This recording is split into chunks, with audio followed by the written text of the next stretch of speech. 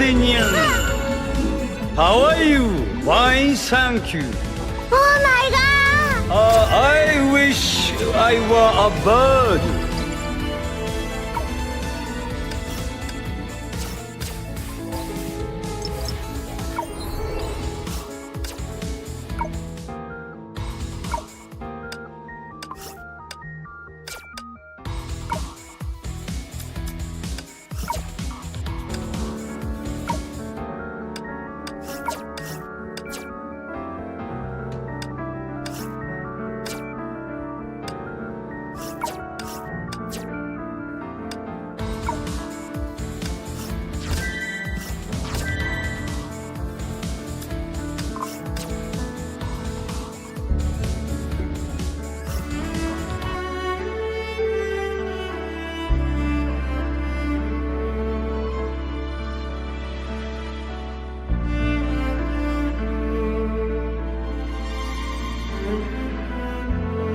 Sega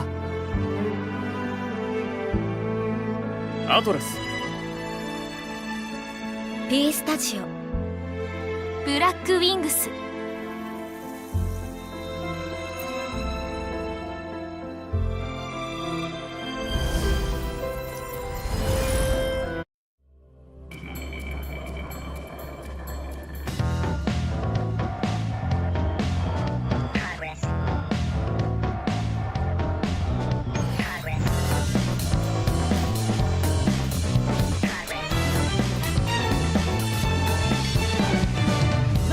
You don't care, walking the dust off.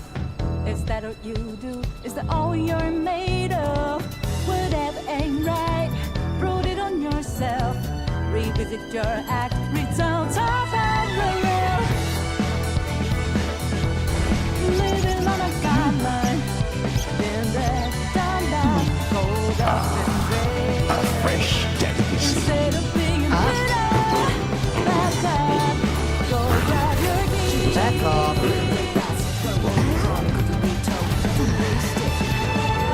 Found a road that's the driver who hit the tip top of an adventure. Ready to relish every day, desire, good fire, lighting up the way. Let go what holds us back. Take over, feeling different together, breaking the barrier.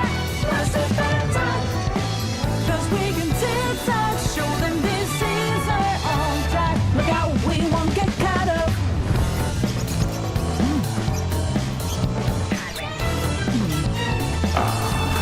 A fresh delicacy.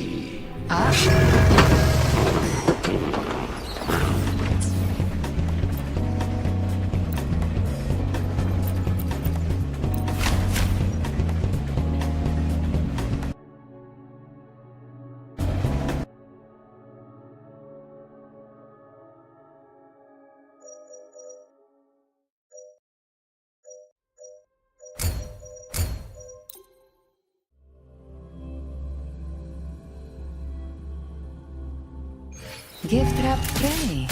Behave now.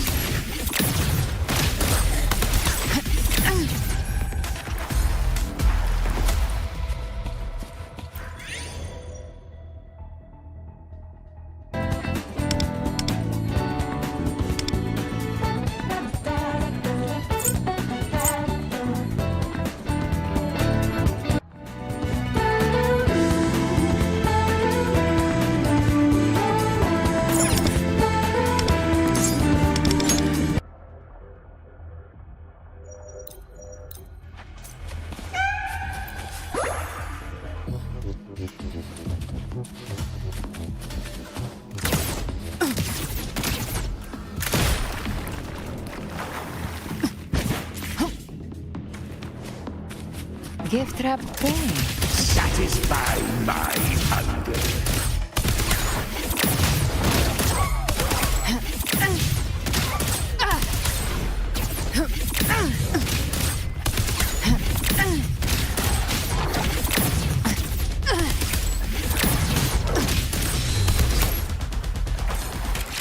Live to hunt.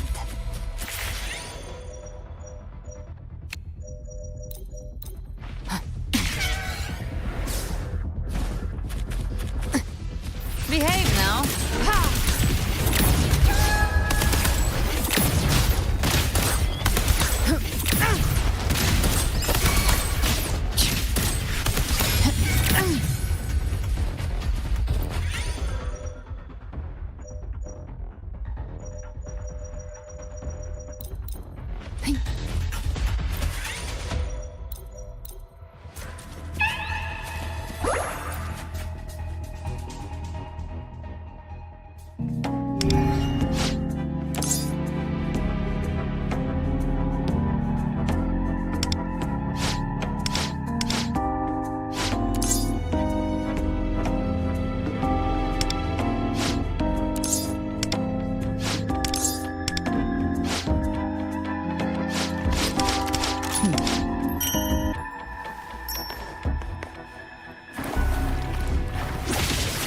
Feathers and cinders be reduced to cinders. Take 4. With me! From hellfire! I come to send you to your grave. A fresh face.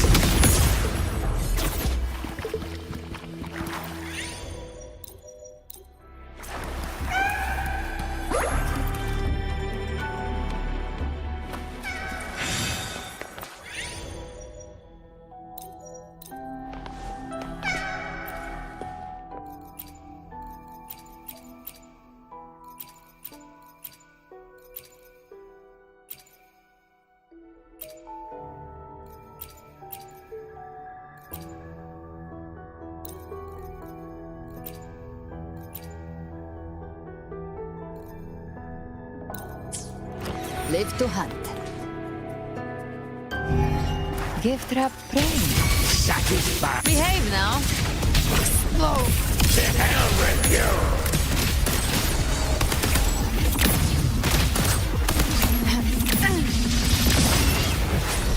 Who's the caged bird now? Take 4. With me! Ryan! At the staircase!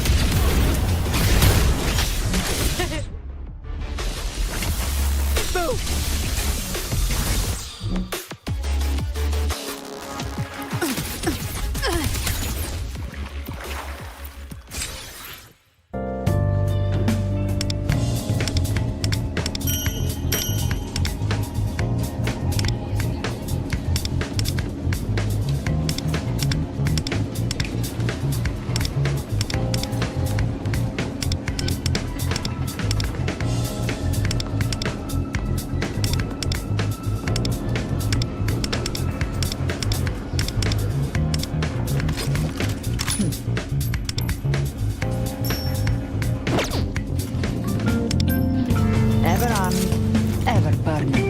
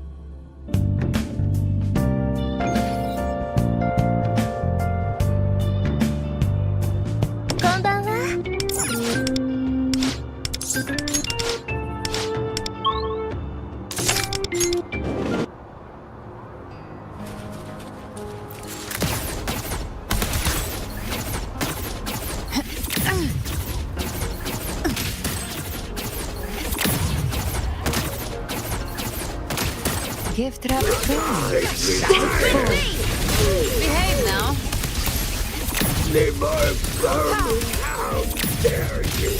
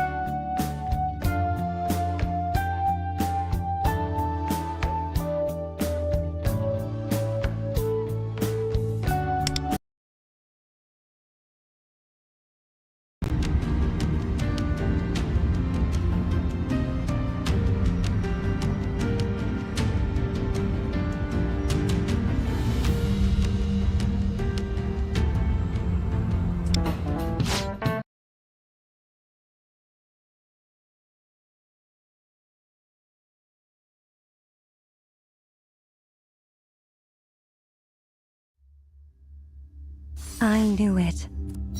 I knew your path would lead you back here.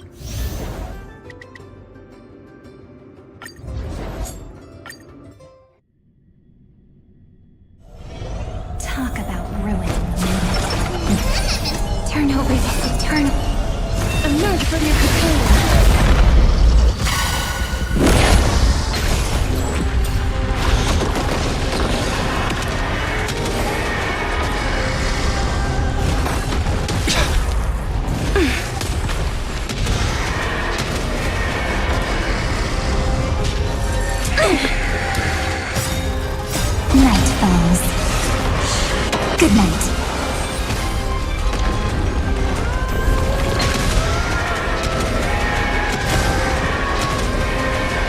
May death protect us! That hurts a bit. Rise and shine. Okay. Embrace a new life.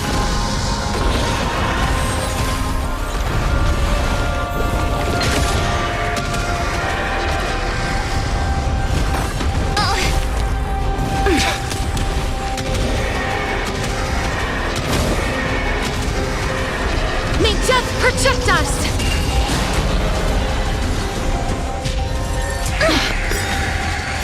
Embrace a new life.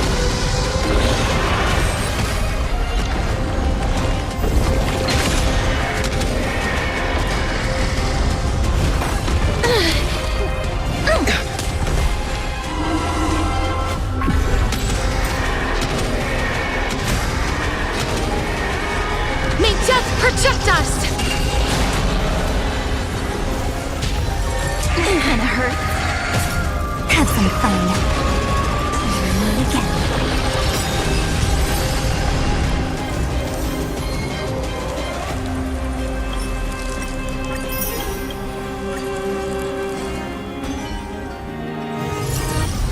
Haven of dreams. Every touch, every moment is like a thorned rose.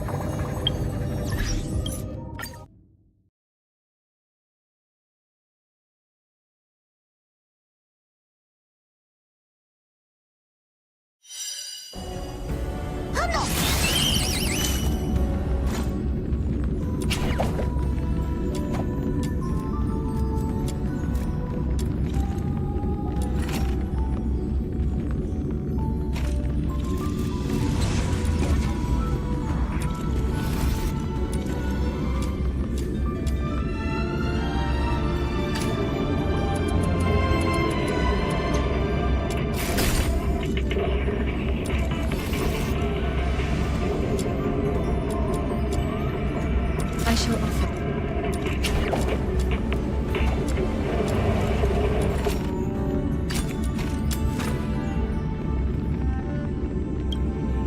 When I was 15, the thought of an apocalypse never troubled me.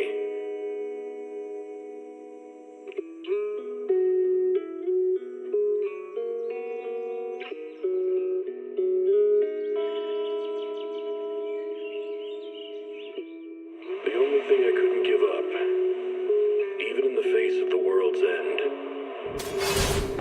Hit. was the sunset on that beach.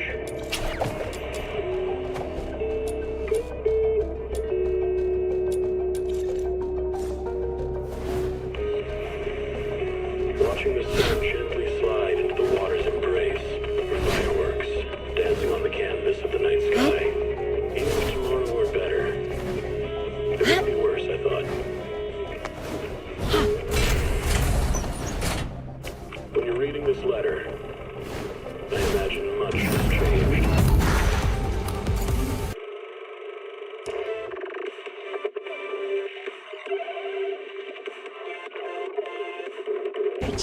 So I'll just leave them to you.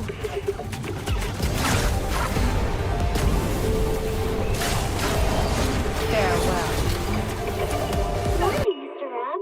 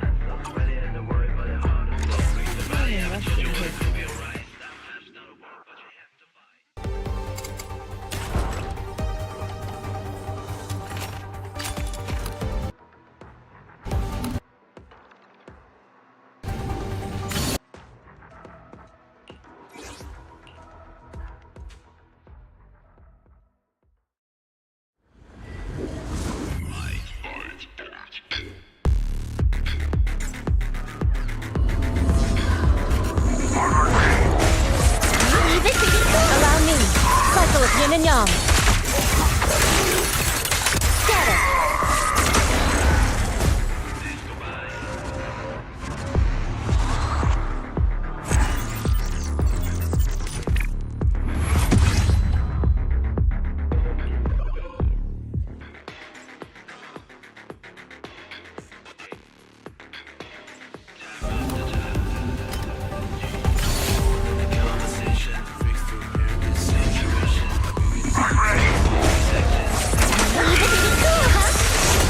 Cycle of yin and yang.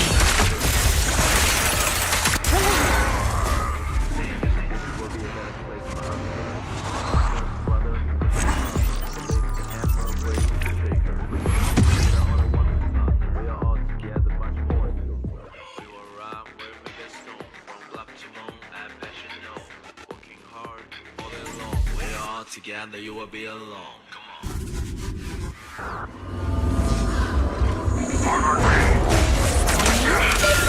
An opening. Obliterate form and spirit.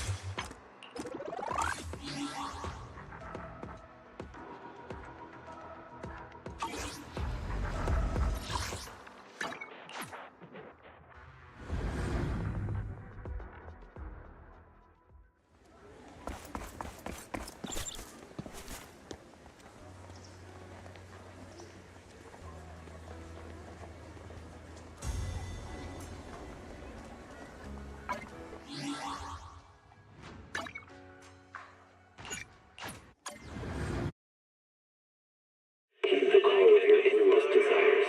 Advance without fear. Navigate as your heart dictates. Robust power. Perfect execution. Foresee the storm and overcome it. Calm.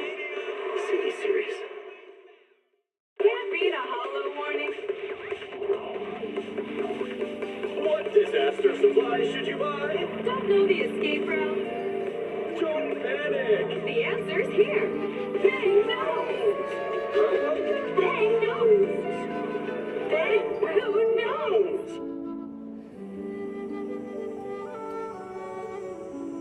When I was 15, the thought of an apocalypse never troubled me.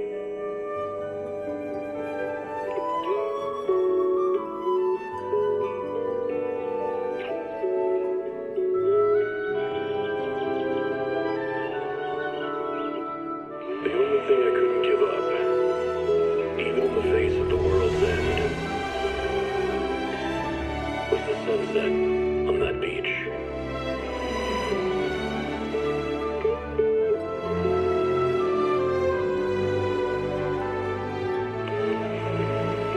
Watching the sun gently slide into the water's embrace, the fireworks dancing on the canvas of the night sky, even if tomorrow were better, it would be worse, I thought. When you're reading this letter, I imagine much has changed.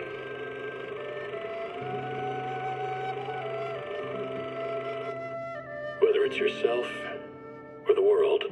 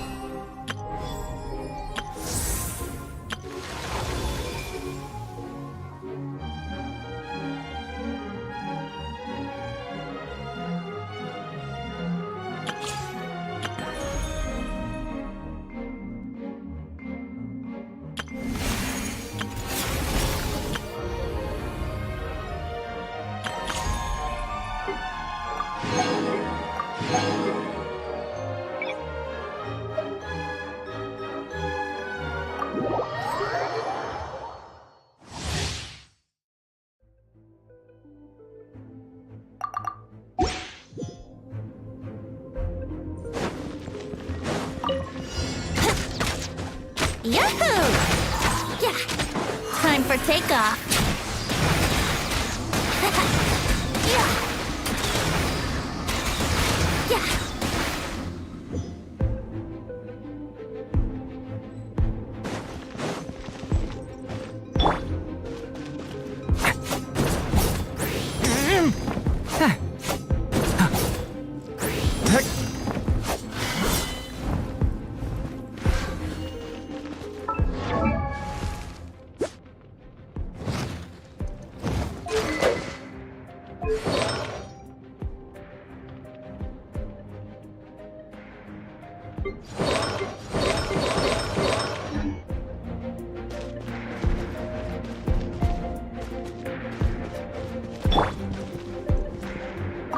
Adventure time! Going in!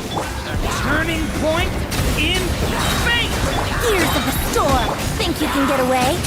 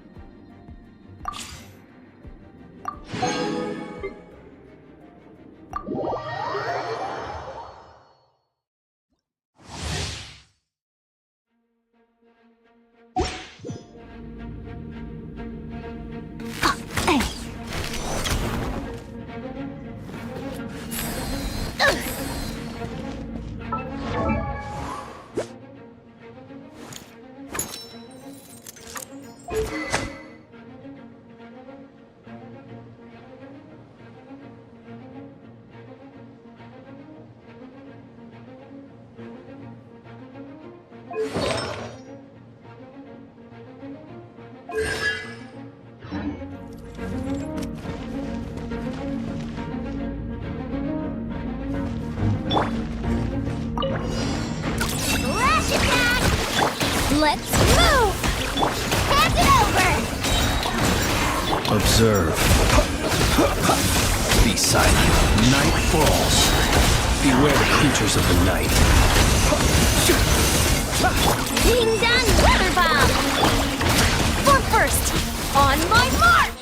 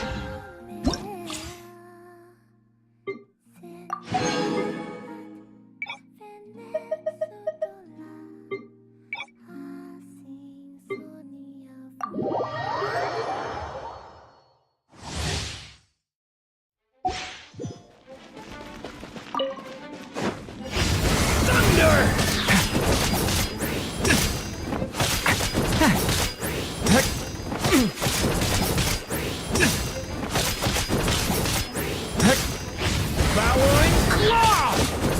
Stay away from me!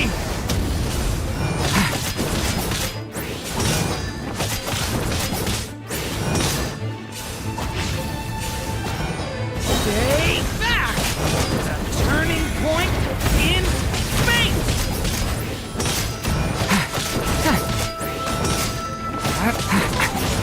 Thunder! Element for the end!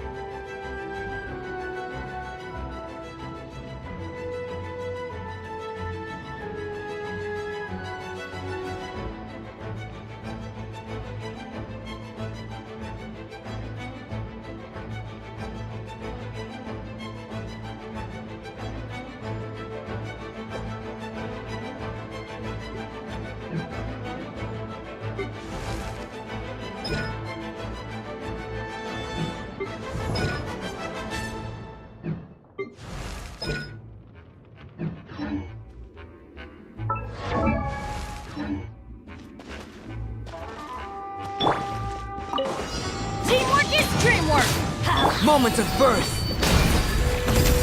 Blazing delight! Boing, boing, boing! Yuppie! Watch out! Decay! New life! Ah! La la la! Yeah.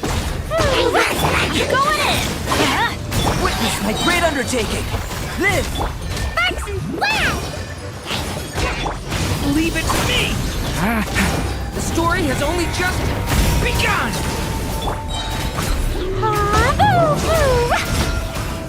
Teamwork is dreamwork! Let's feel this ancient power! Blazing delight! Watch out! Decay! New life!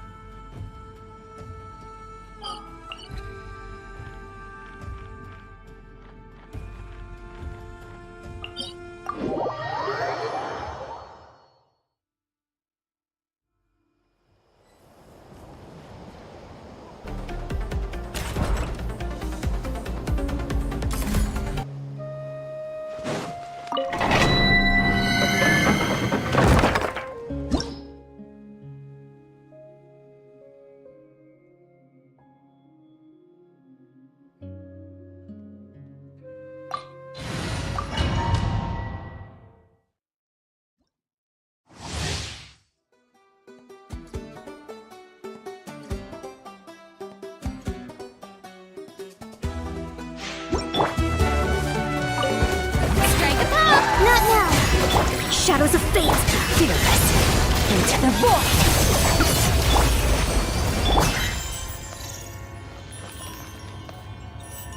Merciless.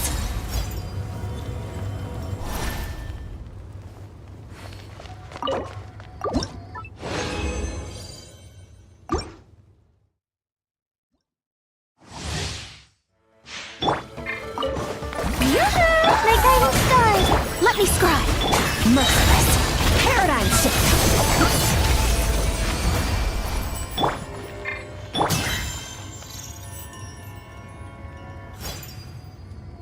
Merciless.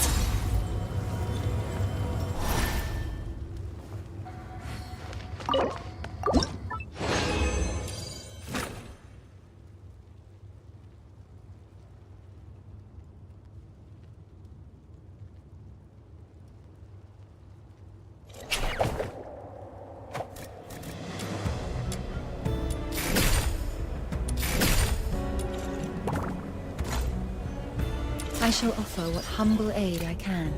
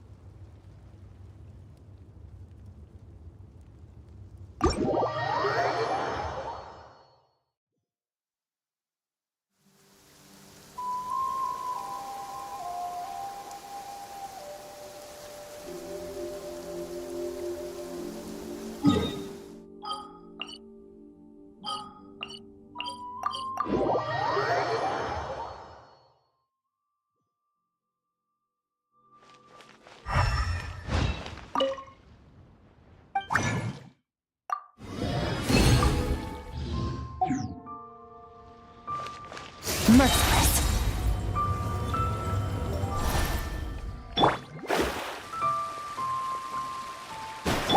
Ad Astra.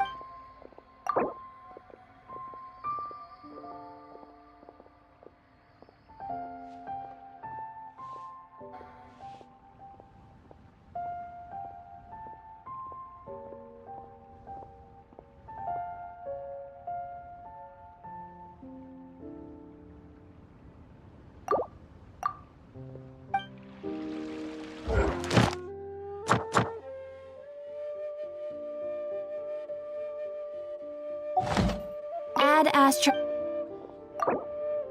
Thank you for completing. Ad Astra.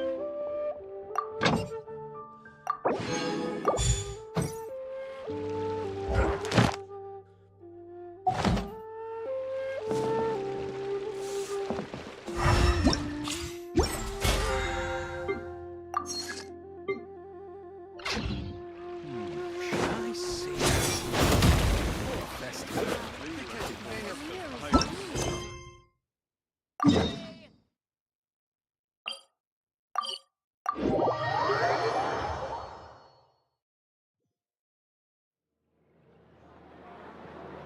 Thank you for waiting. I finished checking your adventurer handbook. Here are your commission rewards. We have no other urgent commissions on the books at present. Thank you for all your hard work lately. Perhaps you two could consider taking a vacation. Amazing! Paimon never thought we'd end up having downtime in Nocry. Things were pretty hectic when we first got here. Everywhere you looked, it was either the Wild Hunt causing chaos or the Fatui stirring up trouble. It felt like this whole region was one giant slime in a barrel, ready to go boom at any moment.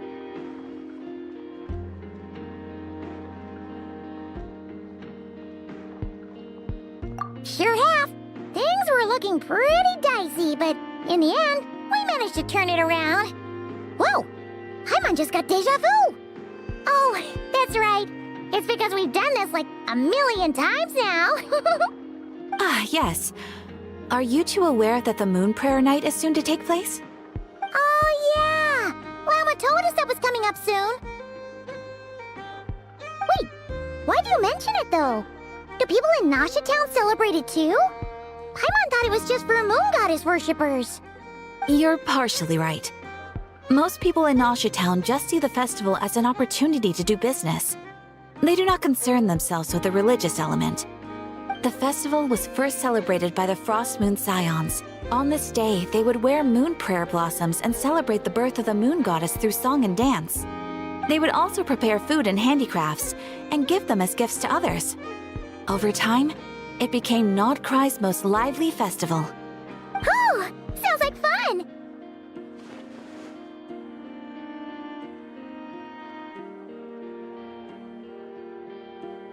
Great! Well, in the meantime, since Catherine doesn't have any commissions for us, let's focus on some personal business instead. When we first got here, you mentioned that this was where your spaceship landed? We didn't get to follow up on it at the time, because we got wrapped up in that whole rare air situation, but now we can finally start investigating it properly.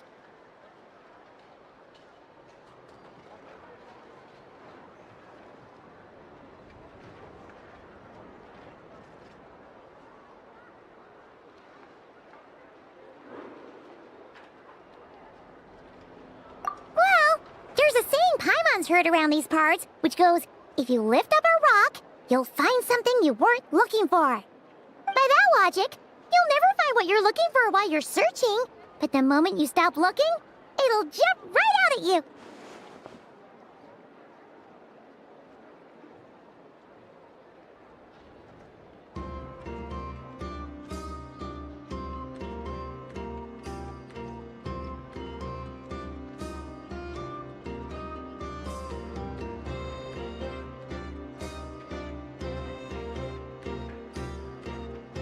Could be worth a try though, right?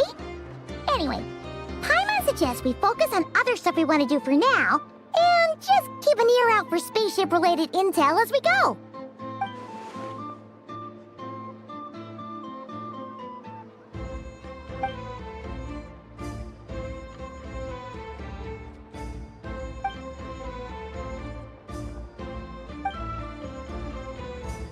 What's wrong? You look super serious all of a sudden, huh? Paimon gets why you'd be concerned about Columbina, but what does the doctor have to do with anything? Oh, that's true. And now that you mention it, we're definitely overdue for a showdown with the Vatu. It is weird that he hasn't shown himself this whole time. What could he be up to? True. Paimon would much rather deal with Marionette anyway. She says the meanest things, but when it comes down to it, she doesn't seem like a bad person. Maybe it's the pressure of being a Vatus? Especially as a Harbinger. Does she feel like she's gotta act tough to keep up appearances or something? But then, every time we headed out with Rarier, she always wound up having to repair Polonia and her other robots. That's gotta sting. Losing face always hurts more for people who care a lot about their image.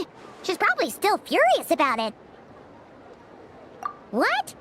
Relax! She's not even here! Huh? What's the matter? Oh, nothing. Sorry, we'll be on our way now. Where are we again? Oh yeah, Columbina? Right, yeah, let's go see Columbina.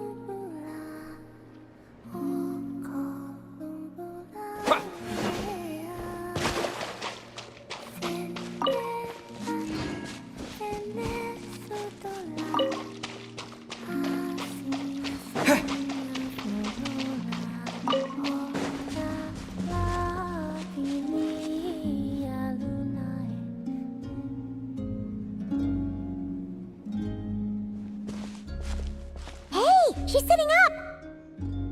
Is me sitting here a rare sight?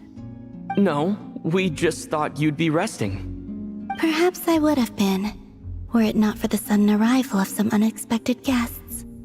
Not that I consider it a disturbance. After all, you are the only ones who are free to enter. Would it not be a little unfriendly of me to lie down while we speak? I didn't realize you put so much thought into little things like that.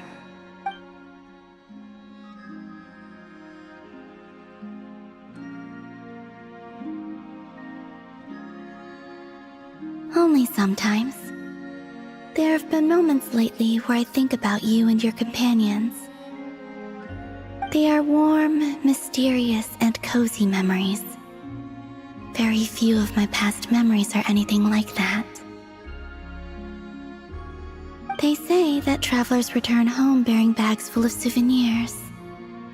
But my luggage was empty, and I believed it would stay that way. Return home? So, you're still planning on returning to the moon? Yes. This planet continues to reject me, reminding me that I do not belong here. If I remain in Teyvat, there will come a day that I disintegrate. And I don't mean reduced to dust, or turned into food for the flowers. I mean, I will cease to exist entirely. Alright then. Well, we're sure gonna miss you. But it sounds like we'll have to say goodbye. How do you intend to return? The moon prayer night is soon to arrive. On that day, the moon will be closest to Teyvat. The Kuvaki in this land will reach its peak at that time. I merely need to grasp the tide, and with relatively little effort.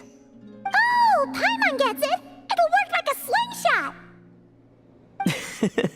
You make it sound like she's gonna get blasted up to the moon. If I did that, I suspect I would crash into the false sky. I will be using a much gentler approach. But I do like the analogy. It's fun. You see? She gets Paimon's sense of humor. In the blink of an eye, the time has come to part ways. It does feel that way, doesn't it? Time seems to fly fastest when you are enjoying it. I have always thought of myself as a wanderer on this earth, and it has never expressed any desire to keep me here. Yet just as I plan to depart, it tugs at my arm. Is this a gesture of affection? Or is the world mocking me? Oh. Were you hoping I can answer that? Yes. You are a traveler, so you must have a lot of experience in this area. Then, what I would say is... enjoy the moment. That's right! Don't overthink it! Happiness is happiness and joy is joy! The point is to enjoy it, not analyze it! I see. Then what I would say is, even though I am very tired right now, I am still happy. I can't tell from the tone of your voice. Oh, really? You don't think I sound happy? I'm just kidding. I could tell you were in a good mood today from the moment we saw you. Ah, a joke. Albeit not a funny one. Anyway, I assume you're here about you-know-what. Give me your hand. Actually, it's not that. There's something else we wanted to discuss with you. Oh. Then, do you still want to give me your hand? Or not? Sure.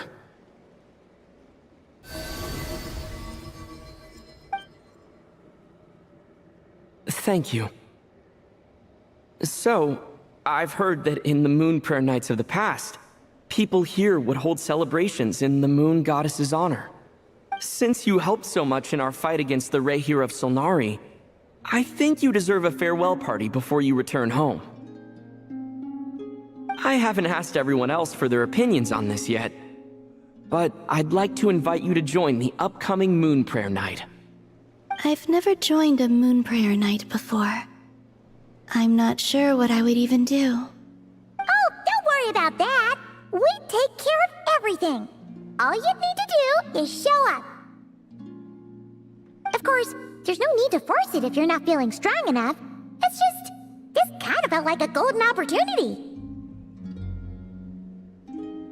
But they call me Kutar, and the Fatui have an arrest warrant out for me. I shouldn't appear in public right now.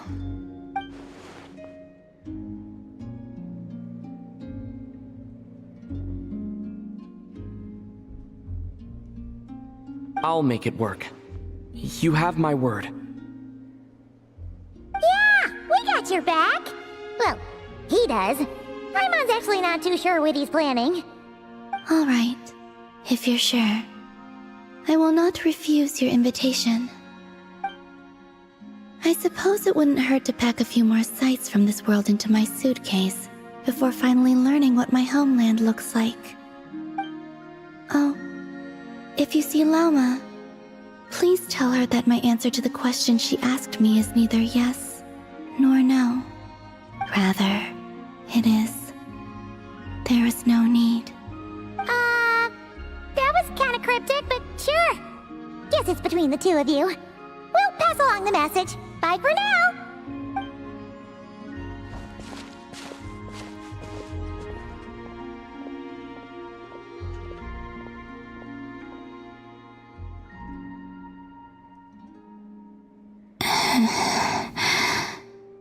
And also, I do not know.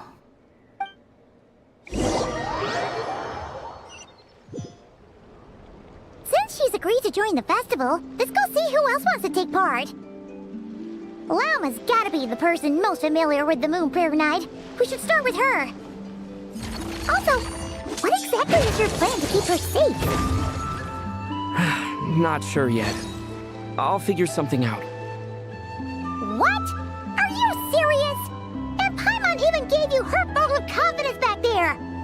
When did you become so sneaky?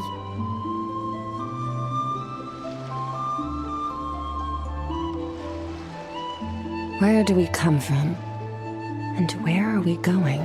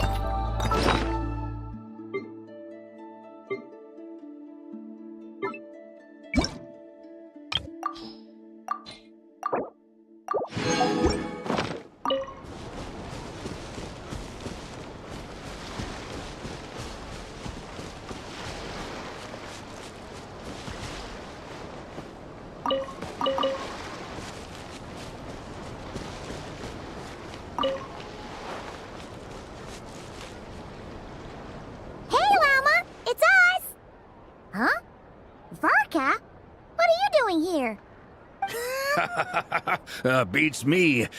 I had a bit too much to drink last night, and when I woke up, I was on Hisi Island. Mr. Varka is helping to oversee Nasha Town's preparations for Moon Prayer Night.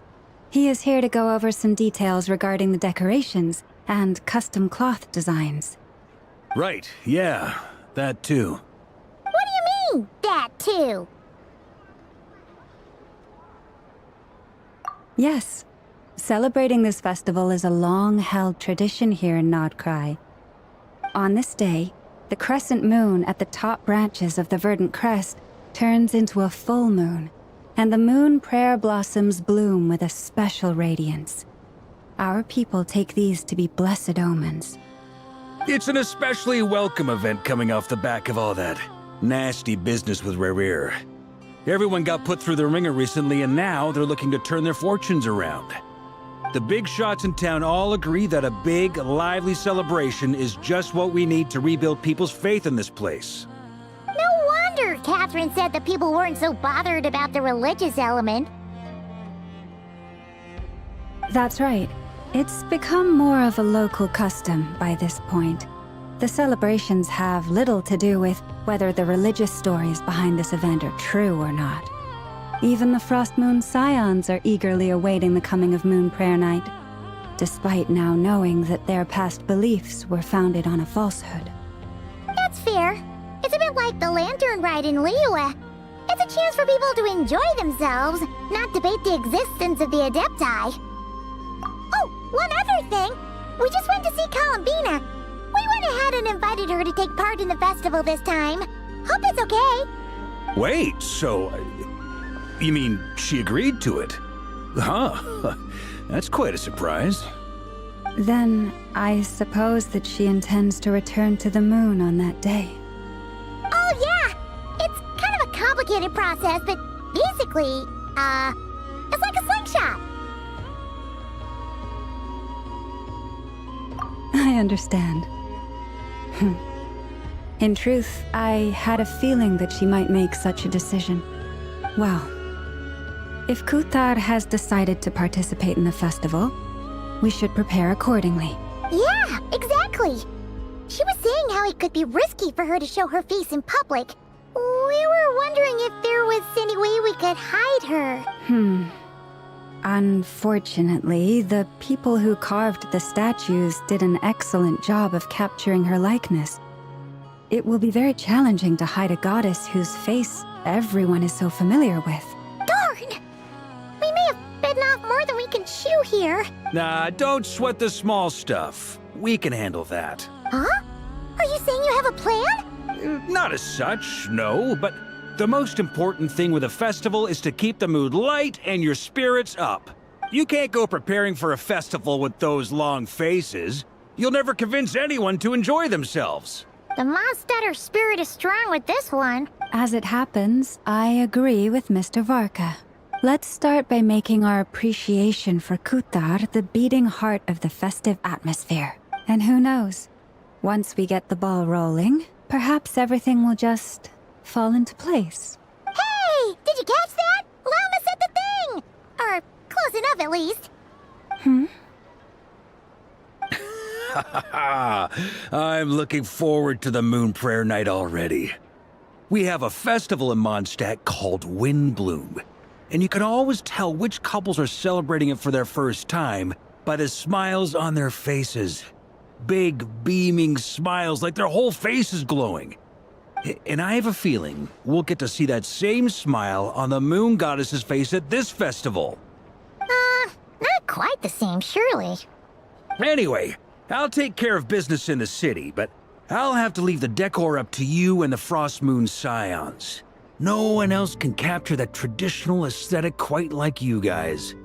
But lastly, there's the final key element that brings the festival to life. Companionship. Before you leave, let me show you something that we've been preparing.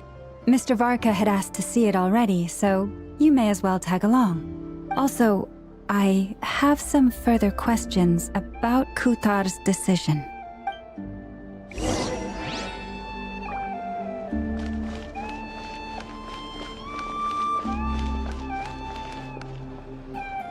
Huh? What's this? They sure look like they're having fun. I believe so.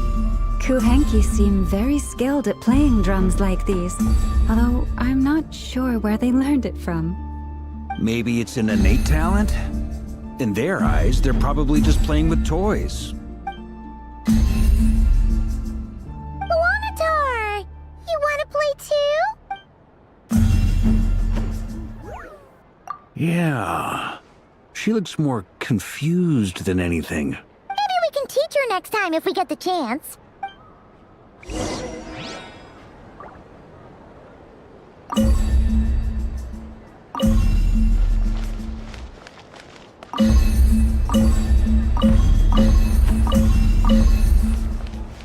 What are these floaty things?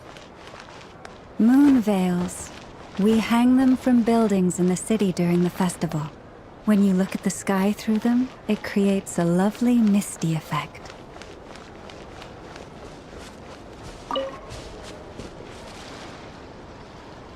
Everyone seems hard at work. They are preparing items for Moon Prayer Night. For instance, the sculpture being made over here, Mr. Varka and I were just finalizing the details of where it will be placed. Ah, there she is. I didn't know the finished article would be so large. Not to worry, though. All the necessary arrangements have been made. Just let me know once it's ready, and I'll get some people to ship it over. You have my thanks. And over here, we are preparing a very traditional confection. Oh, look at all these colors! It looks great! Can Paimon try one? Of course. I have a feeling you'll like it a lot. You bet! Sweets and treats are Paimon's favorite! If you included those in the Feast of the Moon, I bet Paimon would have joined the Frost Moon Scions by now. There will also be verdant crests like this present in Nasha Town during the festival. The timing of Moon Prayer Night is not completely set in advance.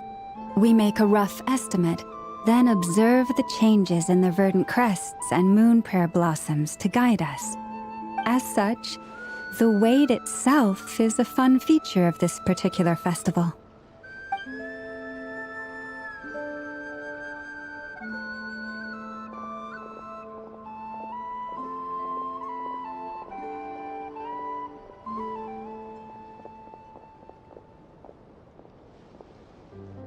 Let's talk here. To tell the truth, I am very surprised to hear that Kutar is willing to participate in the festival. I once asked her if she'd be willing to stay with the Frost Moon Scions. I could introduce her to everyone, and we could be a family to one another. She did not answer, but she has not appeared here since. I took this to mean her answer was no, but if that were the case, she would not have accepted this invitation.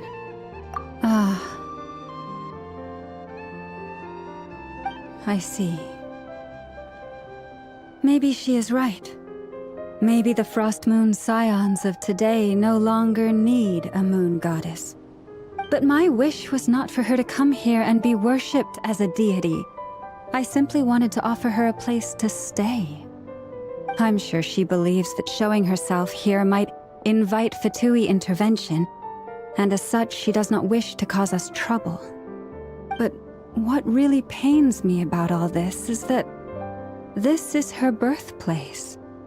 She ought to belong here, yet no one has been able to grant her shelter. I think I'm qualified to weigh in here. When someone's about to depart on a long trip, what they need is blessings, not burdens. We should wish her the best, not make the journey harder than it already is. Anyway, she's agreed to attend, hasn't she? All we need to do is simply respect her decision. I see your point. Yes, she will soon depart after all. Our job is to leave her with some happy memories. Besides, who's to say her journey to the moon is a one-way trip? It's not like she can't come back and visit if she wants, right? Paimon agrees wholeheartedly. Festivals are all about having fun, so let's keep it simple. All right, I'm gonna head back to Nasha Town soon. Want to come with? I'm guessing you have some other folks to visit there. Sure thing, let's go! Bye for now, Wilma! Thank you all. Goodbye.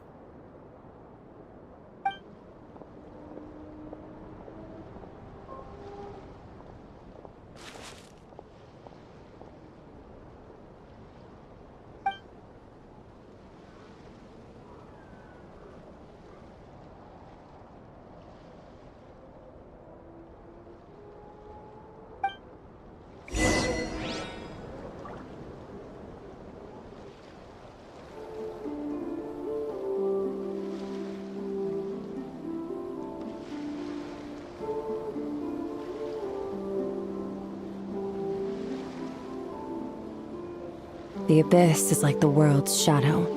It's always there, and it will never perish.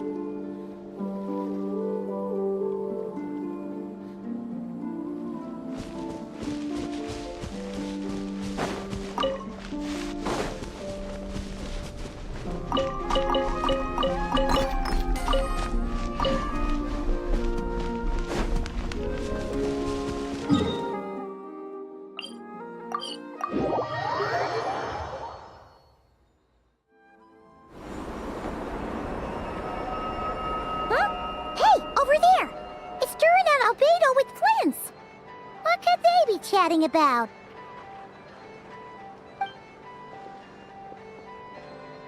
Your guess is as good as mine. Ah, Grandmaster, and the Traveler and Paimon. Hello there. It's been a while. Perfect.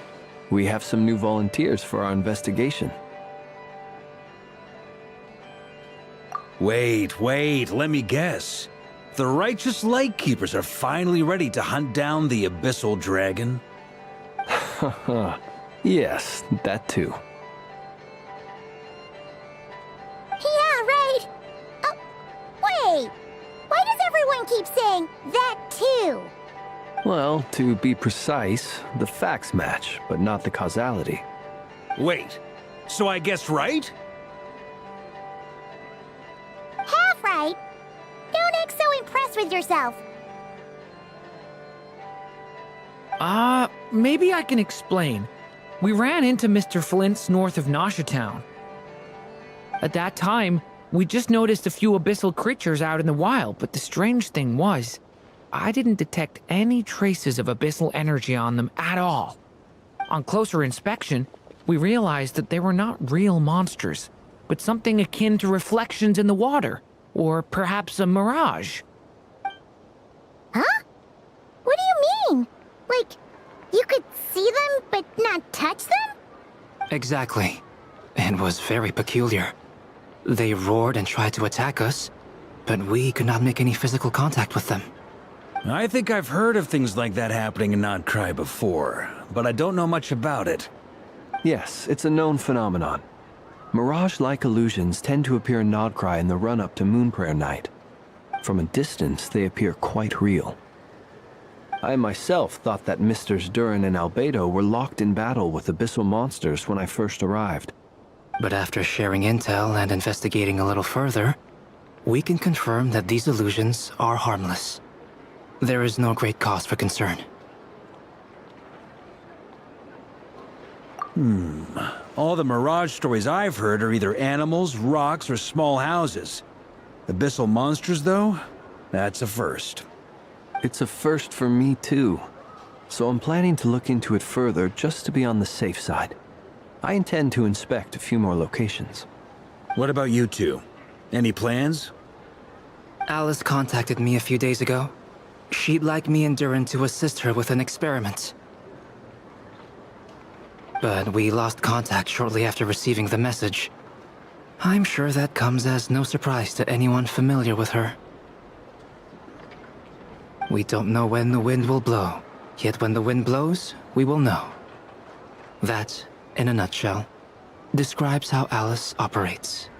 Yeah, that tracks. Okay. Well, I suggest we investigate this Mirage business in the meantime. It's piqued my curiosity, and I'm pretty sure I know someone who will already be 10 steps ahead of us. Well said. Right?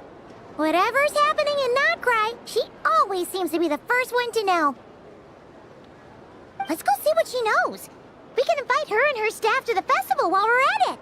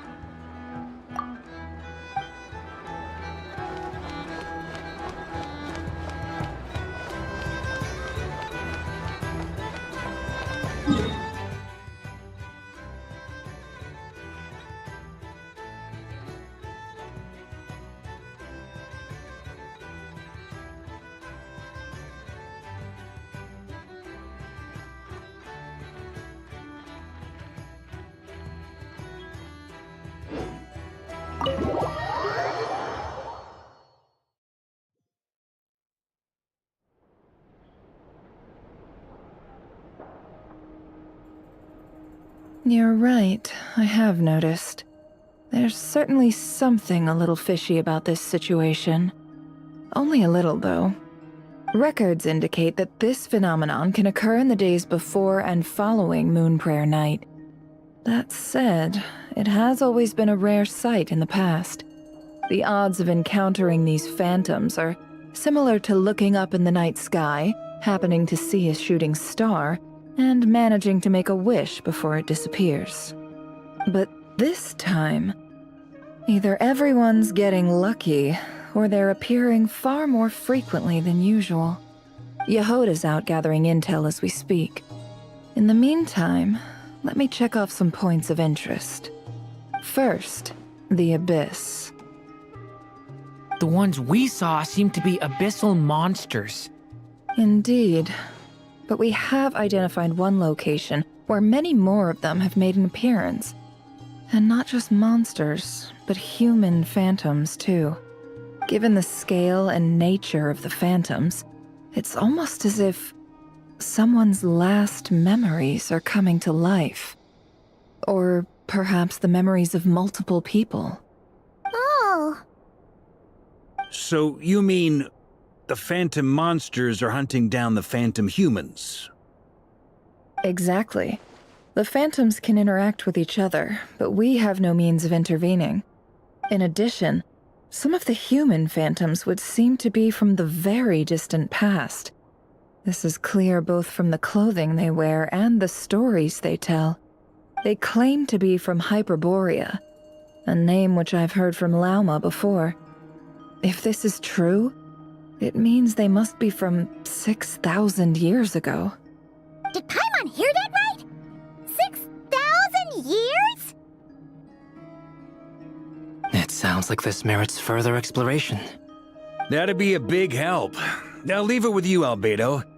My knowledge of ancient history is non-existent. I used to doze off every time the pre-Knights Favonius era came up in class. It's quite a miracle that you were able to understand these phantoms' speech, given how long ago they lived. I suppose you're right. But I'll leave the archaeologists to ruminate over that conundrum. As an intelligence broker, my sole interest is in the value of the information I gather. Which, in this case, hopefully means earning myself some good favor with our dear Lady Moonchanter. So calculating. Whew, this intel broker logic always catches Paimon by surprise. Sounds to me like we could split the work up. I think the abyssal phenomenon is best left to Albedo, Flint's, and me. Agreed. It coincides with my duty as a lightkeeper. For my part, I'd like to understand the abyss better. Even a little knowledge would go a long way. This is certainly a rare opportunity to study the abyss.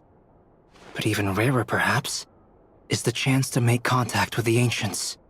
The Curatorium will take the lead on investigating the Hyperboreans.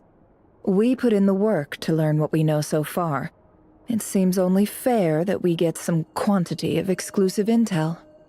That just leaves our trusty team of 2 unassigned. Since you became an honorary knight, of course. This was part of my grand plan all along.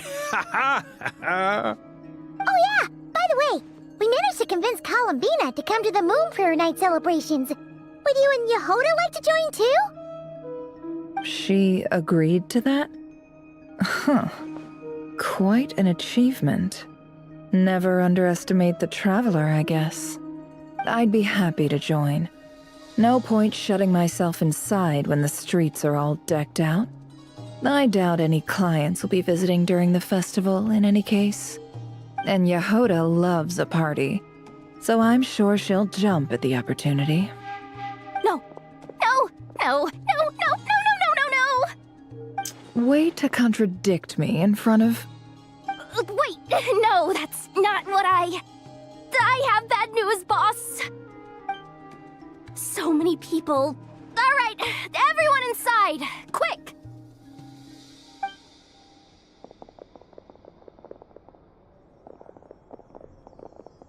This is gonna sound crazy, but hear me out.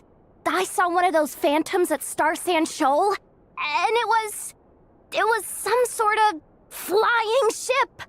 Like a spaceship?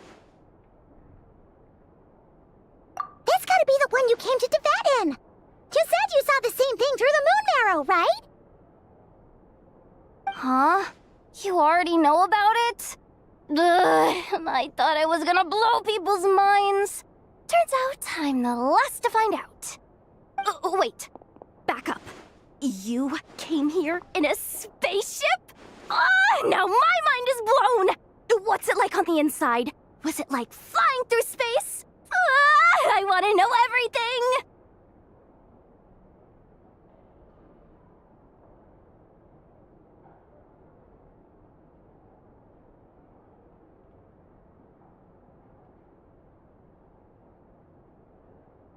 Yep, exactly. Huge discovery. You're the best. Second best intel broker in the world. After your boss, of course. Wow. Really? Well, I don't know if I'm all that, but... I guess that decides where we're heading next. Come on, don't look at me like that. I know the spaceship doesn't have anything to do with me, but you don't want to leave me as the only one twiddling my thumbs, do you? Please? Fair enough. You can tag along. In that case, let's meet back here to discuss our findings once we're done. I wish everyone a productive investigation. You too!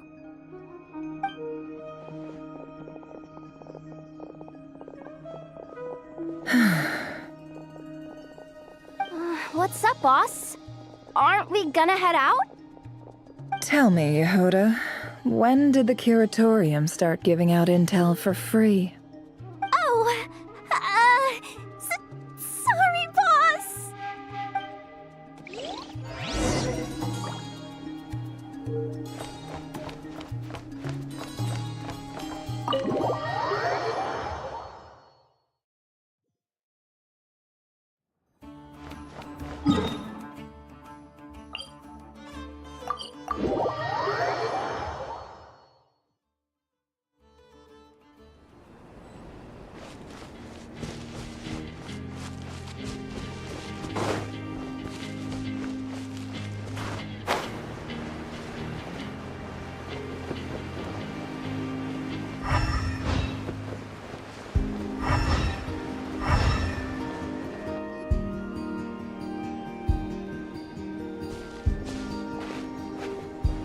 Well, what do you know? Wow! Yehoda was right on the money.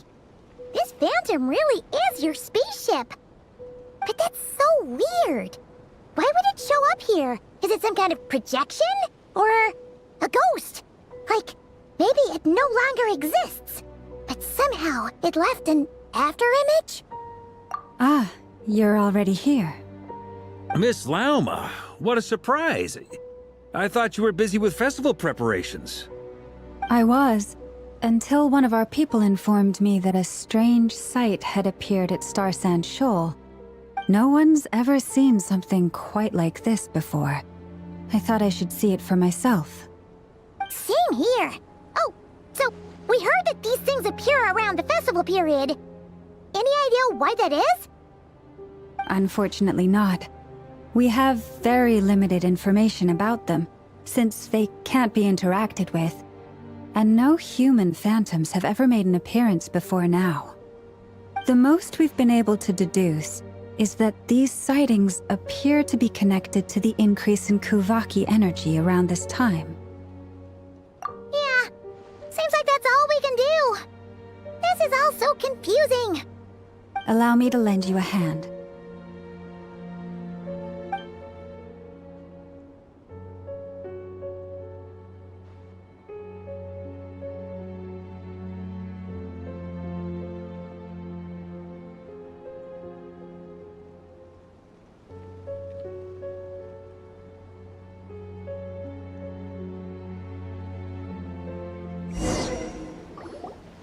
Everyone, our friend here should be able to provide us with some information.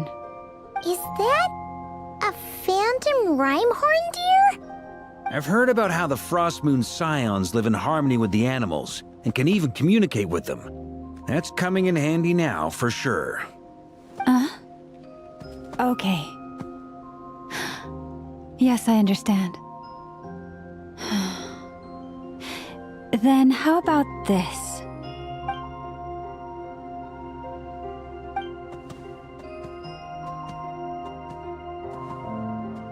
Oh, it's leaving.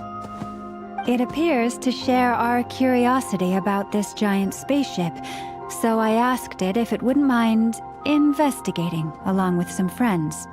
In return, I told it about some nearby spots where the wild fruit grows abundantly.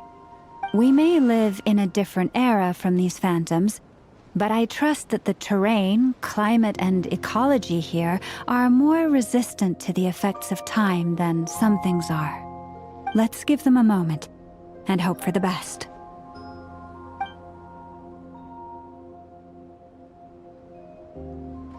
All back together? Must have been a lot of fruit. Indeed. Now let me ask them some questions.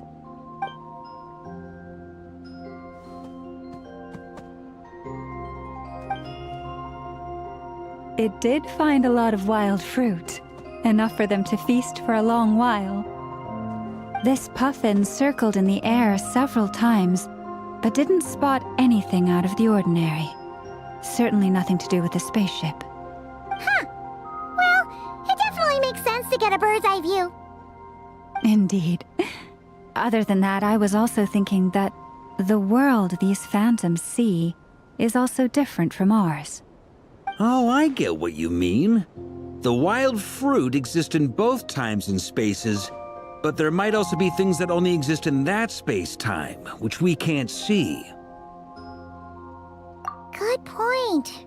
Great thinking, Lauma. Blunthorn rhinos can use Kuvaki to shift great rocks, but this one says it couldn't get that ship to budge by even an inch. The sniffer mole tried too, but despite being a skilled digger, it could not get through. They say that the spaceship looks robust and undamaged. It seems completely impervious to any and all attacks. Whatever lies within is well defended from harm. So, just like us humans, there was nothing they could do about this spaceship either. Yes, still, they deserve our thanks. We are grateful for all your efforts, dear friends. Now go, and enjoy your feast. I've noticed some other human phantoms gathered nearby. Come on, let's go talk to them.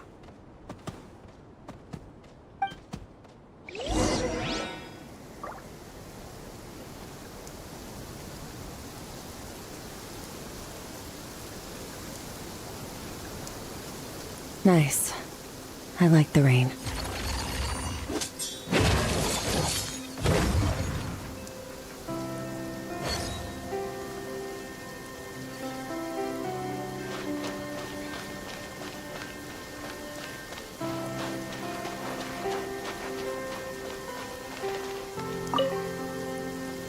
What is this thing? I've never seen it move, and there's no way to get inside. Goodness knows. My grandpa says it's been sitting here at least since his grandpa was still alive. What about his grandpa? Did he say anything to your grandpa's grandpa about it? Huh? I don't know. In all likelihood, it was here back then too. Hard to imagine something this huge could move. Guess that means that as far as they're concerned, this ship's been around a long time.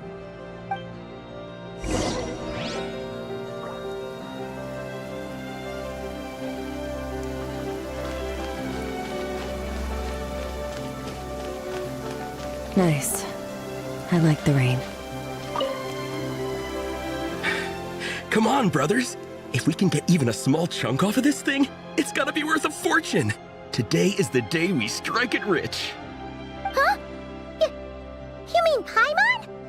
Yes, brother, I shall join you. Let's make our fortune.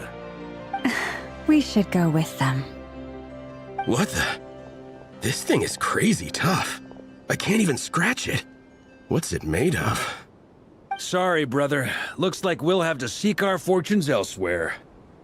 Enjoying yourself? I was just seeing if I could influence this phantom's perception by playing. But nope, no dice.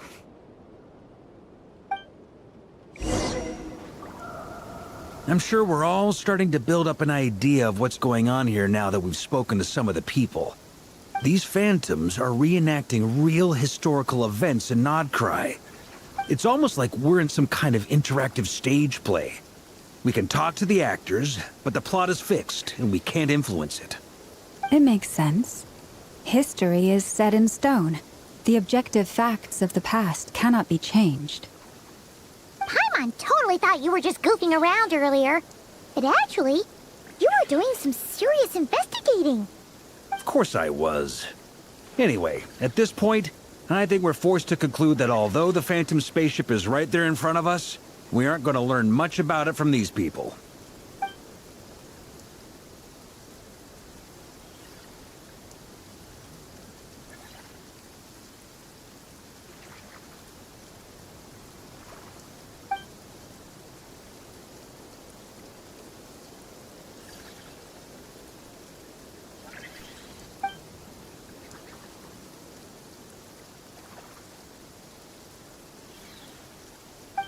Don't be discouraged.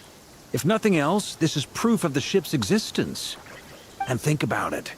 So many people tried to hack their way inside, but no one could get the door open.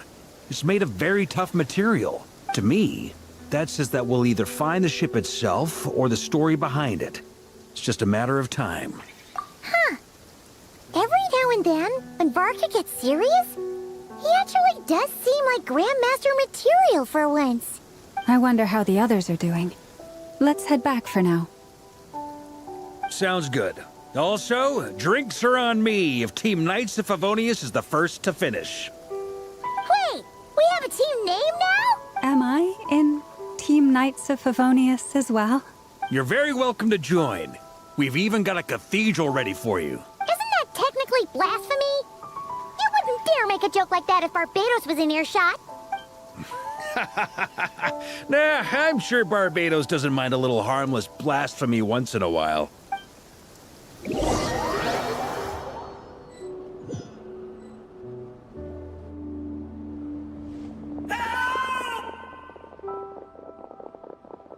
Oh, no!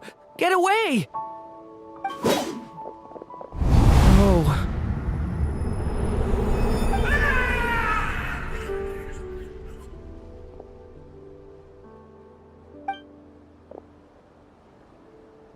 I know it's hard to stomach, Mr. Durin. But as I'm sure you've noticed, there is nothing we can do to intervene in that which unfolds before us. But we have to at least try. And try you have. But are you aware of how many unsuccessful attempts you've made now? I wasn't keeping count. I'm afraid this is the 39th failure so far. Or the 5th if we're only counting this particular victim. There are no indications that these phantoms may be altered in any way. You seem to have calmed down a little. I'll make us a fire. You should rest and have some water. Feeling any better now, Mr. Durin? May I ask a few questions? Be my guest. What exactly are we witnessing here? What happened to those people?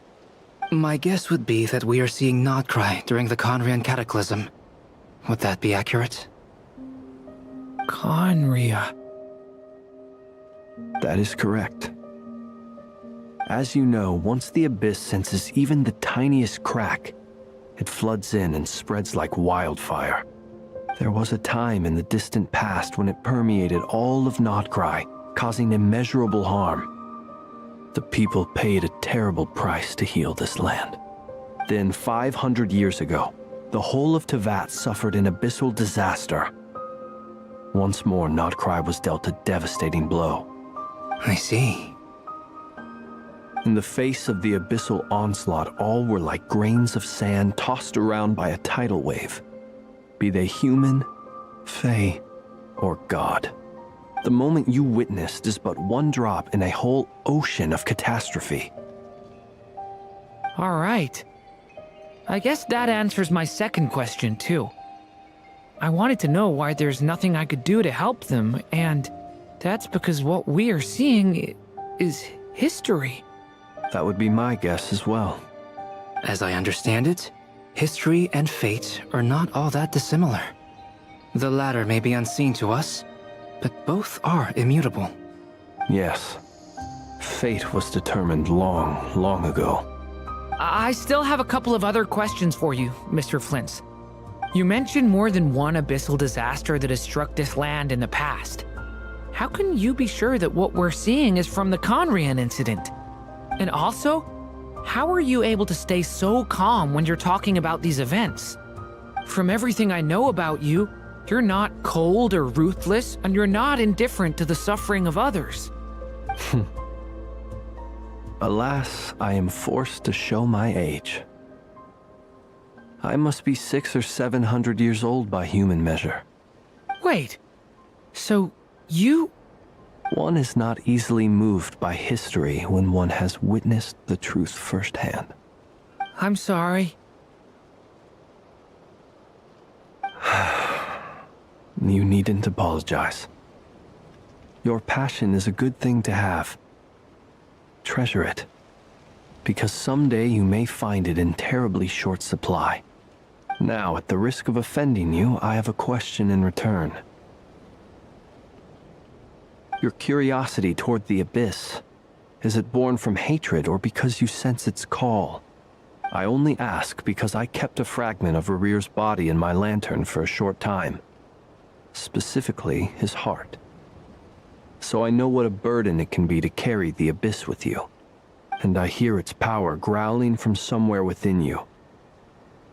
In my eyes, your mere existence is a miracle. My honest answer is... I don't know.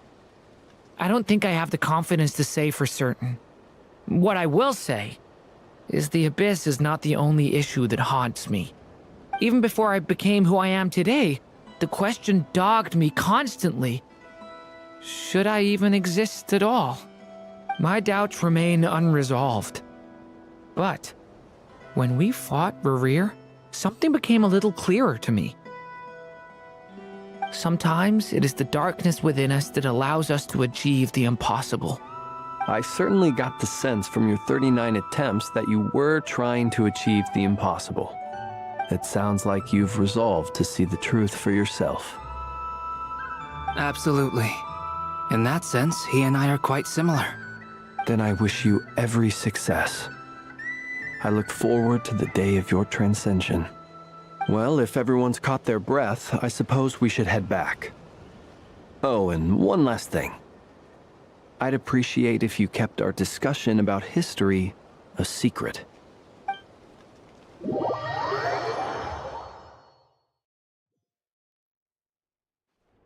Incredibly, our separate investigations led us all to the same conclusion. Hooray for consensus! Yeah, but we barely learned anything, though. I totally thought this would be the motherlode. Talking with the ancients? I mean, come on! But nope. All we got was useless snippets of conversation. And all this stuff about moons and hyperopia. What a load of baloney. Seems like people back then had a few screws loose. I understand your frustration. We found the same issue. Each phantom only showed a very brief moment in time. There isn't much value to be found in these miscellaneous fragments of a civilization's history, no matter how glorious it may have been. If there's a silver lining, it's that these phantoms are harmless to the present reality. They shouldn't get in the way of the festivities. Paimon agrees. And not just because it's the first thing she understood in this whole conversation. You look disappointed, Nefer. Is something the matter? What do you think? We all worked our tails off, but the only one to gain anything from it was you, Lady Moonjanter. Well, please do share the Hyperborean records with me. I will gladly inscribe them in our people's documents. Oh, duh! Yeah! That was it! Hyperborea! Hyperborea. I'm serious. Only an expert in the Frostmoon Scions and their history can turn these records into valuable research material.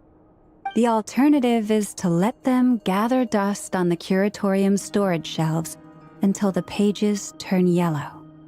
Nefer, you're wise enough to know that cooperating and sharing the profits is the best course of action here. Well, that goes without saying. Sure, let's do that. Huh? But didn't you say we aren't supposed to give out intel for free? Sorry. Shutting up. Now is not a good time to push Nefer's buttons. Anyway, back to Moon Prayer Night. I'm thinking that we should prepare something a little special, aside from the usual decorations and so on. You mean a parting gift? Can't go wrong with food. Although, does food go bad on the moon? Perhaps a lantern would be a better choice. It might be dark up there. It could prove difficult to light a lantern on the moon. Magical stones might serve that purpose better. What about a clockwork mecha model from Fontaine? I've got a whole bunch at home. I use them for fighting practice in my free time. None of these sound like things she would be even remotely interested in. But we don't interact with her enough to know what she likes. Yeah. It would really save us the guesswork if someone could find out what she's into. Wait, what the? Traveler? They're all looking at you.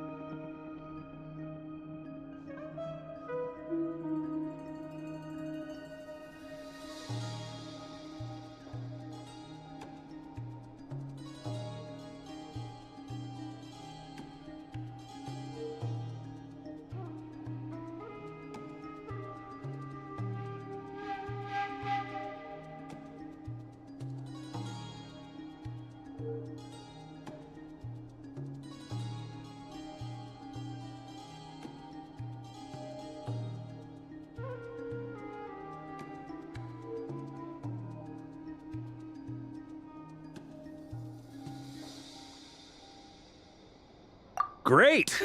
Haha, problem solved. Now, I need to stop by Dory's. Gonna need her help sourcing a bunch of stuff for the festival. Then let's leave it there for now. We all have our own business to attend to. Traveler, if you find out what Kutar likes, let us know right away.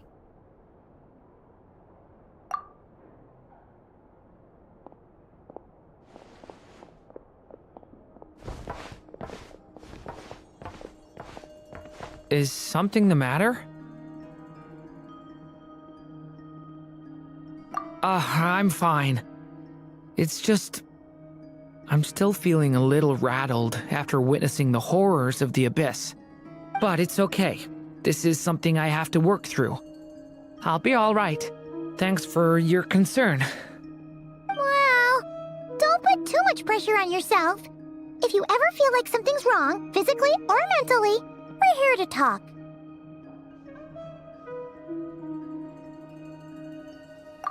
Come on. Stop treating me like a kid.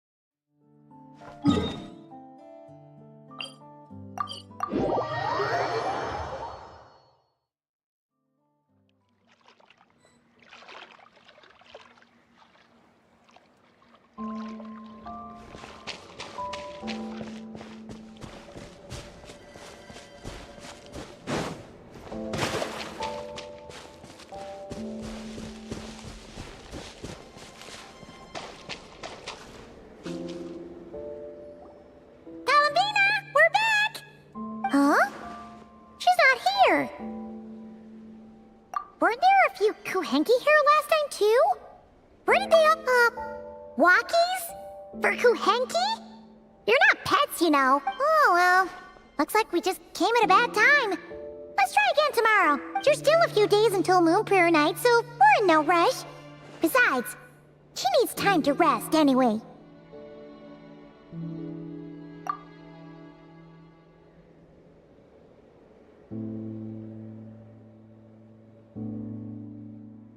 Kalamina! Are you back yet? Oh, how strange. Looks like she still isn't here. Right? It's not like her to spend so much time outside. Especially since she's worried about attracting unwanted attention. What about Luonatar? Luonatar, you there? Hey! Do you know where Kalambina went? Sorry, didn't understand. But if you know where she is, could you take us to her?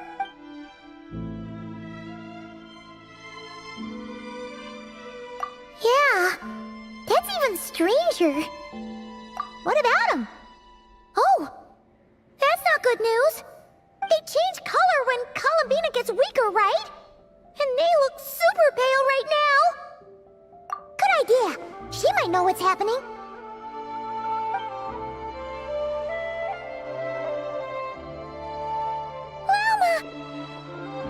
Ah, it's you. How is Kutar? Is she okay? No, she hasn't. I came here to check on her after I noticed the flowers had changed color. Based on past precedent, she must be very weak right now. Even getting up to walk would be a struggle. It seems unlikely that she wandered off outside. met at the best of times either. So yeah, this is super weird. No. Very few people are in the know about Kutar's whereabouts. And if anyone suspicious had visited, they'd have left some sort of evidence. Come on, let's go to Nasha Town. If anyone has seen her, someone there will know about it. It's not Cry's information hub after all. Makes sense. Let's go!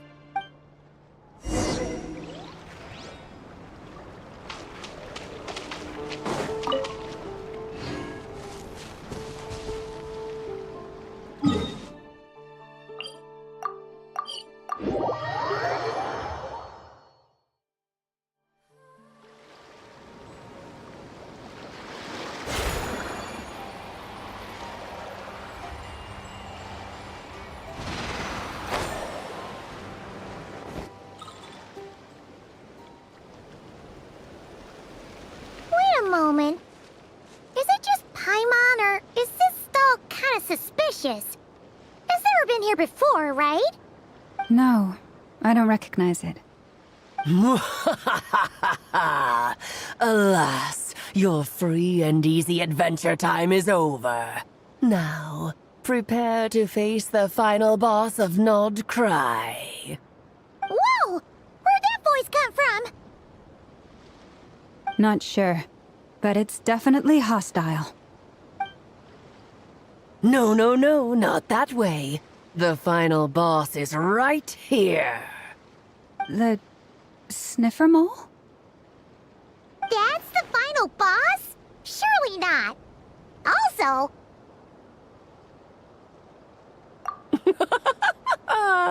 Okay, the jig is up. I'll stop teasing you. Turn around. I'm right behind you. It seems I've managed to leave quite an indelible impression, even though you've never seen my face. Ah, nothing could make a great mage more pleased with herself.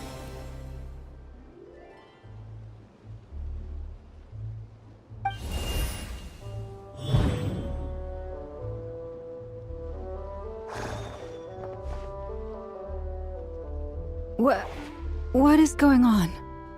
I've heard that all the big shots in Teyvat have long, wordy titles that stun people speechless when they make their entrance. Unfortunately, none of them are affiliated with the Hexenzirkel, and we ourselves keep a very low profile. The notorious name-dropping doesn't quite work for us. Still, I, for one, think I'm really quite amazing. So that didn't stop me from coming up with a title anyway. Alice! It's really you this time? Not a lantern or a Dodoko, but Alice in the flesh? Oh, that's right. So, what do you think? How does it feel to finally meet me? You look like... What is that supposed to mean, I'm the mother of Klee, Teyvat's #1 cutie. How old could I possibly be? So she's a friend of yours? Kind of. This is actually the first time we've seen her in person. I see. Madam Mage, that was, quite a powerful entrance. I certainly won't be forgetting it anytime soon. It's okay, Lauma, don't force it. Paimon will do the honors. This is Alice from the Hexenzirkel. She's a friend of ours. And of Arcus, too. That's right. She's a good person, just kinda... unpredictable. Well, what is the human heart if not unpredictable? If we could not do as we please, how would we differ from machines? I am Lauma, Moon Chanter of the Frost Moon Scions. It is a pleasure to meet you. Oh, I know. Before you got here, I spent a good, 15 minutes getting up to speed on Nod Cry's present situation. In other words, I've read the whole in the last episode part, so we can skip the pleasantries. Fair enough. Well, Miss Alice, I can already tell that you have quite a unique personality. You'll get used to it. Paimon sure is. So anyway, what are you doing in Nod Cry, Alice? Oh, I thought I told you already. This time, I'm the final boss. And what a formidable foe I shall be. Powerful, confident, decisive, and good luck finding my weak spot. You will never succeed.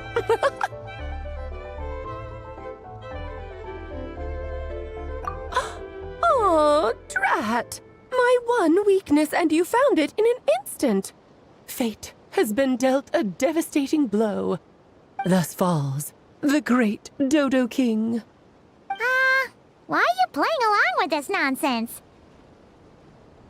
For funsies, of course. What's wrong, Paimon? Are you disappointed in me? Am I a gigantic letdown? No, it's just... you seem like a busy lady. And this is the one time you've shown up in person. Paimon figured it would be for something more high stakes than just goofing around. You're quite right. I'm here in Notcry because something big happened. Something big enough it caught the attention of the Hexen Circle.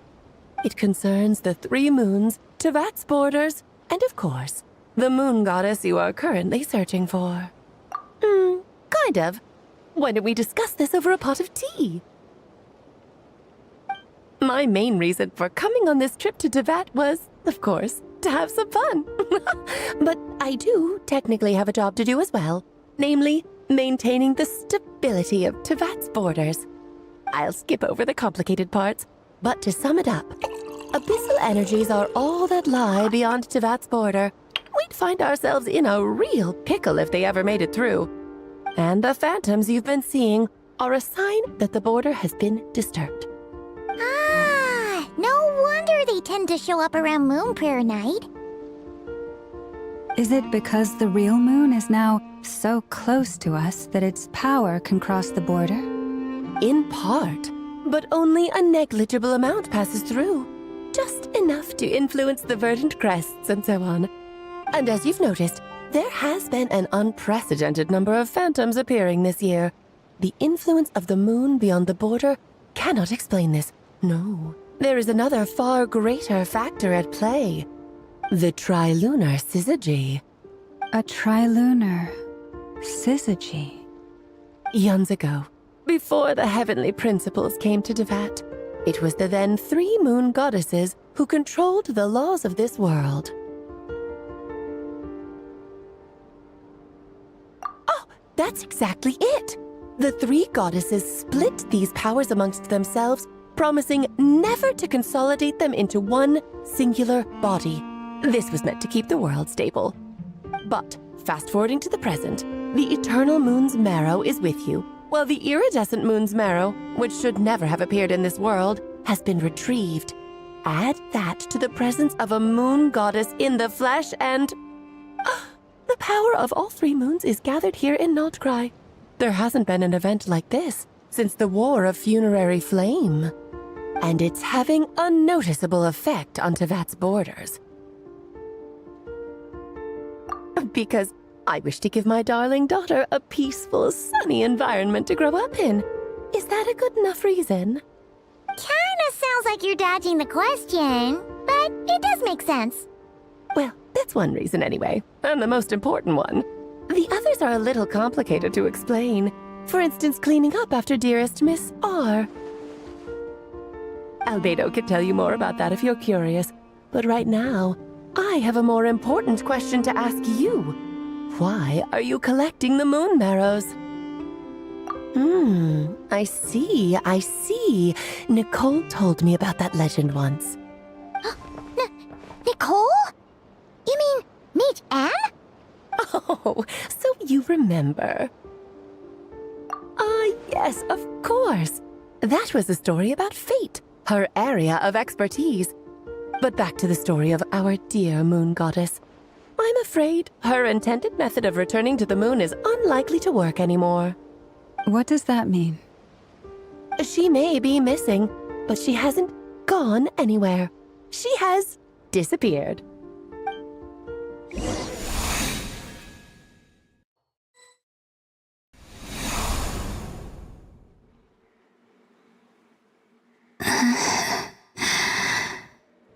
My body is so heavy. Wait, no. It's my mind that's heavy. My arms and legs are as light as a feather. What's happening to me? I feel drowsy, like I've been asleep for too long. Is it daytime or nighttime? Is the moon out? I think I'll go for a walk.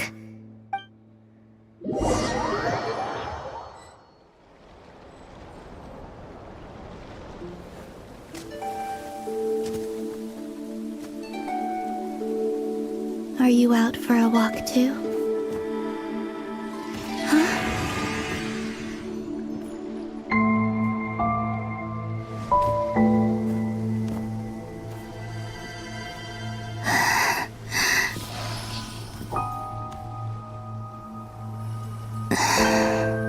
The day has come at last.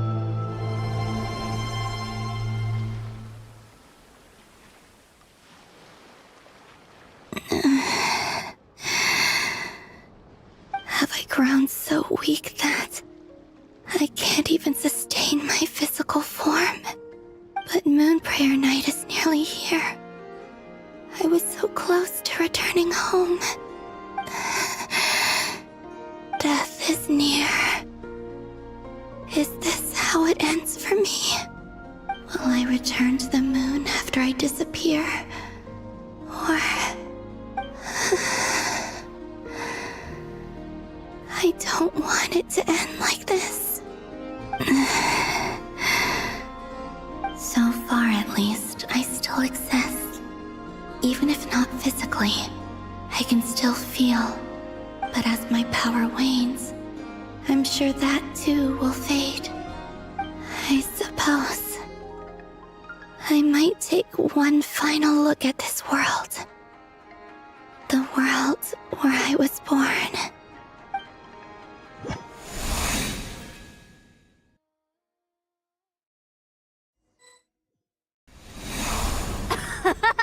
Come on! Come on! Wait for me! The Frost Moon Enclave. How much it has changed since I was born. These decorations, they're so heavy. It's times like this when you kind of wish men could be priestesses and acolytes. How fascinating. I've never had the chance to be privy to people's private lives in this way.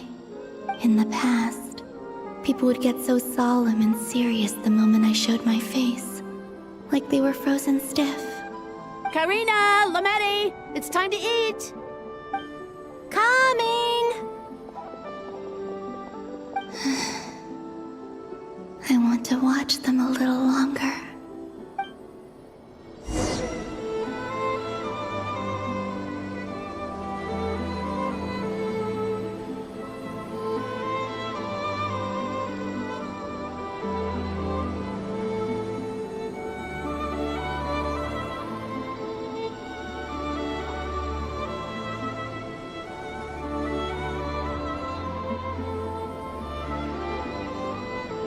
So just fill these balloons with air, right?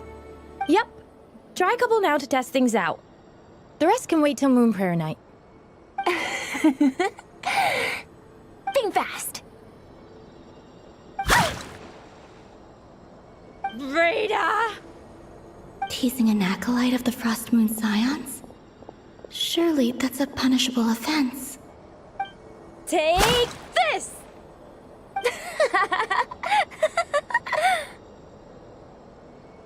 Huh? Alright, enough horsing around. Lady Lauma gave us a task. We should get back to it. The task is just to check that the balloons don't leak, right? Doesn't matter if we fill them with air or water. Yeah. Okay, you got me there. And you got me there. But still, we can't use all the balloons before the festival even starts. We won't use all of them. And as long as Lady Lauma's trusted acolyte doesn't snitch, this can stay as a little secret between friends. A couple more can't do any harm, right? Oh, you menace. Then, Think fast! Is pumping a balloon full of water really so much fun?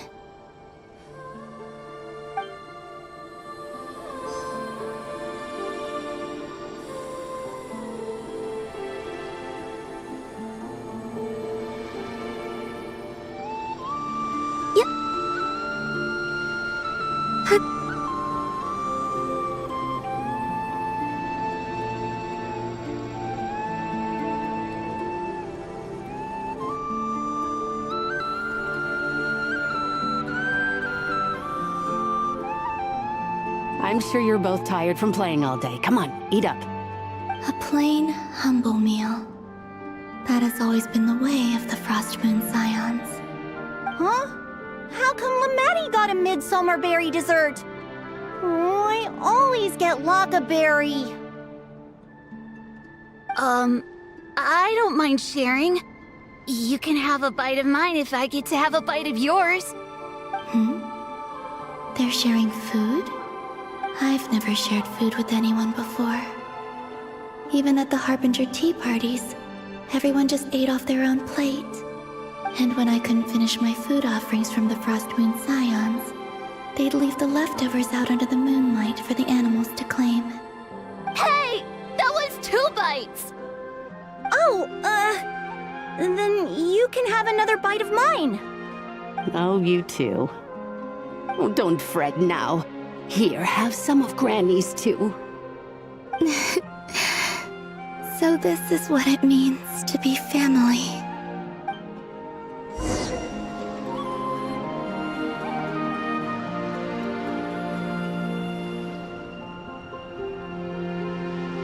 I'm seeing so much that I'd never usually get to see. They'd never act like this when I was around. It's nice, being able to just watch people in peace in these final moments. What a rare opportunity. I think I'll go take a look around Nasha Town, too. Maybe the Traveler will be there.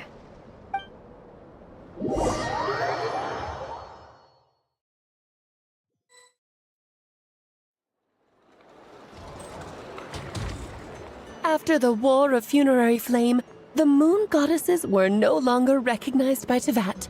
They lost the whole foundation for their existence. That's why the Moon Goddess's strength is fading.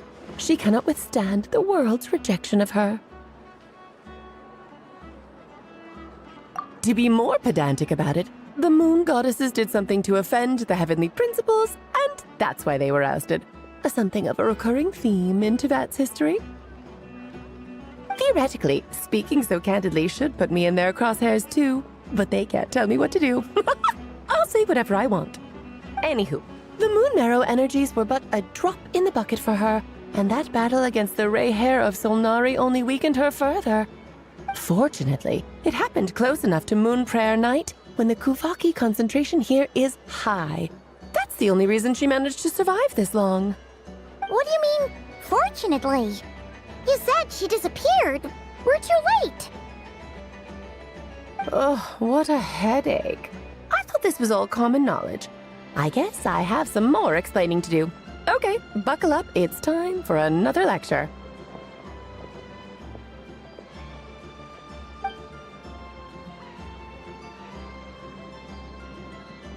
Now, I said earlier that the Moon Goddesses lost the foundation for their existence.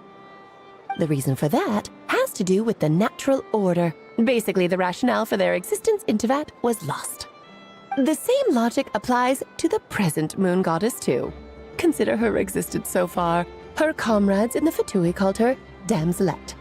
And she was worshipped as Kutar by the Frost Moon Scions. But these connections have now been severed, whether by her hand or yours. So, the rationale that once sustained her existence is now gone. Wait, we did that to her? Oh, well, strictly speaking, yes. But let's not start pointing fingers, shall we? I'll only end up as the big bad villain, and that's not the kind of final boss I want to be. Of course I do. I'm only the greatest mage in the whole entire world. if you wish to find your moon goddess, there are two problems we need to solve. Firstly, we'll need to strengthen the connection between her and Tevat, at least enough to sustain her until Moon Prayer Night. Strengthen her connection. But does that mean I'll have to rally all the Frost Moon faithful behind this? I'm afraid a bygone faith and a former home won't be of any help to her now. Do you know her name? Her name? Yes. Names are very important things. A name is a fundamental concept that anchors one's entire existence. Then your first job is to find it. As a moon goddess, I'm sure she must have a name she identifies with. Neither Columbina nor Kutar is her true name, and she's never really accepted either of them. So, finding out her real name is enough to sustain her existence? Yes, I know it sounds like a small step, but every journey begins that way. So for now, that's all we need to focus on. The second problem is with her plan to use the moon marrows to return to the moon. Unfortunately, piercing through the false sky will take an enormous amount of power. Given her current condition, she won't be able to provide anywhere near enough power, even if she recovers her physical form. But no need to fret. Nicole's the expert in this field, and I'm sure she'll figure something out. Wait, Mage N is going to help us out too? That means we've got 2 Hexacircle mages on the case. This is turning into a pretty big deal. Actually, this is more of a side quest for me. Like you said, I'm a busy lady, so I can't stay for too long. I'll have to return to Tevat's border soon. That's the upside you get for looking out for my little Klee. Hopefully that will incentivize you to carry on keeping her company in the future. Anyway, jokes aside, you'd better get moving. It will take quite a miracle for the moon goddess's consciousness to hold out till Moon Prayer Night. Oh, I suppose I might as well tell you where Nicole is before I leave. Off you go now. Time to meet your new friend. Oh, yes, and a little suggestion. Don't forget to mind your heads. What? I wonder how Durin's doing. I should really go see him before I head back. You really are super busy. I most certainly am. There's so many children I have to keep tabs on just in Mondstadt. Durin, Albedo, Venti, Varka. Klee didn't make the list, huh? Of course not. Klee is my pride and joy. I have no qualms about her, because she's the best child in the whole wide world. Yep. Klee's a little angel. I'm glad you agree.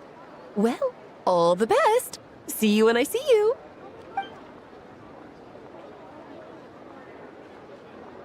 She left in a hurry.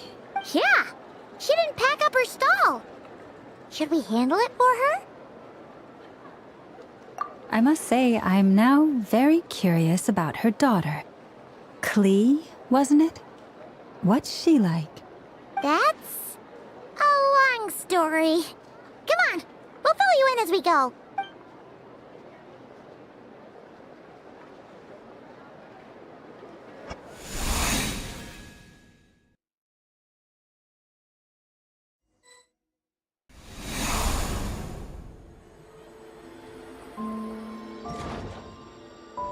What a lively place.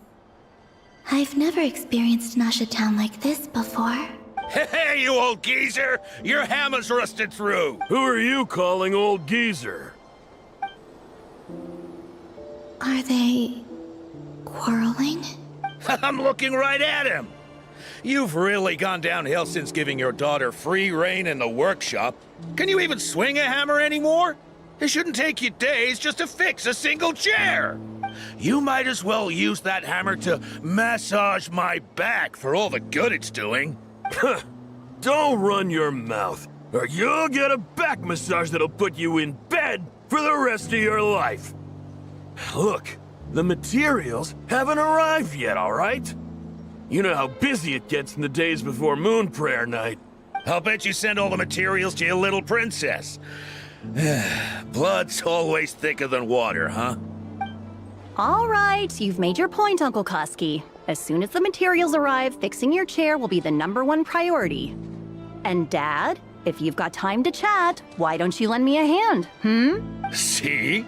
Lolka knows what the score is. I guess they're friends. But the way they spoke to each other was so ugly. Then again, it wouldn't be the first time I've seen something like this. Columbina! Sing outside my door in the middle of the night one more time, and I'll unscrew your vocal cords. You hear me? Oh, Zandrone. So that was her way of trying to be friends with me. What a pity. I won't get the chance to say any ugly things in reply.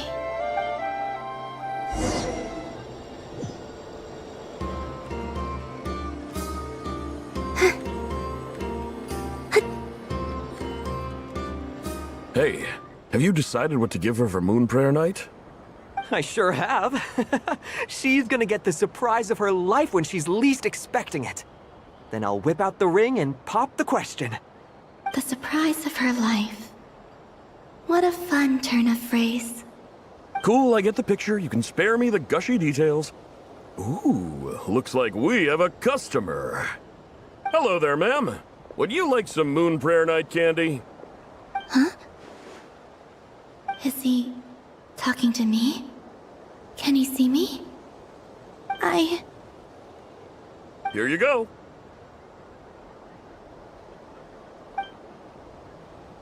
Oh.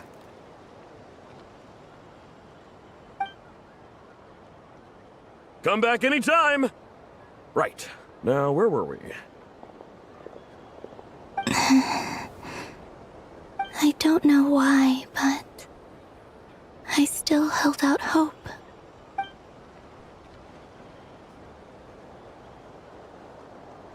The most important thing right now is to find that mage. This name thing seems super important too, but where do we even start looking? I'd better go pay the Fatui a visit.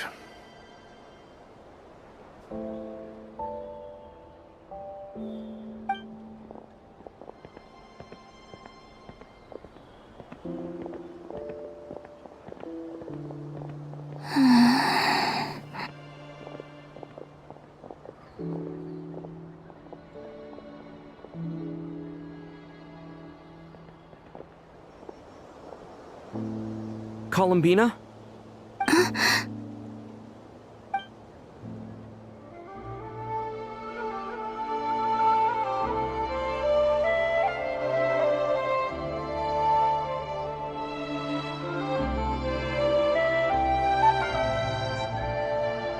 Traveler?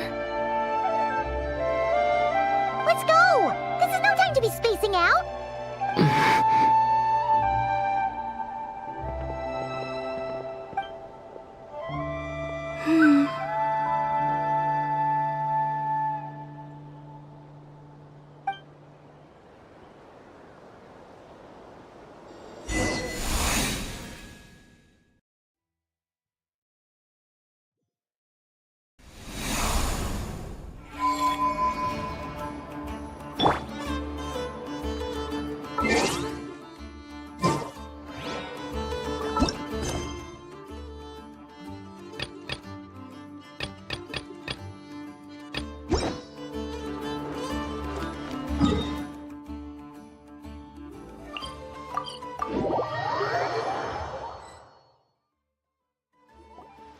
Where are they going?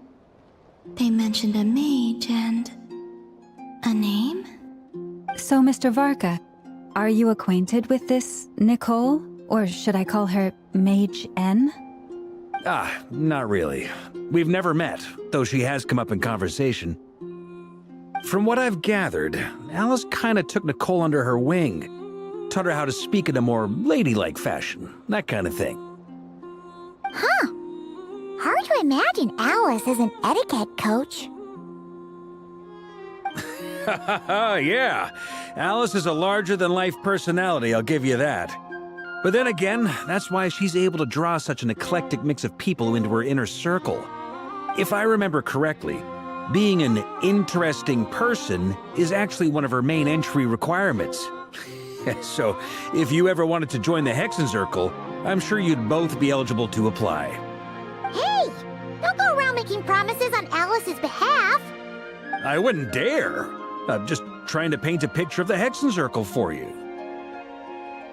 Okay, sure. Anyway, since none of us have ever met Nicole, how are we supposed to find her? We can't just go up to every woman in sight and ask, "Hey, are you Nicole?" Maybe something she's wearing will give it away? Like a windbloom pinned to her chest or something. Wait a minute. Alice never said Nicole was from Mondstadt. Oh, true. That would be this young lady, then?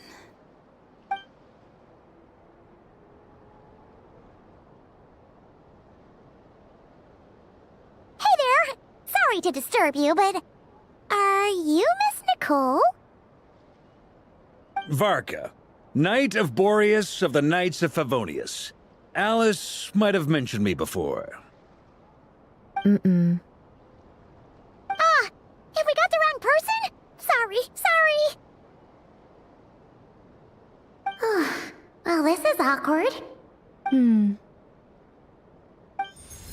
When I shook my head, I meant, no, Alice hasn't mentioned you before. Huh? Where is this voice coming from? My apologies. For certain reasons, I am unable to speak. This is the only way I can communicate with you. It might take some getting used to, but I hope you can understand. Hey, it's fine. I'm more shocked by the fact that Alice never speaks about me. As for you two, we have crossed paths twice before, but it is nonetheless a pleasure to finally meet you. It's really you! Thanks for all your guidance in the past! You're quite welcome. This time, things are different. We have reached the unwritten pages of the story. You might say that we stand at the crossroads of fate.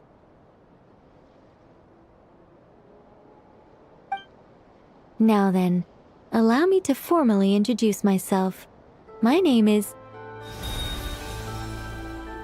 No, stop! Alice!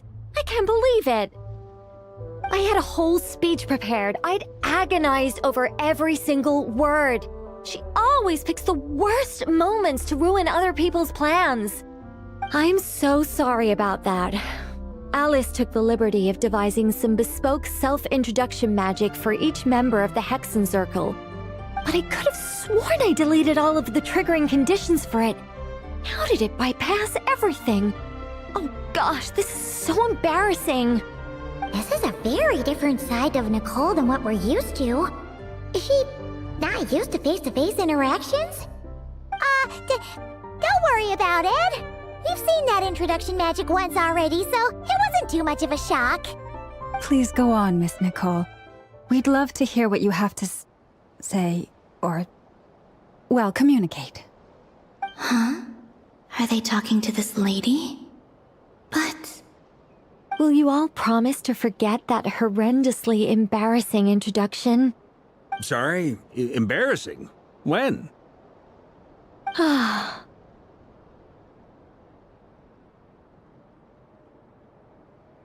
Yes, my name is Nicole, and I am one of a very few angels who have retained both their preferred form and their power. The Traveler and Paimon should be no strangers to this concept. There is another of our kind in Natlan. They call her the Lord of the Night. Right! Paimon remembers her. Yes. Well, I have retained more of my power than she. It's because I don't have a long-term duty to fulfill. To be more specific, no. We'll be here all day if I get into the specifics. Moving on. If I'm not mistaken, you are here because you wish to learn how one might reach the moon beyond the sky. That's right. Is that something you can give us any guidance on? Yes, I do know a way. It began with the Hyperboreans, who lived after the War of Funerary Flame. Blank looks. Maybe I should start with the background of the war. Or maybe not. It shouldn't be an issue. I'll fill in the gaps for you when we have more time. Anyway, after that war ended, the three moons retreated to beyond the false sky. The Hyperboreans were humans I once aided. They accepted the civilization and creations bestowed upon them by the angels. But despite accepting many blessings of the angels, many among them still held on to their faith in the moons. They were reluctant to accept the new order, even after the War of Funerary Flame.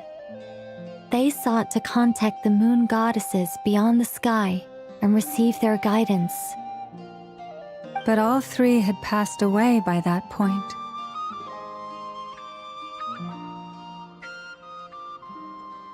This mage has a unique method of communicating. Is she talking about the moons? Yes, but they did not know. And so, still they prayed for the moon goddess's mercy. After building titanic structures that consumed vast amounts of Kuvaki, at last they glimpsed the moons and heard their voices.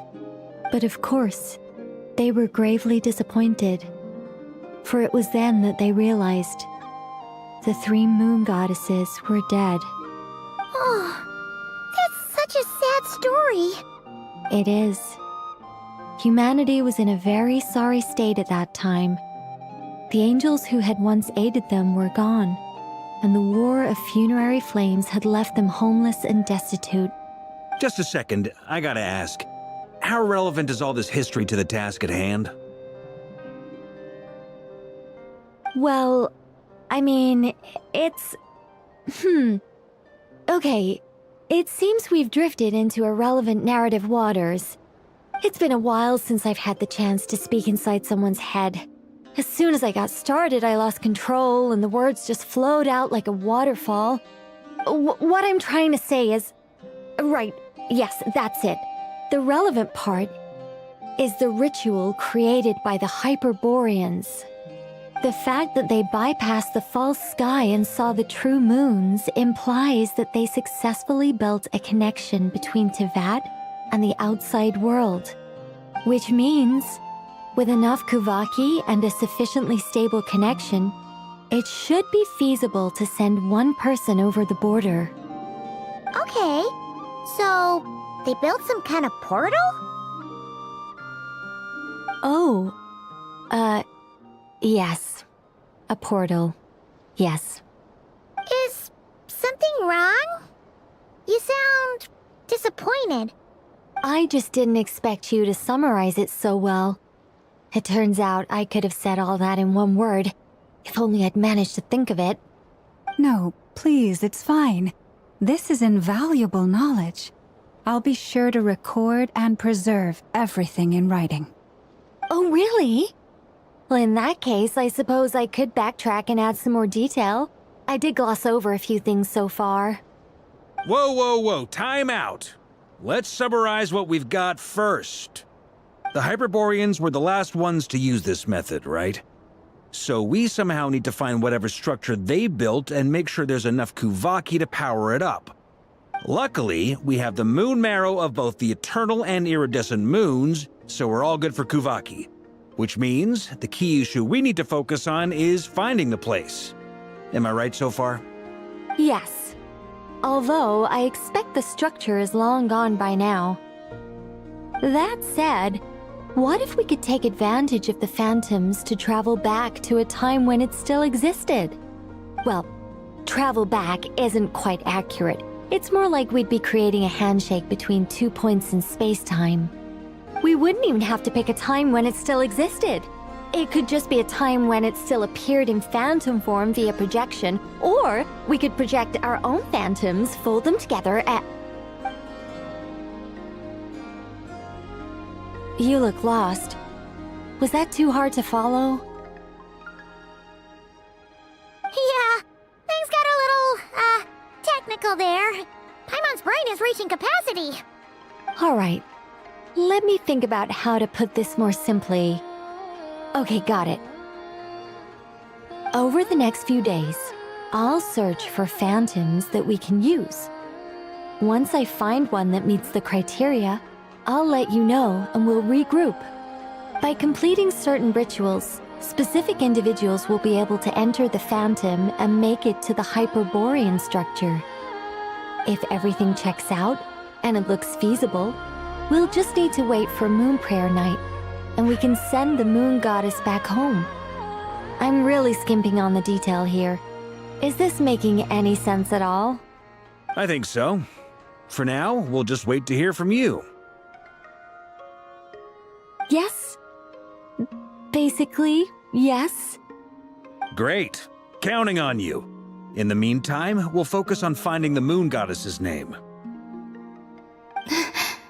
My name? Are they looking for a way to stop me from disappearing? Excuse me, Miss... Go on, Miss Nicole. This conversation was a little all over the place. I didn't catch your name. I am Lauma, of the Frost Moon Scions. Ah, I did wonder. I noticed that you listened very intently when I spoke about Hyperborea and the moon's history. If you'd be interested, I'd love to visit you this evening and go through it again in greater detail. Also, if you were serious about making a record, it would be too risky to simply write down the raw details as is. I would suggest some tweaks. Maybe rewrite the stories as fairy tales or fables, perhaps even prayers. Anyway, we can cross that bridge when we come to it. So, see you later then? Oh, and no need to prepare anything. Just a cup of tea will do. See ya! She seems friendly. It's just... It's so nice to find someone who's actually willing to listen. I've been dying for a chance to finally go through all this systematically from start to finish. Any longer and I'd probably start forgetting it. Now Paimon gets why Alice told us to mind our heads. What did I tell you? A lot of quirky people in Alice's orbit. Now then, the next order of business is... where do we start looking for the Moon Goddess's name? Maybe the rest of what Nicole has to say might give us some clues. Once I've heard her out, I'll summarize the salient points and share them with you all. I'm also inclined to review our other documents.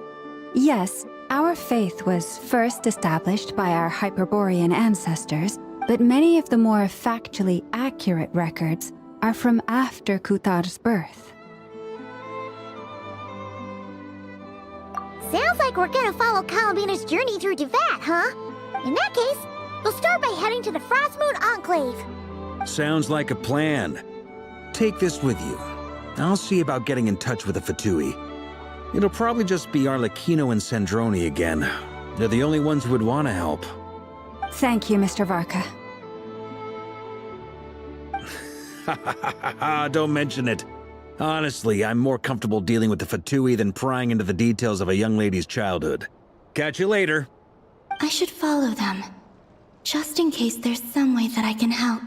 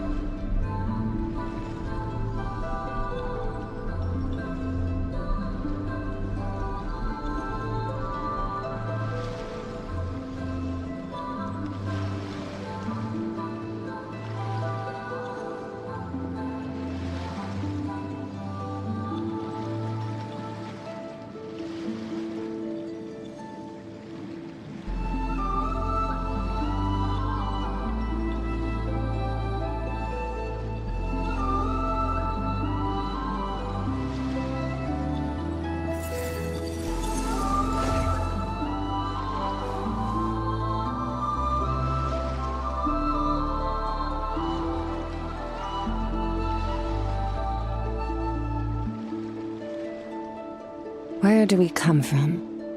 And where are we going?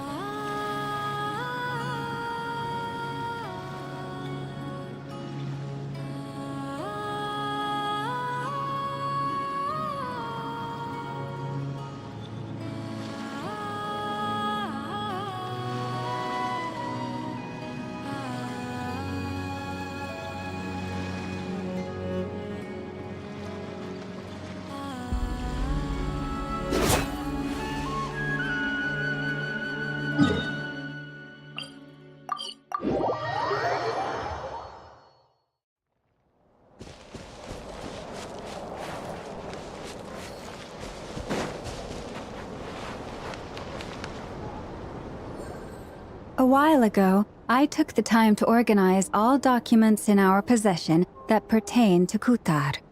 What you see here is the material I consider reliable. You're saying there's unreliable material too? Yes. Most of the information we have was transmitted through an oral tradition. Inevitably, some of her stories were mythologized and deified over the years through countless retellings. That's why I organized them into reliable and unreliable. There's no sense seeking answers in history unless we can ensure the veracity of the historical record. Makes sense. All right, let's take a look through.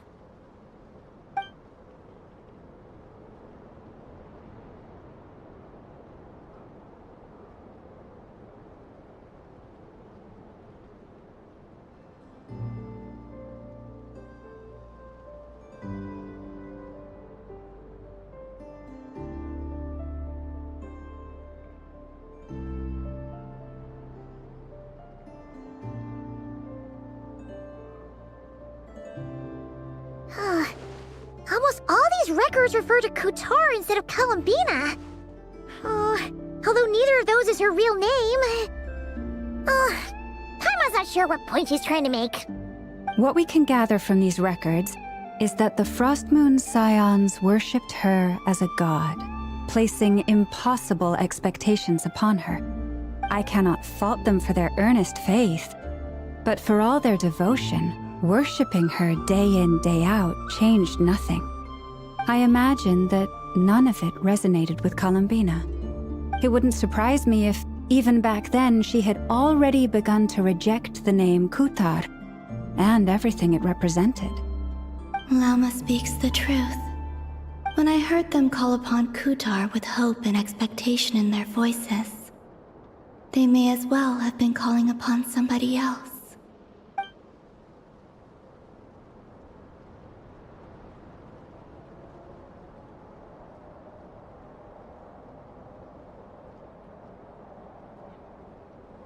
Well, that's a bit complicated. I looked at the level of detail, perceived authenticity, prose style, and how realistic their portrayal of Kutar seemed to be. Amongst the Frost Moon Scions of today, only I know of her existence, and I alone have spoken to her face to face. As such, I know that there are certain things she simply would never do. That being said, I have sensed some changes in her lately. Changes? Me? Seems like this is getting us nowhere. For what it's worth, why don't we check the unreliable sources too? Sure. Give me a moment.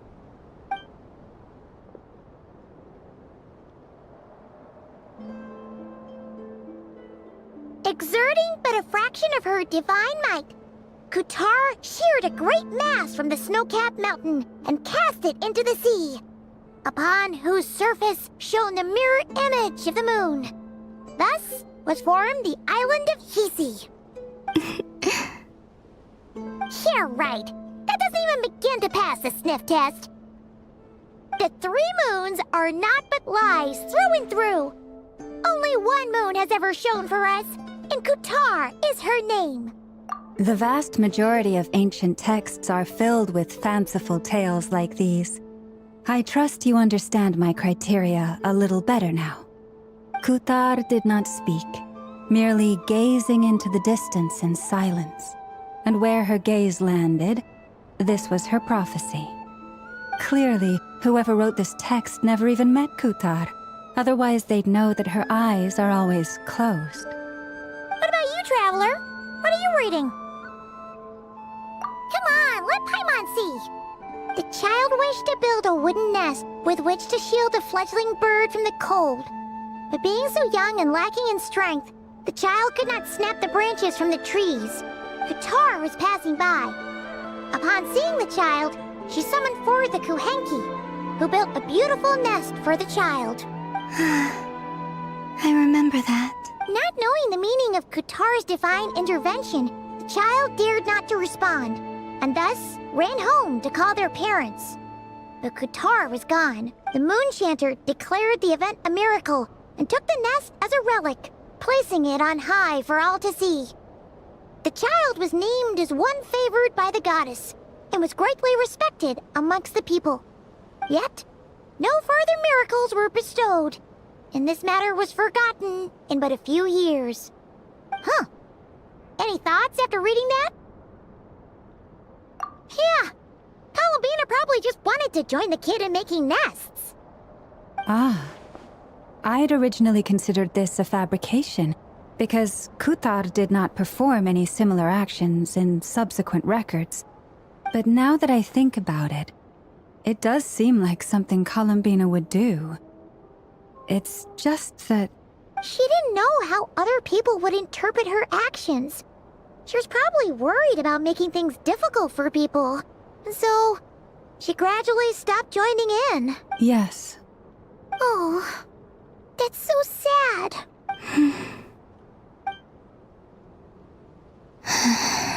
And now, I can make no such gestures of warmth, even if I want to.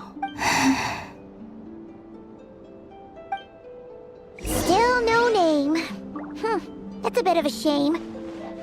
But we did learn some interesting stories. That's gotta count for something. Varka said he was gonna set up a meeting with Arlecchino and Sandrone, right? Let's go back to Nasha Town and see how he's doing.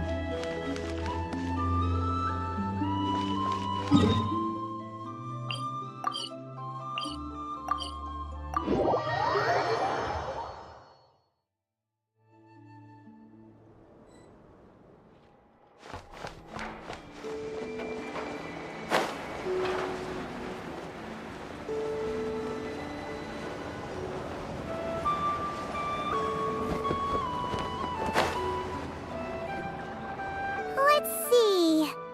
There's Varka. Oh, and it's Durin and Albedo too. Yeah, this is pretty much the same place we bumped into each other last time. I convinced them to stick around a little longer. We were all waiting on people, so I figured having a little company would help pass the time. Ah, so you've been waiting for us? Does this mean that you've already arranged things with the Fatui? Sure does. Now you're back, we can go meet up with them together. How'd your investigation of the Frost Moon Enclave go? Well, we didn't find out Columbina's true name. But apart from that, it went pretty well. Aha, just as well that I didn't tag along then. I'm sure our moon goddess wouldn't want every man and his dog knowing all about her private life. Still, desperate times, desperate measures, I guess. Someone had to do it. So, Varka was waiting on us, but what about you two? Are you waiting for Alice? Oh, no. We already met with her. We discussed that experiment I mentioned to you last time. Oh, and she also handed me this communication device. That's right. I understand she informed you about the relationship between the Phantom phenomena and Tevat's borders, yes? She wants me to help her with some more experiments on that front. She said that she'll contact me through this device with more information. Ah, I see. Following instructions and making observations. Pretty common research method. Takes me right back to Albedo's lab. Wait, then who exactly are you meeting? Someone you know. Albedo's met him too. But I don't think Miss Lauma or the Grand Master have been introduced. Introductions are overrated, especially in cases like this. It's you! So, it's not like the Academia has prohibitions against going abroad. Also, I applied for leave. I've been writing to Hat Guy since obtaining a human form. I've already brought him up to speed on everything that's been going on in Nodcry. Hat Guy? Turns out, I actually have heard that name before. Oh? Then why did you react the same way I did? I only knew the name, not the fella. But since we're all here, let's do some introductions for what it's worth. I'm Varka, Grand Master of the Knights of Favonius. Lauma, Moon Chanter of the Frost Moon Scions. And I'm a Driosh from the Vahumana Darshan of the Sumero Academia. Hat Guy. Good to see you again, Mr. Guy. I believe we last saw each other on the boat ride here.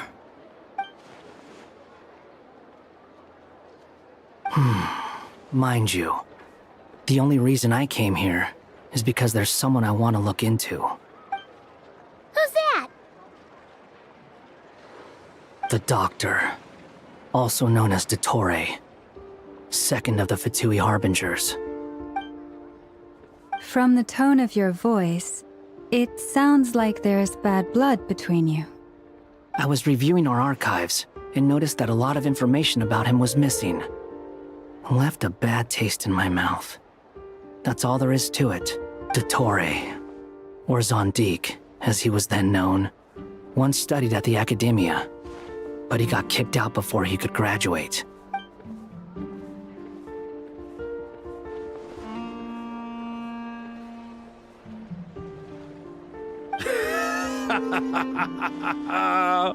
So the Harbinger's #2 man is a college dropout? How embarrassing for them. Last we heard, he was planning something. We actually heard that a few times before, even coming to Notcry. But we haven't seen a trace of him since we got here. He only appears when something interests him. For all we know, he might have left already. But the fact he did something here at all is worth noting. It'll fill a couple extra lines in his file. Why does it sound less like a file you're writing and more like a criminal record? Anyway, we were just about to meet 2 of the other Harbingers. Want to come along?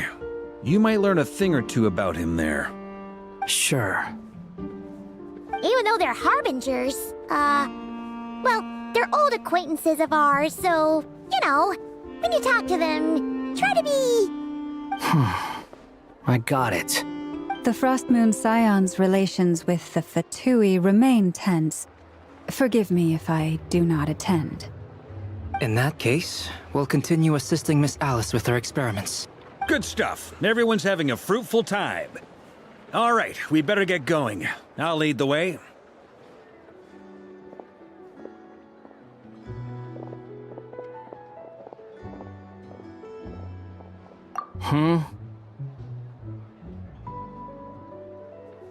Well, yeah, that's obviously part of it. But I'm not the only one who has a score to settle with him. Neither you, nor Lesser Lord Kusanali, nor I want to see him meddling with things again.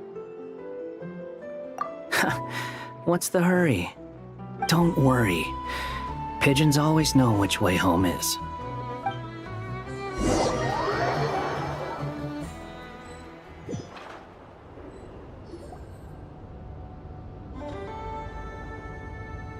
You made it. Who is this? A scholar from Sumeru. They call him Hat Guy. He's an old friend of the Travelers. Wait, this is the Academia representative you wrote about? He doesn't exactly look the part. I believe this will prove my identity. You'll notice it bears the seal of the Sanctuary of Surasthana. Well, what do you know? So it does. All right then. My mistake. It's fine. I expected as much. What? So as I mentioned in my letter, the Academia's got its eyes on Dottore. But this matter remains top secret. Apart from those assisting in the investigation, the fewer people who know, the better. If anyone asks, I'm here in Notcry to pursue my personal academic interests. Gotta say, Marka, you did pretty well to keep all this under wraps for so long. Sounds like you got in touch with the Academia about this way back. You flatter me. Where do I even start? Remember that time we fought Rerir at Star Sand Shoal? He sure let me have it then, didn't he? I'll bet Dottore had that all sketched out, with me as his convenient little pawn. He could not care less about us if he tried, but hey! The feeling's mutual. Does Dottore really strike you as the sort who values his relationships with his colleagues? Fair point. Definitely not. Which is why I always keep my guard up whenever he starts making suspicious moves. To that extent, our motivations align. On top of which, I consider you trustworthy people. Now, back on topic. In the wake of the Reihir of Solnari episode, Sandrone and I grew suspicious about Dottore's complete inaction during the entire affair. So we tried to find out what he'd been up to, but unfortunately to no avail. He never lets anyone in on his plans. The more he cares about something, the more secretive he gets. Indeed. Perhaps he believes that by keeping a low profile, he can avoid trouble. But that trick isn't going to work on his colleagues. Yeah, I mean, he's been researching the ancient moon's remnants. And he's been trying to get his paws on the moon marrows.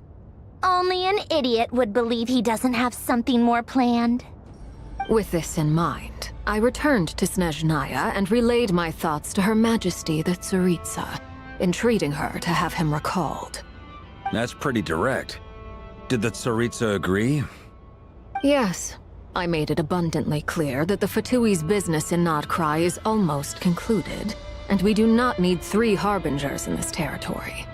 Her Majesty concurred. Accordingly, Dottore has returned at her orders. I imagine he is continuing with experiments, which no one besides he would ever have any interest in. Common sense might mean nothing to him, but he's not stupid. He knows that no good can come from opposing the Tsaritsa. Smarts alone won't get him all the way. He needs the Rooster's resources and Regrator's Mora, both of which the Tsaritsa can strip from him by waggling a finger. But doesn't he have a track record of publicly following orders while going against them in private? He probably has it down to a fine art by now. Wouldn't put it past him. We worked together on a research project once. Only briefly, but it was enough to show me that we're fundamentally different people. He has no interest in doing things methodically, stage by stage. His thoughts jump all over the place, and the moment his curiosity is satisfied, or he gets the results he wants, he disappears. The only similarity we share is that, once we set our minds on doing something, we will see it done, whatever it takes. Oh, we definitely saw some of that in your battle with Rerir. You got so competitive. Ugh, do not remind me. Then I believe we all concur. Dottore will not simply give up. Fantastic. Now this is turning into a whole day of unpleasant memories. Ugh. Are you talking about the Moon Marrow stuff? He also strikes me as the kind of person to disregard experimental regulations, ruin all the equipment, and go way over budget. Then leave the first person he can find to deal with the fallout. Exactly. This one time, he was running some high-temperature experiment and the substance exploded. But does he care? No. He orders his subordinates to open the device so he can observe the results, which causes the gas inside to leak out. That gas was poisonous. If I hadn't been there, who knows how many people might have died. And after all that, he left while I was still cleaning up after his mess. What a waste of time, he said. Waste of time? The nerve! He wasted my time! You've been bottling that up for a while, huh? Hat Guy, I must say, you seem awfully familiar with internal Fatui affairs. Especially when it comes to Dottore. Thank you, Lady Harbingers, for providing such valuable information. I have no other questions for now, so I'll be on my way. Wait, what? You're just gonna leave? You're welcome to join if you want. Ugh. Just when Paimon thought he'd finally mellowed out. He makes quite the impression. I'll say. I've met tons of headstrong people, but not many of them would join me in bad-mouthing Dottore. Anyway, back to the main agenda. Barca, you said that Columbina has gone missing? Or rather, disappeared. Yeah. We're working on building a connection between her and this world. The simplest method is to find out her real name. I've actually asked her that question before, but she said she didn't know. Considering our relationship, I doubt she was lying to me.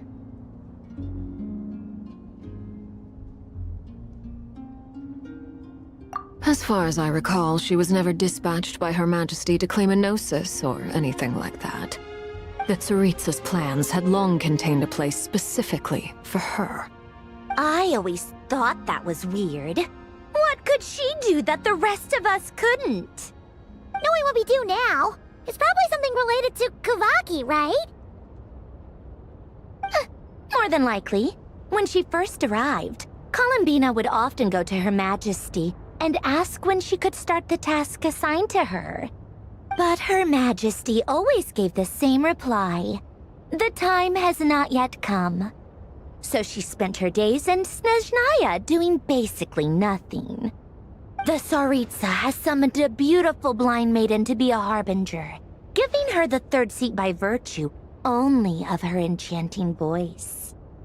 It was a dumb and stupid rumor, but the reality of the situation made it hard to refute.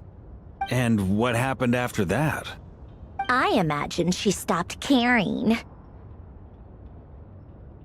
She no longer seemed to care why she had been recruited, and Her Majesty never gave her any missions, so she just continued to sing in the flower garden.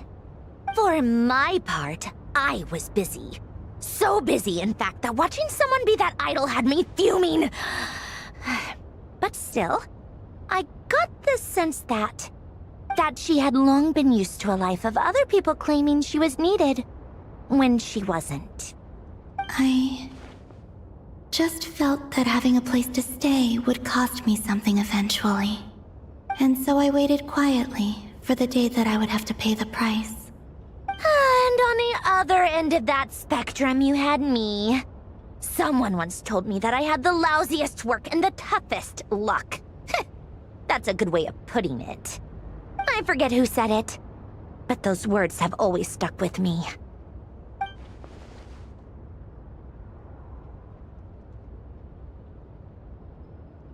But you've done your job exceptionally well all this time. Because at heart, you are a conscientious person. What is it? Something come to mind?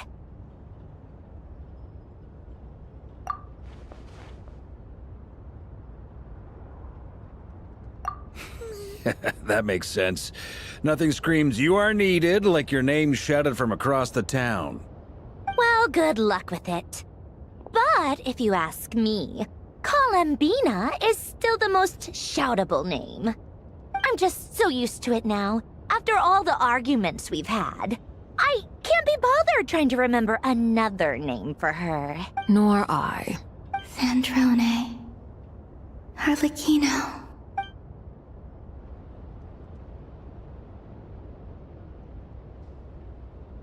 Huh! It's a Seelie!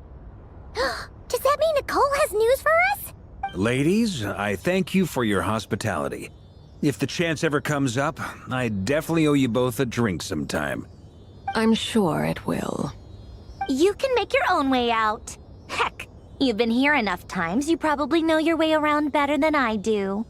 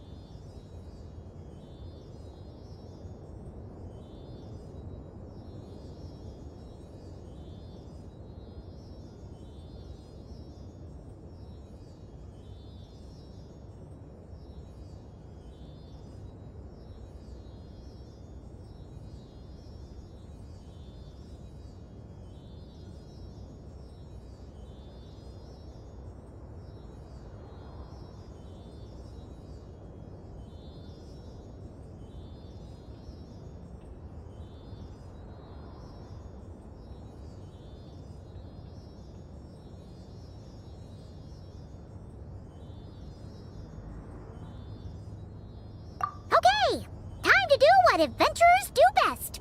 Follow that Seelie!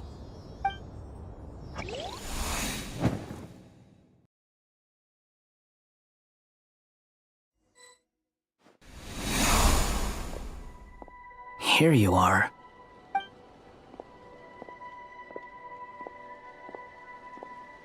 Oh, hat guy. How come you're back so soon? Did things go all right with the Fatui? Fine. Hello, Dotori's been summoned home by the everyone. Salitza. Couldn't How get are much you? more than that. Fine, thank you. How about you? Oh my god! Any progress with the investigation? I wish I were a Unfortunately bird. not. We've tried everything. Different phantoms, different locations, different points in history. But the results are the same each time. Abyssal monsters roaming the land. People crying out in despair, with no hope of being rescued. Every time I see it, I can't help but think, is this what it was like in Mondstadt when Dragonspine Durin attacked? And if I fail in the task I've been given, will I create yet another tragedy? That's just meaningless speculation.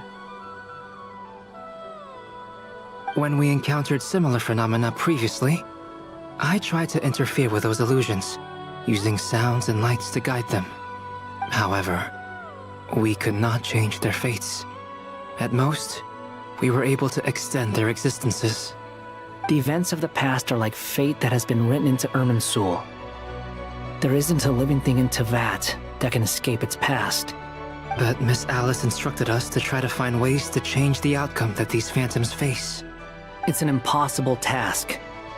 Can't you just refuse? Since she asked us to do this, I feel like it can't truly be impossible. Or if it is, well, mages can make the impossible possible.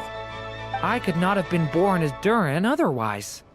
But you also said that your past 39 attempts were fruitless. That's true. But you're still going. Yes. After this many futile attempts, surely you realize that you're not doing this because you still believe what some mage told you. It's because you want her hypothesis to come true. It's something you wish for deep inside. So, think for yourself about what you want to do. As long as you don't believe it's futile, it isn't. Yeah. Previous experience indicates that we cannot touch the phantoms, which limits the effectiveness of our interventions. If we want to clear this hurdle, we need to break this rule somehow. Same thought here. Following the same rules means repeating the same failures. Reducing ourselves to mere playthings of fate. So you mean we need to figure out a way to make contact with them despite knowing that we can't? Yes, and I suspect that's something only you are capable of. Everything in Teyvat is logged in Irminsul, but the withering that once occurred in Sumeru was a sign that the Great World Tree was being corrupted. This corruption allowed things that should not have existed in Teyvat to appear. This is tantamount to rewriting reality to an extent. You're saying abyssal power might be able to affect those phantoms? No one's ever tried it before. If you're gonna try it, it'll take courage. And you have to be confident that you can control it. Is anyone there? Has anyone seen my daughter? She's missing. I have to find her. I hear someone inside. Spargana? Are you in there? Ah! If I can use my abyssal powers to warn him that there is danger here, maybe it'll change his decision. Maybe he'll stay away. Yes. The important thing is not the nature of the power, but rather how you use it. To intimidate and obstruct. Sounds about right for the Abyss. Let me try. I should be able to influence that thing. Have you seen a little girl? What? This isn't the time for that! Just run!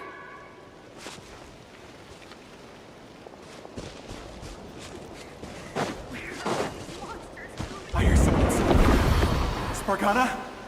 Are you in there?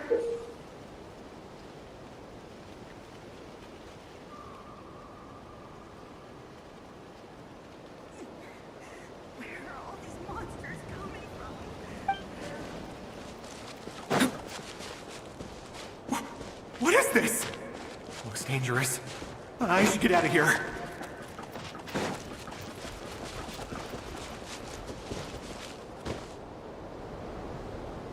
He really left. Ha! We did it! Don't celebrate too soon. Follow him. See what he does next. Monsters approaching from the front. You need to stop them and create an opportunity for him to hide.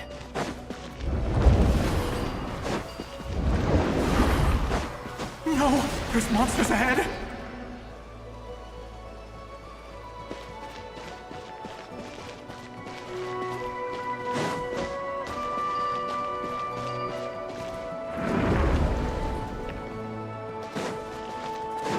Wait, is that the barrier I saw earlier? Why is it appearing now? It's as if someone's controlling it.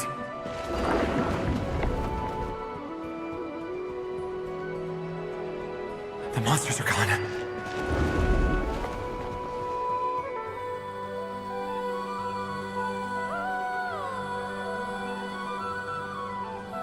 The barrier's gone too. How odd. Anyway, I guess I'll keep going. Quickly, let's keep up.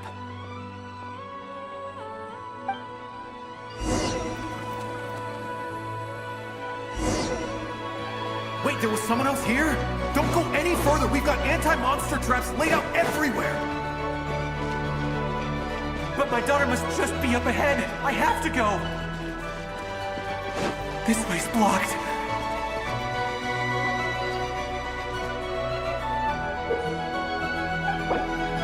We might be able to...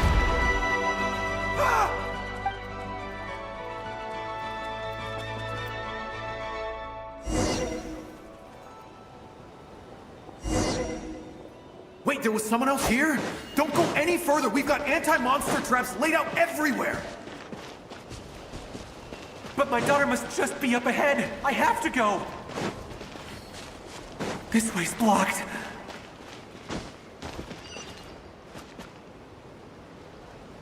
We might be able to use the explosives over there, but we need to take care not to hurt him.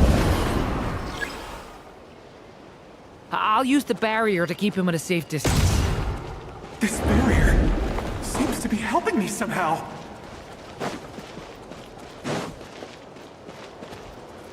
Hey, wake up! Oh, good. Gotta keep moving ahead.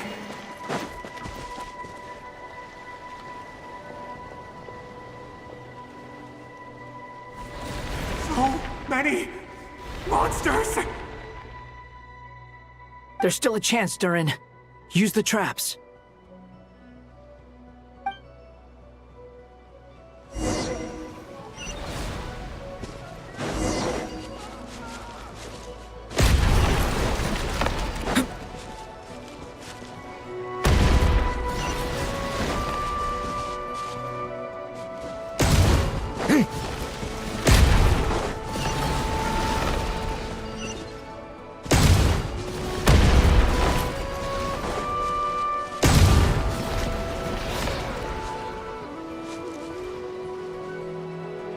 This is a new development. I've never seen this happen before. We might just be able to save this person.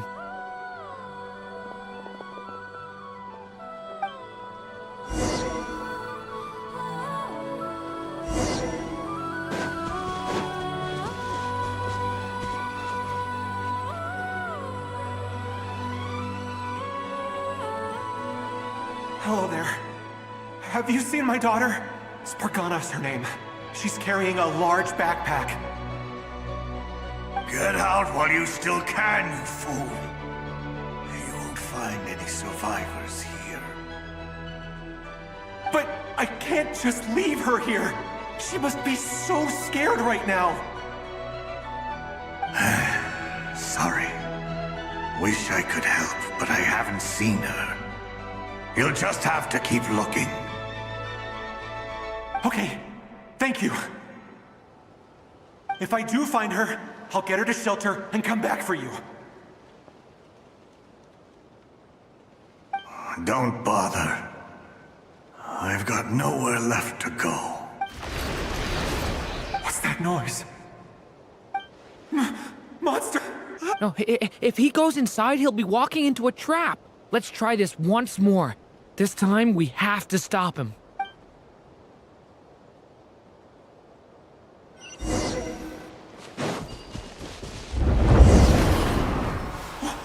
Why? How will I know where Spargana's gone like this? You know what? I'll trust this strange barrier. It's gotten me this far after all.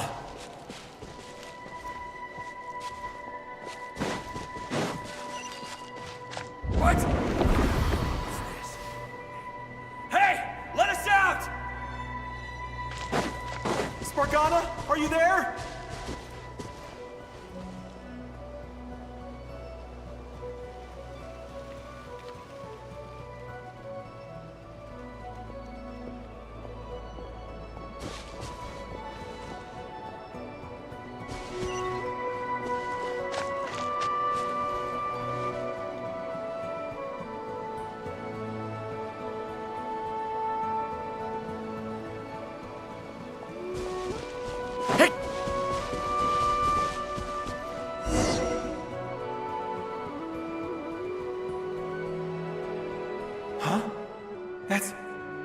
That looks like one of my daughter's books! Thank you. Thank you! Yes, it's one of hers for sure. That's her name on it right there. She left her backpack here.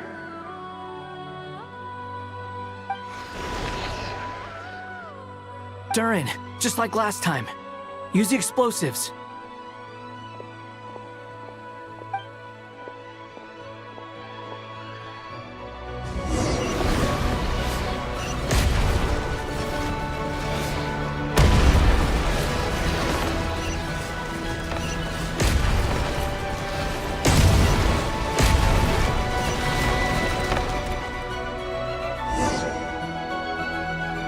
It won't work.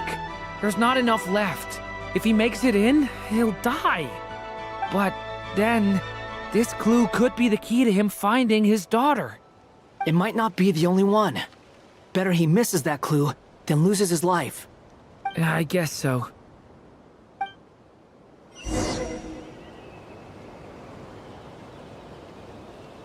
Stop him, Durin. We can't let him get any further in. That's my daughter's book! She's passed this way! Why? Why won't you let me go in? I've searched and searched and searched just for this! But how will I find her without any clues? I no longer have anywhere else to go.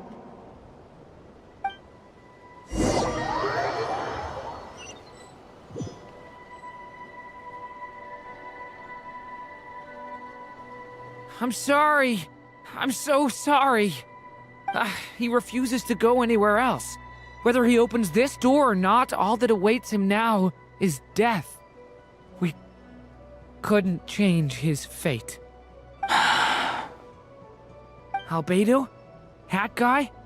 Let's try one more time. I don't know how we're gonna do this, but I don't want to give up either.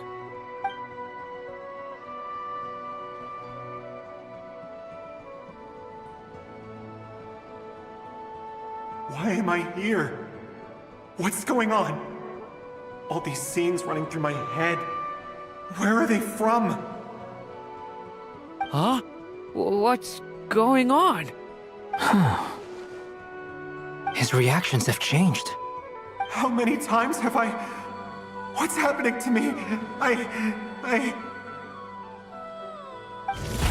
Huh? Wait. Who are you? You can see us now? I feel like I always could, but that I only just realized you were there. I'm sorry, I don't know how to describe what I'm feeling. But you were the ones guiding me using that marked barrier, right? I haven't done anything yet, but those monsters, those deaths, they feel like memories. Like things I really did experience. I won't find my daughter. In fact, I'll ultimately die trying to find her. Isn't that right? What? No, it isn't. Yes, it is. Even so, we're trying to find a way out of this. You've not seen my daughter either, have you? It seems she really isn't here.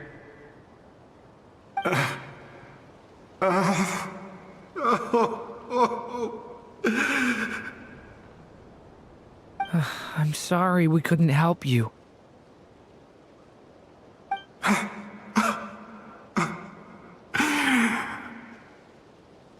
I'm just tired. Maybe this is destiny. Maybe it doesn't matter how hard I search. How long do I have left? Experience says 15 to 20 minutes. 15 to 20. Thank you for all your help. Let's rest a while. You look exhausted too. Now's not the time for you to start pitying us. It's not pity. I'm just realizing that I've only got 10 or so minutes left. You know?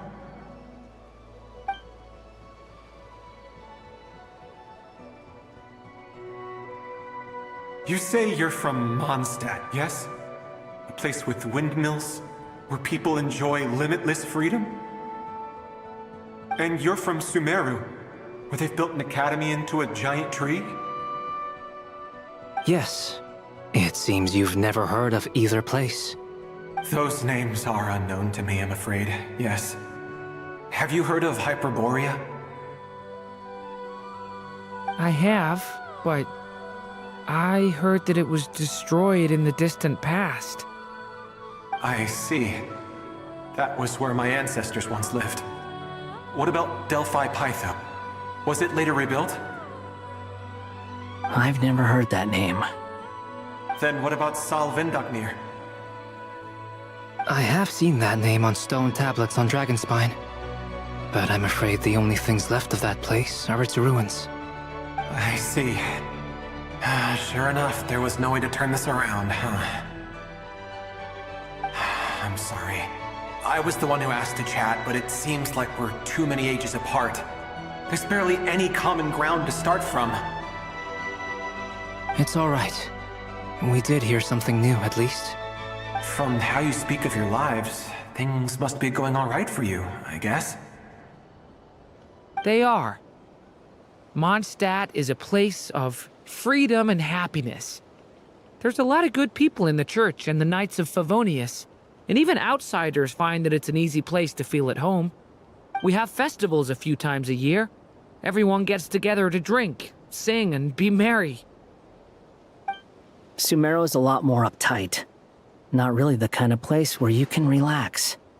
It's a nation fraught with problems wherever you look. But if all you want in life is to seek knowledge, I guess it's pretty much paradise. That's wonderful.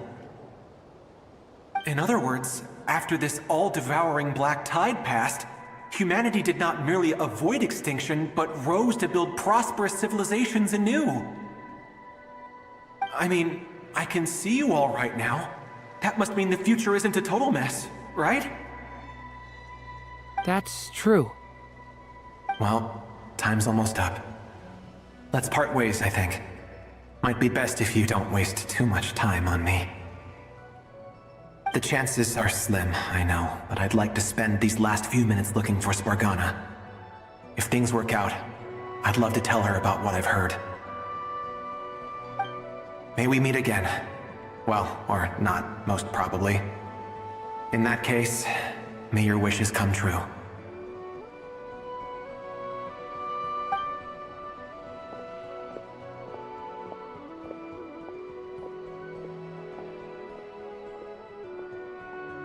He's gone.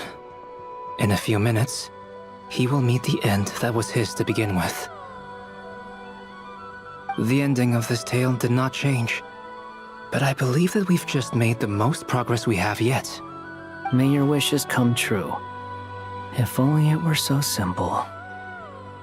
Hat Guy, could I ask you a question? You've never talked about your past. It seems complicated, and it weighs heavily on you, too. Would you be willing to tell me about it? I mean, sometimes it's better to get things out in the open. Take that guy we tried to help, for instance. At least he said goodbye with a smile, right? I know about Albedo's past. Our experiences are very similar, and he created me. As for you, you're my first friend, and you've witnessed every step I've taken. But by comparison, I know nothing about you. Either way, I mean, we're still best friends. But if I knew more about you, I might understand your thoughts a bit better. I've told you about myself. I'm a student at the Academia. And what did you do before that? Prepared for the entrance exam? All right. If you really don't want to talk about it, I won't press you any further. I was a puppet built from the branches of a white tree, using technology left behind by the Conrian schools of mechanical engineering. A white tree? You mean an Irminsul tree? Yes. A branch of Irminsul that was once connected to the main tree. So you had a human creator too? Yeah. But my creator abandoned me after deciding that I was a failure. After that,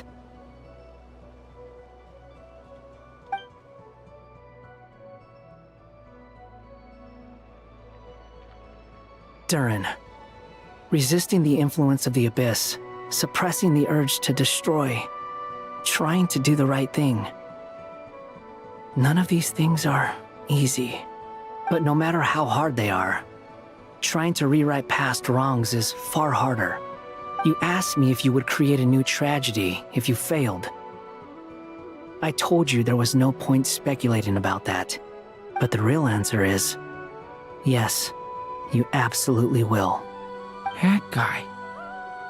But at least you've got people here to help steer you away from the wrong path. So, just keep aiming towards the light. I will. I promise. All right, break time's over. Hello? Durin speaking. Hello, friends, it's me. What have you been up to, I'm detecting some unmistakable fluctuations here at the border. The amplitude isn't particularly high, but they're completely different signals from the ones before, and the scale is comparable to those I've detected previously. Alice, we were unable to save that person. However, he appears to have retained a portion of the memories gained through that cycle, and was able to hold a conversation with us. I see. Well, that is rather odd indeed. It definitely merits further attention. Could I trouble you to keep trying the same approach? I need to gather some more data. Counting on you. I should probably have Nicole come and check this out as well.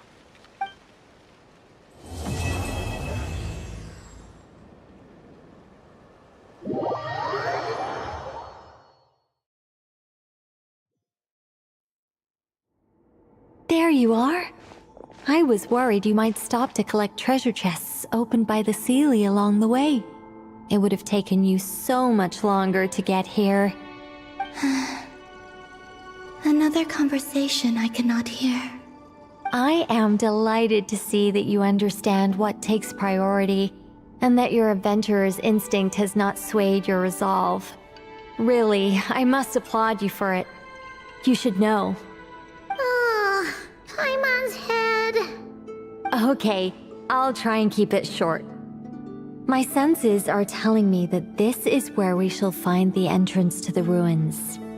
Oh, cool! Well, what are we waiting for? Let's open it up and see! Patience. This was a sanctuary of great importance to the Hyperboreans. A special process is required to open the gate. Oh! Like the place that housed the Eternal Moon's Marrow?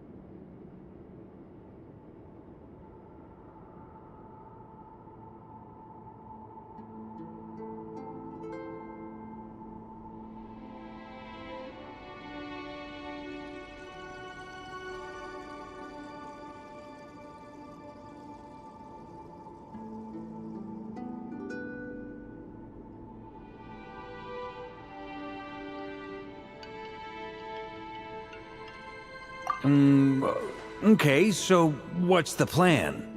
Need us to do anything? And just the short version, if you can. Ah, all right then. I was planning to start with some background on the invention of these techniques. Are you sure you don't want to hear it? It's quite informative. Remember what you were saying about priorities? Fine. Simply put, we need 3 human representatives to successfully undergo a process of Kuvaki resonance. Think of it as a test from the 3 moon goddesses to see if the entrants are qualified, with the most recognizable qualification being Kuvaki. Pretty sure Lauma would ace that test. Oh, wait. We need 3 people. I also have no doubt that the Moon Chanter would be qualified, but we would need 2 other people with the same constitution. Therefore, the most feasible method is not so much to follow the rules, but to figure out how the test functions and find a workaround. I've done some research, and it turns out the mechanism is rather crude. We'll simply need humans to stand before it who have sufficient Kuvaki energy within them. I'm with you so far. How do we get the Kuvaki in them? The easiest way would be transfusion. Take some Kuvaki from Nodcry's soil, put it into the bloodstream, and get it circulating in the body. So we're going to cheat on the test? Precisely. There are other methods, but this is the simplest one. Cheating the system is much easier than trying to hide from it. Huh? Sorry? Does the idea of cheating upset you, Miss Lauma? No, that's not it. I suddenly had an idea. Oh, what is it? It's about Moon Prayer Night. I figured out a way for Kuthar to join in the festivities. Huh? But as Paimon said, we need to have our priorities straight. Let's get back to the test. I'll follow up with Nefer on the festival arrangements. Oh, okay. Anyway, is this really the best method we have? A Kuvaki transfusion sounds dangerous, no matter how you slice it. If you think that's dangerous, wait till you hear the other methods. I'd be more than happy to go through them if you'd like. There are several. No need, we're good. Let's go with this one. Very well. Kuvaki transfusion it is. Now, I should mention that the risks can be greater or lower depending on individual compatibility. It would be rash to simply infuse the Kuvaki and hope for the best. If the body rejects it, the reaction can be quite severe.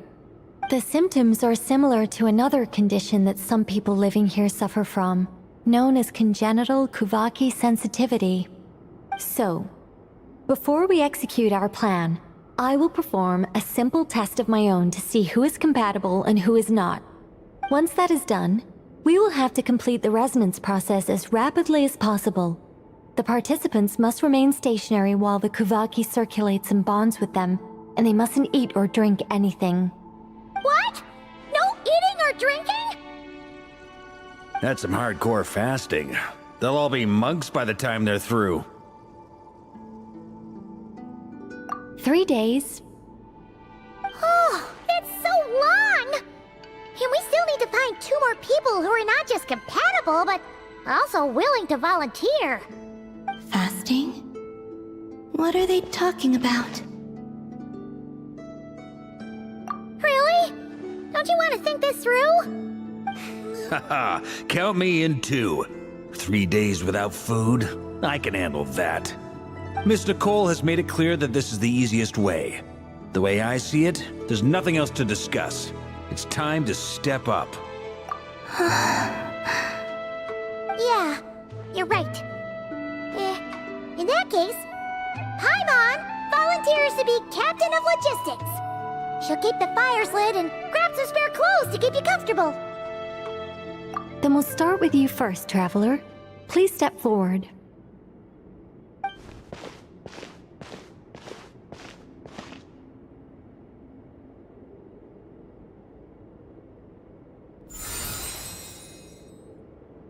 How's it going? Do you feel anything? How about now?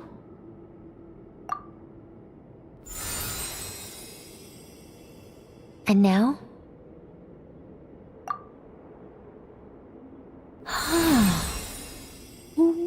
What about now? You guys, it's not a competition, you know. All right, I'm officially impressed. Even as a descender, you can withstand far more than I imagined. It's like I summoned a giant stone titan to arm wrestle you, and your arm hasn't even moved an inch. In my last attempt, I infused 5 times the amount of Kuvaki required. Yes, safe to say, compatibility won't be an issue for you. You're eligible to join. You're next, Mr. Varka. Sure, here goes nothing. All right, I'll start where we left off. 5 times the required Kuvaki dose. Whoa, whoa, whoa, hey, wait a minute. How's it going? No, not great. I kind of want to puke. Feels like I've been drinking too much. A few bottles of wine, then a big stein of Dark Horse, with some hard liquor from Liyue mixed in. You think this is funny? I just lost to a young lady in an arm wrestling contest. I'm never gonna live that down. My apologies. I'll lower the concentration and try again. Oh. How's it going now? I'm not as dizzy as last time, but I can still feel it pulsing around. In that case, you wouldn't be an ideal choice, Mr. Varka. Let's try someone else. Okay, let's go ask some of our other friends then.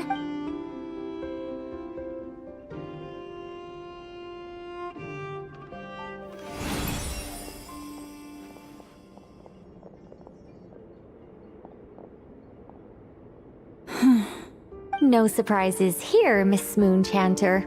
You're perfectly compatible. You may join.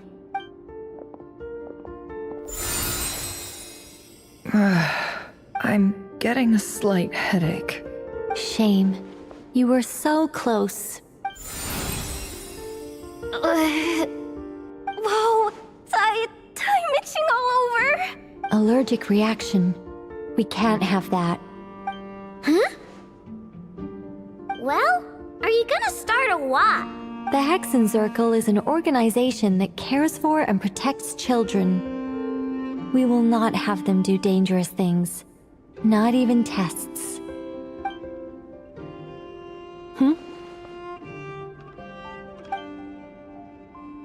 Is something the matter? The candidates have to be human. I guess that rules me out too. Huh. Everyone except the Moonchanter got beaten. Guess I don't need to feel so bad after all. I mean, looks like this isn't gonna be as easy as we thought. Perhaps I could ask for volunteers among the Frost Moon Scions. I'll see about talking to some trusted Lightkeeper colleagues. Itlua springs to mind. In fact, I think we had some former Frost Moon Scions join our ranks recently. Can you give me the scientific explanation for how the test works? I can probably make some kind of test bot. Then we can just zip through Nasha Town, going up to people and pressing a button to check their status. Wouldn't that be way easier? No. Wow! No elaboration for once. How about I contact the Knights of Favonius garrison in the Wave Chaser plane? Shame that Lohan's already left. And that guy's even tougher than I am. Strange. The Moon Goddess is clearly revered by many people. So why is she on the brink of disappearing? She mentioned that the world has rejected her from the very beginning. And when we fought the Reikir of Solnari, it seemed like she exhausted her power for our sake. Also, Paimon's not sure revered is the right word for how people feel about her. Gratitude, certainly. For my part, anyway. It's basic reciprocity. She helped us, so she deserves our help in return. Yeah. even though she looked like she didn't care, she still saved a ton of people, including me. A review of the relevant data leads me to conclude that Miss Columbina is a good person. Yep, you bet! They really think so? I'm super surprised that Columbina isn't her actual name, though. I think it really suits her. It's light and graceful and... yeah, just a really pretty name. I know, right? Unfortunately, that's not our decision to make. Columbina. That was the code name the Fatui gave me. But it also came up in the song I heard when I was born. But... is that really all there is to it? What do I truly think of my own name? Is there anyone left who will still call me by that name?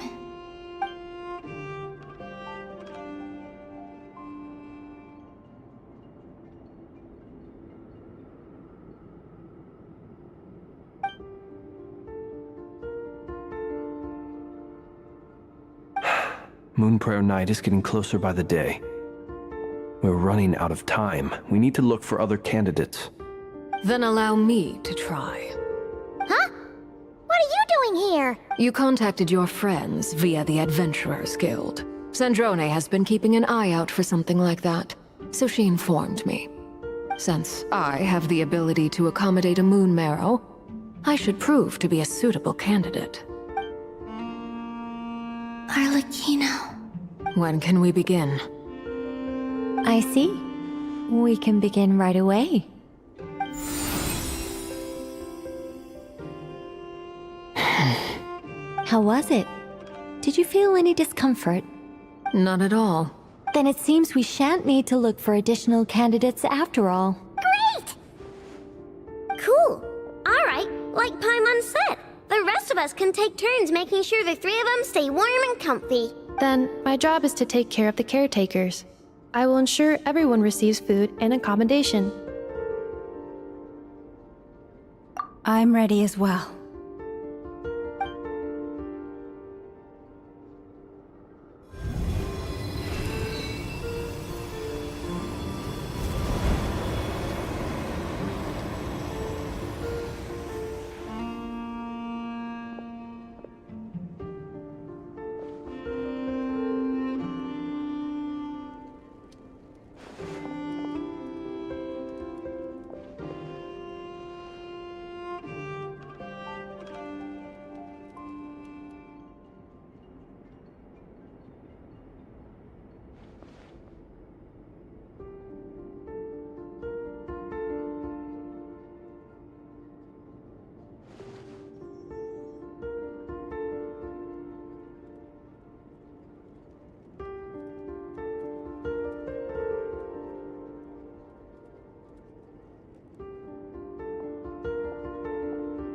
The work is done.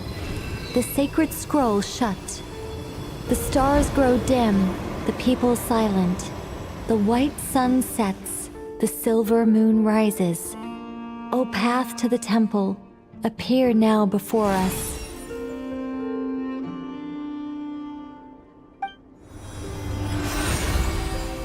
Wow! It really opened! So that's what all this is about. They've been trying to open this gate.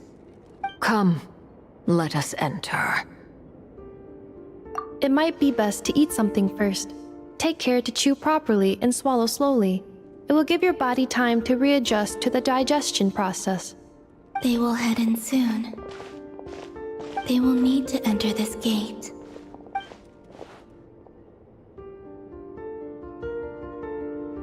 Huh? I cannot pass through.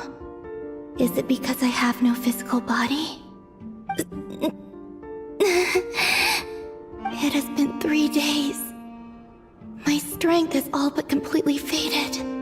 Can I really hold on until Moonprayer Night?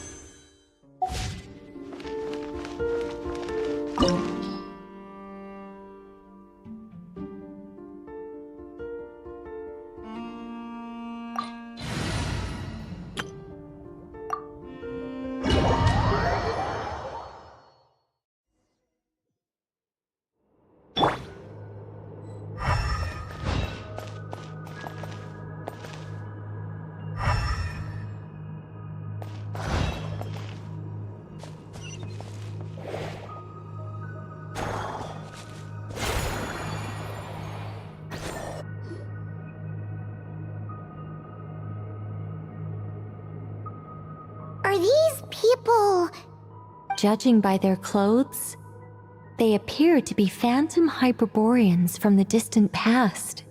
That could mean they have some clues about the moon goddess's name, right?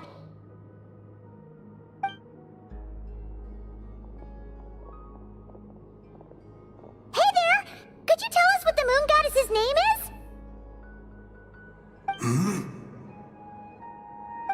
Sorry. That's probably a weird question, huh?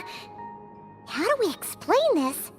The moons are long gone, and their goddesses are dead. Their names no longer mean anything. When a new moon goddess is born, we will surely know her name. We have used every last resource at our disposal. All that remains is to wait, patiently and quietly.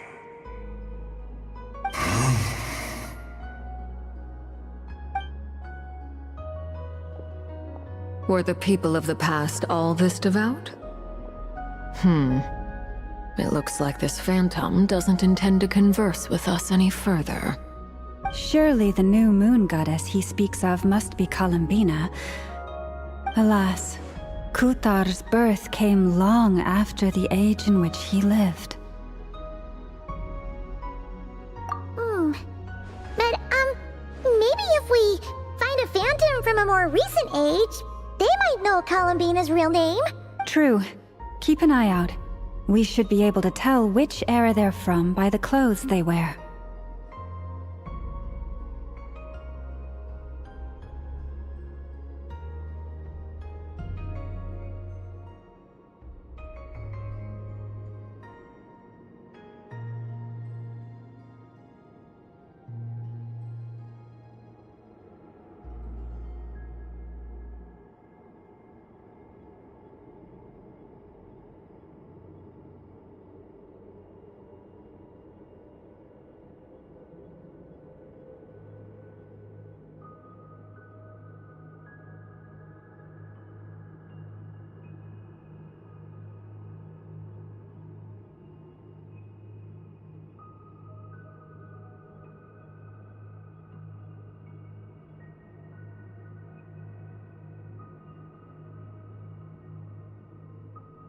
Yeah, you've been pretty talkative this whole time. What changed? Oh, nothing. I'm fine. You all make good points. When the Hyperboreans speak of moon goddesses, they mean the three from truly ancient times. I can't imagine they would know anything about our current moon goddess. There once was a time when the moon goddesses blessed them greatly and protected them from harm. So, when the war between the gods and dragons plunged the world into chaos, it seems they looked once more to the moons for help, praying for a new goddess to be born. Yeah, that checks out. Let's continue on. Who knows what else we may discover?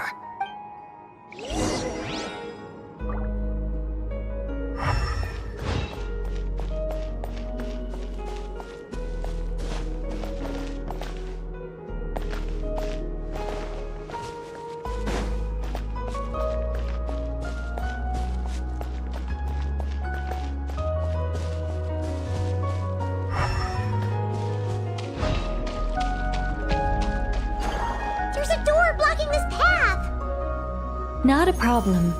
Try this. Whoa! How did that door suddenly collapse? This device was maintaining the door's integrity. Remove the core, and the device stops working. Is this our destination? Impressive. More precisely, this is a device that will help us reach our destination. Let's go. We still have a long distance to cover.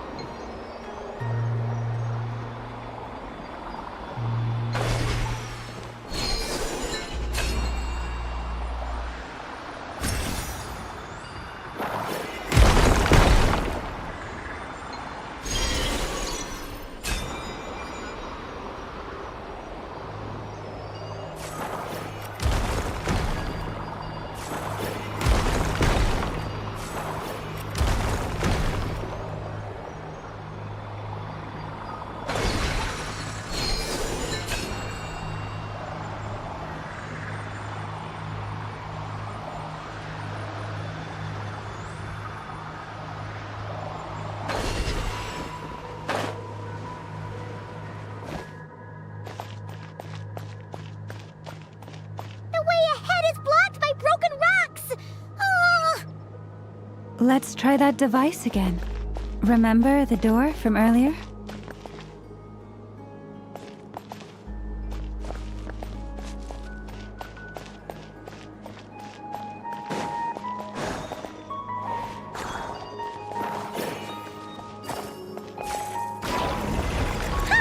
So it works in reverse, too!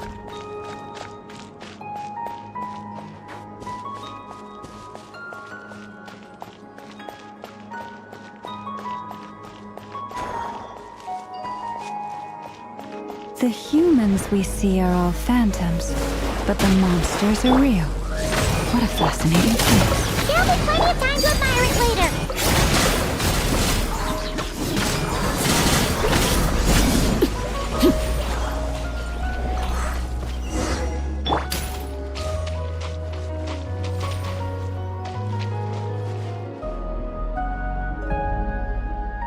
Final warning!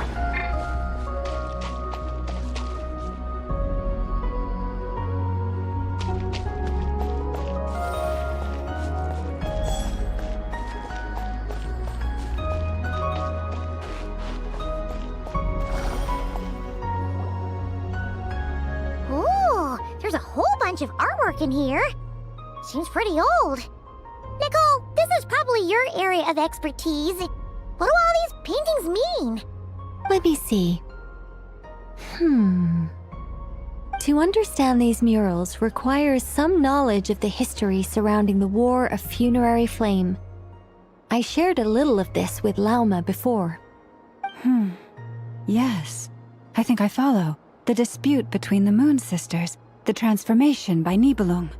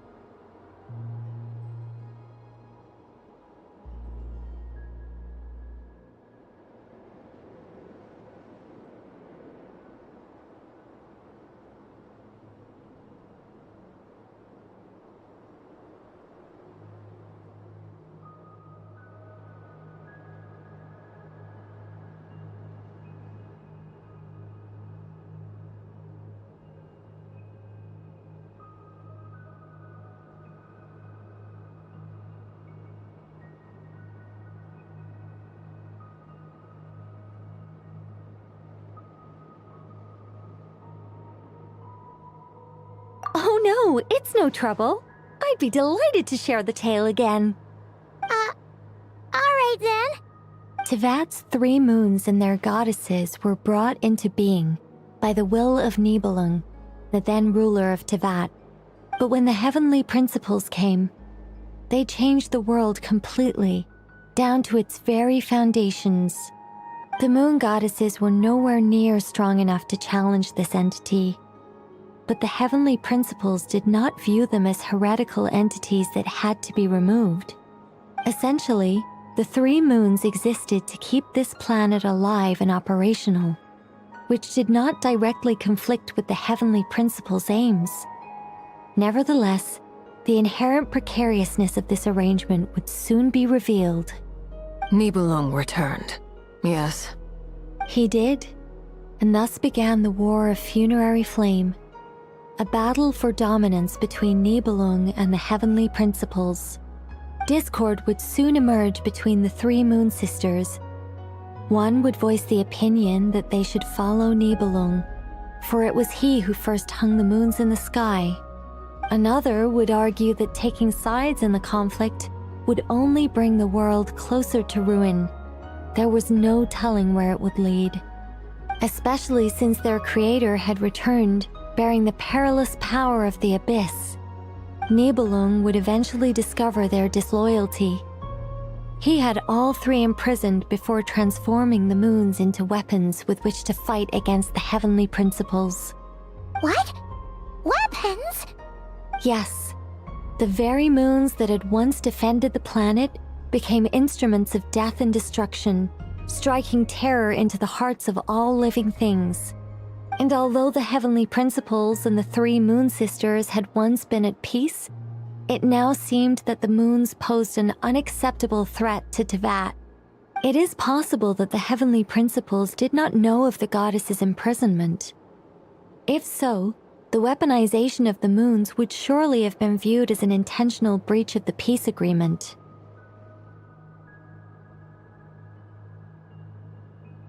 Regardless of who knew what, when, the heavenly principles shattered 2 moons and flung the other beyond the skies. Whether the goddesses managed to escape Nibelung's captivity after his fall, nobody knows. But this much is certain. From that day on, the moons no longer belonged to Tevat. The rejection slowly drained their power until eventually they passed away. So that's the full story. You say the moon ceased belonging to Tevat from then on. Why then would Columbina be born here? That is perhaps due to the lingering connection between the Frost Moon, which was not shattered, and this world. You could see it as the 3 sisters' dying wish. They never desired war. All they ever wished for was to protect this land. I see. If the final fate of the 3 goddesses is as you say, then Columbina faces the same grave danger. Our investigation has yet to bear fruit. We must hurry. Yeah, you're right. Let's keep going.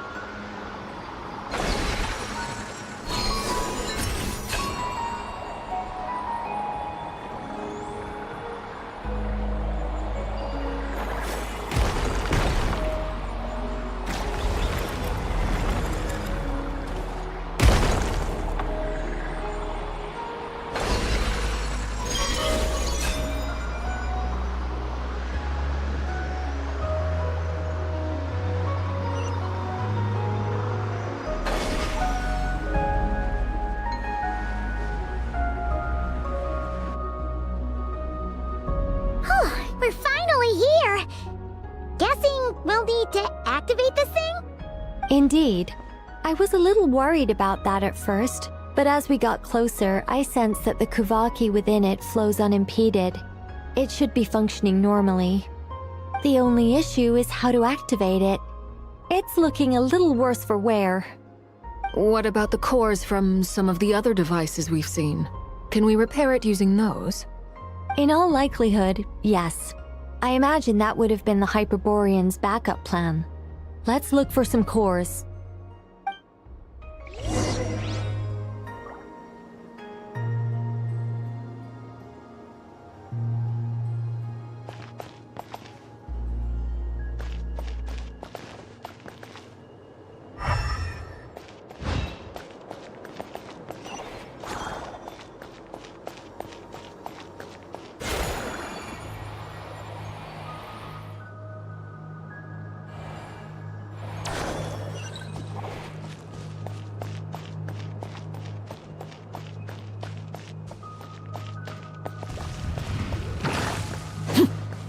Laid bare. Odds revealed! Drop your weapons!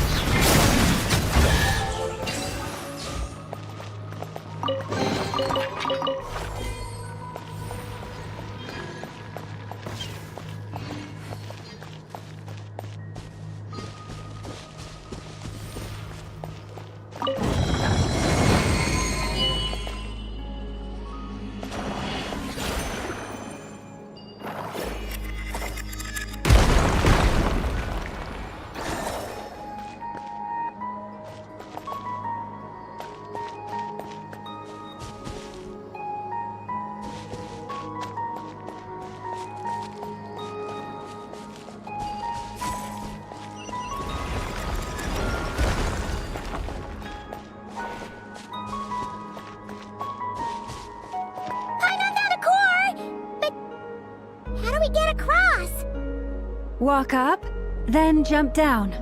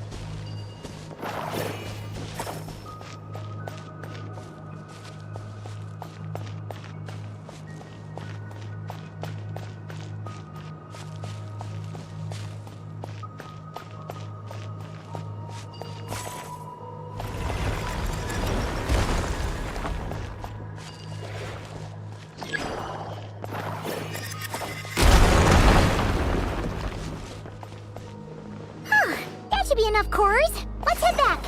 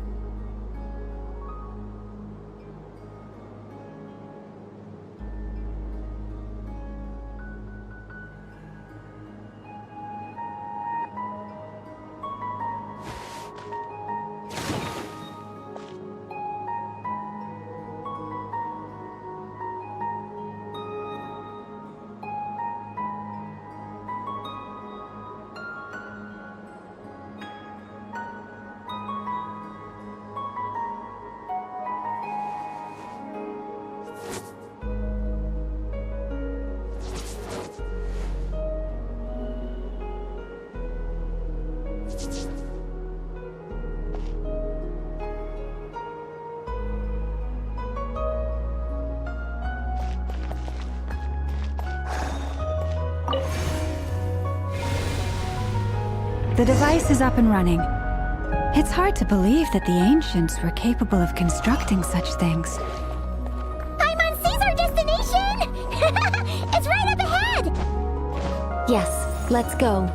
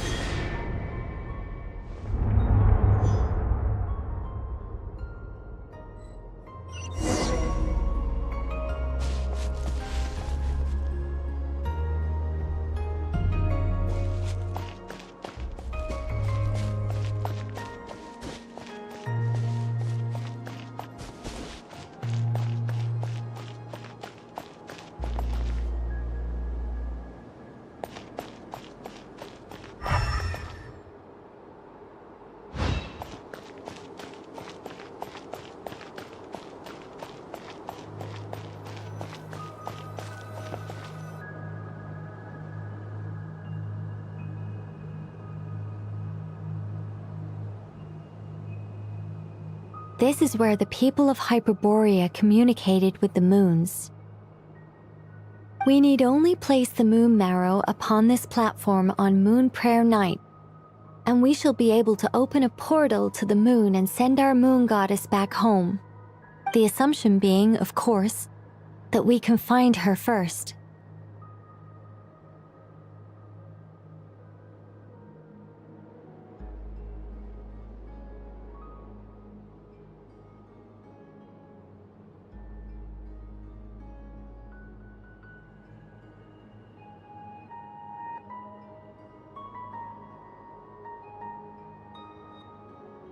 That's right.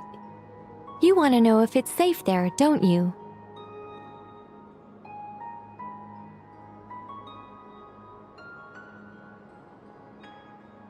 And yet, she has no choice but to return. You know this. Oh, that's not the only issue here. This is the end of the line, right? We've explored everything we can. And despite looking at historical artwork and talking to people from Hyperborean times, we're still no closer to learning Columbina's name. If it's not too much trouble, could you tell me exactly what Alice said to you about finding her name? Oh, sure. What she said was... Then your first job is to find it.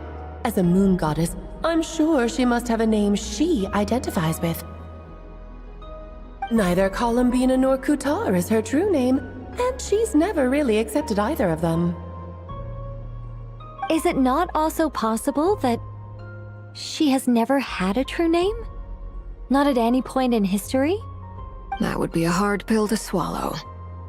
But at this point, we may have to accept that that is the truth. No one knows how she came into being, and she certainly doesn't have parents in any sense that we're aware of. Perhaps she was never granted a name at all. But does that mean there's no way to get Columbina back? She's just gonna disappear and there's nothing we can do about it? Huh? Wait, why all this pessimism? Was it the way I phrased this question? You all seem to be taking this in completely the wrong way. Well, just because she's never had a real name in the past doesn't mean she can't have one now. What?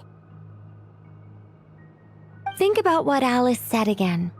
She never once said that you'd have to find a new name, did she? Are you saying what I think you're saying? Yes. Names are anchors that connect us to the world. If she doesn't have one already, then all we have to do is create one, no? It's like... yes. Traveler, when you first arrived in Teyvat, do you think you would have turned around if someone behind you shouted, "Hey, Tumaini"? But what about now? I understand what you mean. Life is a long journey. Even the friends and family by our side can change over time. When people call you by different names, what matters isn't so much the words themselves, but what they symbolize, and of course, whether that resonates with you. Lumine. So, close your eyes and picture the moon goddess in your mind. If you were to call out to her in this moment, what would you say? Columbina. Columbina. Paimon would call her Columbina too. Well, she has long forsaken everything that Kutar represents. I think from now on I should call her Columbina too. Well, it sounds to me like you found your answer. Are you sure? Is it really that simple? We haven't found her this whole time, and not for lack of trying. For a journey like this, the process is every bit as important as the outcome. Had you not searched far and wide, rejecting every other answer you were offered, how could you have come to an answer you felt was finally correct? Oh, it all makes sense now. This has Alice's fingerprints all over it. Are you suggesting that Mage knew from the start that Columbina never had a real name to begin with? I can't say for sure. But I can definitely imagine her chuckling in satisfaction somewhere right now, saying, "Ah, what fun." Llama! Your antlers! You should hurry. The festive moon has begun to rise. Do not worry, for when you called the name Columbina just now, I could sense that the power within was enough to summon back the moon goddess. The power within what? The name? Yes. So, the thing is... What's wrong now? This is so annoying. I really want to explain how that whole thing works. Starting from the founding principles of Teyvat and... Oh, I could talk about this for hours. But... Deep breaths, Nicole. Deep breaths. You're an angel. A sober, sensible, solemn angel who has her priorities straight. Okay then. Sorry for asking. Clearly a bad call on Paimon's part. Anyway, you all need to hurry. Last thing, remember how it felt when you called out that name. Then it is agreed. By the name Columbina, we shall find her. Then we'll throw her the best Moon Night party ever! And at last, we will send her home.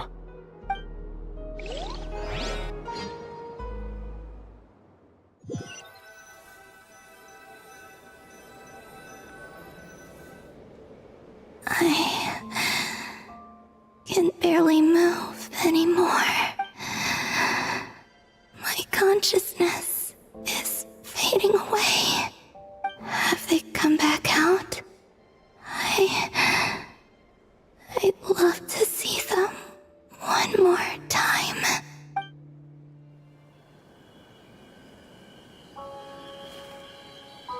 They didn't make it.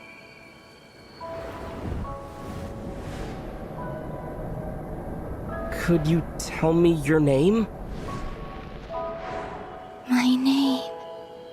My name is... Columbina!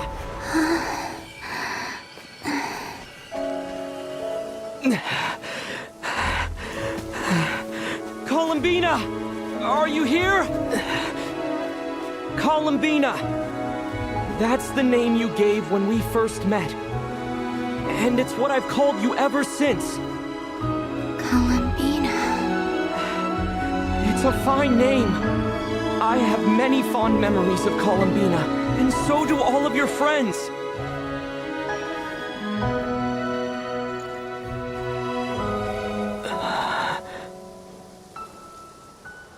If you like this name...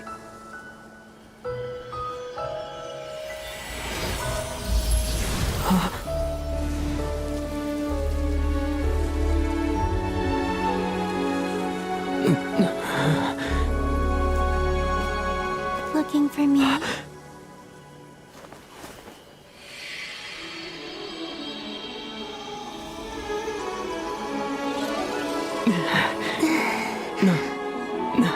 I like it. You can carry on using it.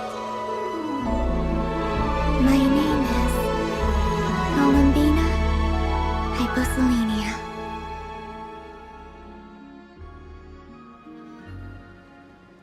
Columbina Hyposelenia. That's a wonderful name. I never thought that Columbina would become my real name. But after I met you and my other friends, the things that this name stood for slowly began to change.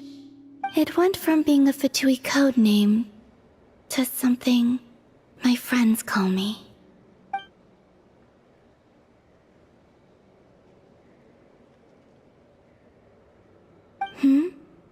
What is it? Why aren't you saying anything? I'm just so happy for you. Thank you. So, where's everyone else? We can go and meet them very soon. Everyone went to different places to try calling your name. Great. I'd like to thank them as well. Everyone's done so much for me. Searching for my name, entering those ancient ruins. Huh? Wait, so you were... Yes, I was there. Not physically, but my consciousness was still holding on. I followed you the whole way. Starting from when? You turned around and called out my name while you were in Nasha Town. Do you remember?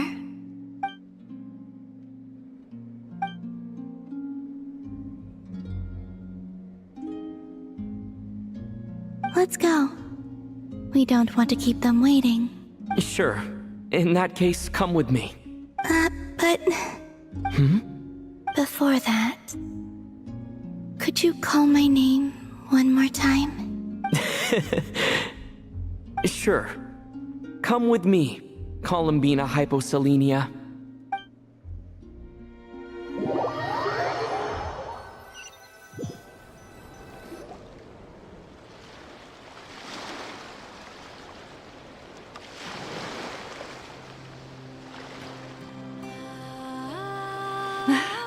Columbina!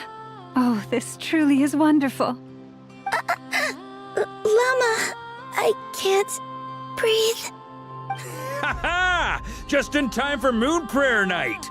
It's good to have you back, Miss Columbina. Yeah, we were worried sick. Thank you, my friends. With your help, I now have a name that belongs to me. Columbina Hyposelenia. Where's the second half from? You added it yourself? That's right. It means... Born beneath the moon. Yes. And by extension, it can also mean born beneath this world. A fine name. Now, as much as it pains me to interrupt this beautiful reunion, I feel obliged to remind you that the Moon Prayer Night celebrations in Nasha Town have already begun. Don't you want to enjoy the festivities? There's so much to see and do. And some of the ambient lighting and entertainments were sponsored by the kind souls in the Hexen Circle. Nicole? Why have you turned into Dodoko? So you're Miss Nicole. Thank you for helping us, and for helping me find my name. It's nice to finally hear your voice. You're quite welcome. Guiding lost people to hidden treasure is what we Seelie do. And if you ask me, spiritual treasures are far more precious than material ones. Chests are all well and good, but this was what it's all about. Ah, so satisfying. Anyway, I had to go help Alice. It seems like she ran into some trouble. That's why I couldn't be here in person. But don't worry, we're with you in spirit. We'll be celebrating right along with you. Keep an eye out for the Hexen Circle's festive stalls in Nasha Town. I think you'll like what we came up with. Alice said she even managed to rope B in this time. The Frost Moon Scions have also prepared various attractions. I believe Aino and Effa and their crew are setting things up as we speak. On that note, Nefer, about that request I made. It's all in hand. Yehoda is on site to ensure that everything goes off without a hitch. Wonderful. In that case, Traveler? Huh? Come on, Columbina. It's time to celebrate the best Moon Prayer Night ever.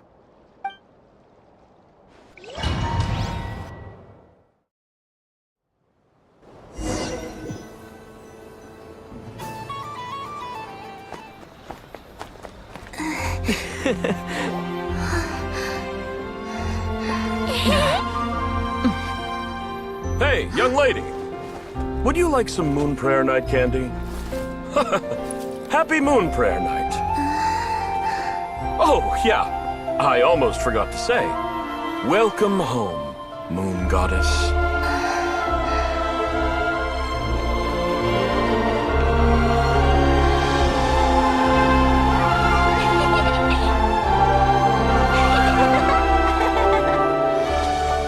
Welcome home, Moon Goddess. Welcome home, Moon Goddess.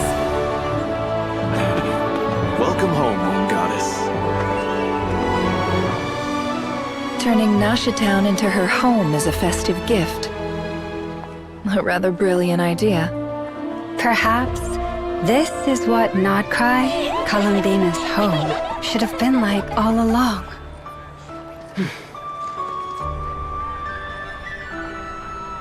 Thank you for the gift. I like it a lot.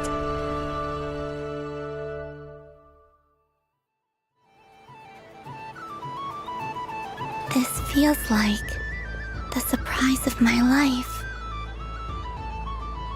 I do. I never imagined I'd ever get to enjoy Moon Prayer Night with everyone so freely. If you're happy, we're happy. Quite a strategy you came up with. Hide the tree in the forest. It's not your usual style, Lauma. Is there something about Moon Prayer Night that enhances what's in your head as well as the antlers on top? Apparently so. It even inspired a perennial penny pincher to use their resources for a greater cause. It truly is a magical festival.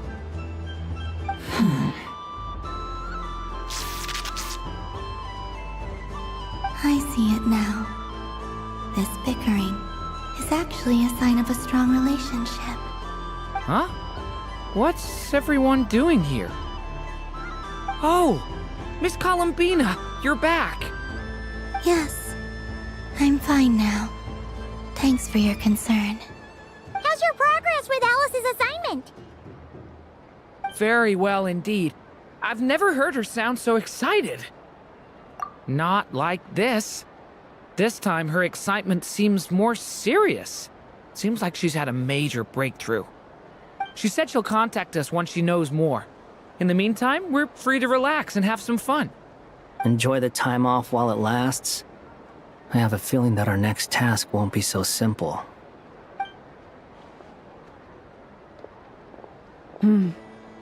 I should go.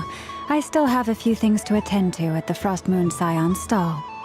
And I think I'll take a look around. With any luck, this once-in-a-year festival will come with once-in-a-year opportunities. Hold up a second. Where's Varka? I believe he made a beeline for the flagship the moment he entered Nasha Town. Ah, that's Mondstadters for you. They know what they want when festivals roll around. Goodbye for now, Columbina. I hope you have a wonderful night. I will.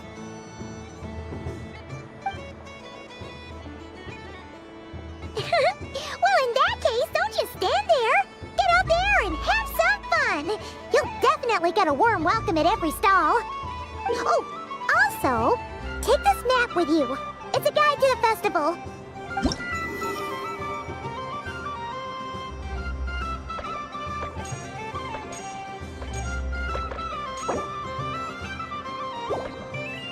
The Frostmoon Scion stall is over here.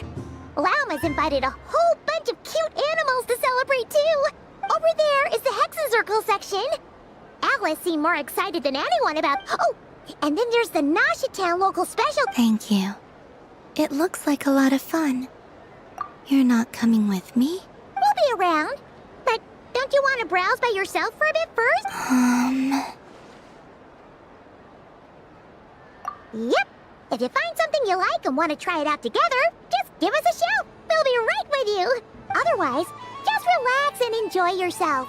There's so much on offer, so try to experience as much as you can.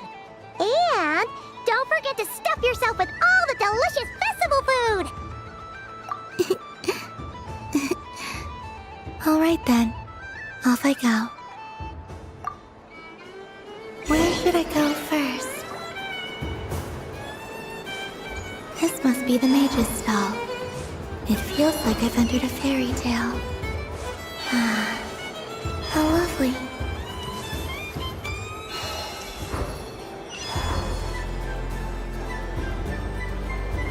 But I was aiming right at it. Aw, what a pity.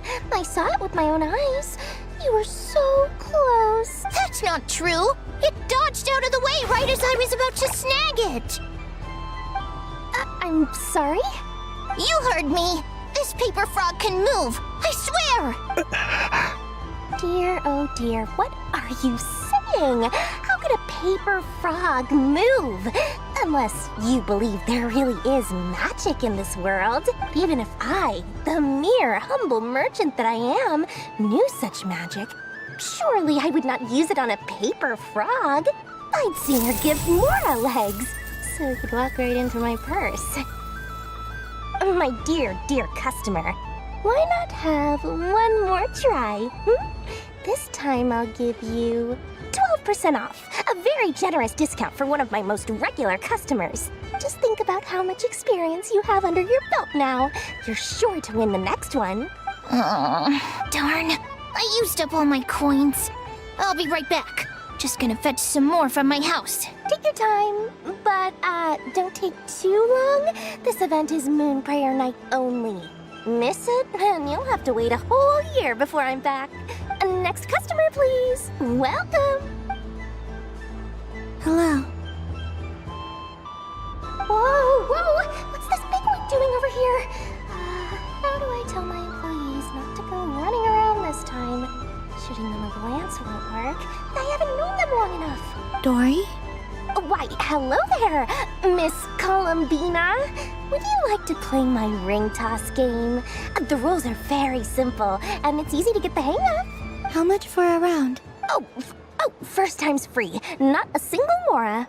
After that, well, we can cross that bridge if and when we come to it. But with your sharp sharp skills, I'm sure you'll win all the prizes in one fell swoop. That was an obvious enough hint for them, right? Right?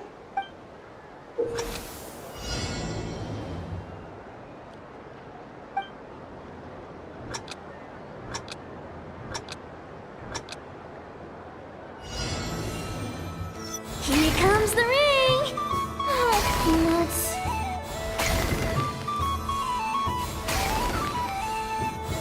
Change tracks! Roselle, should we move or not? Just a tiny bit. All right, then I'll sugar plums, not the clock hands. Let's see now. Let's see. Wow, very good. That's the highest score we've had all night. And here's your prize. Now, how about another round? As for the cost... Happy Moon Prayer Night, Miss Columbina. Happy Moon Prayer Night, Durin and Hat Guy. Are you here to play the game? Yes.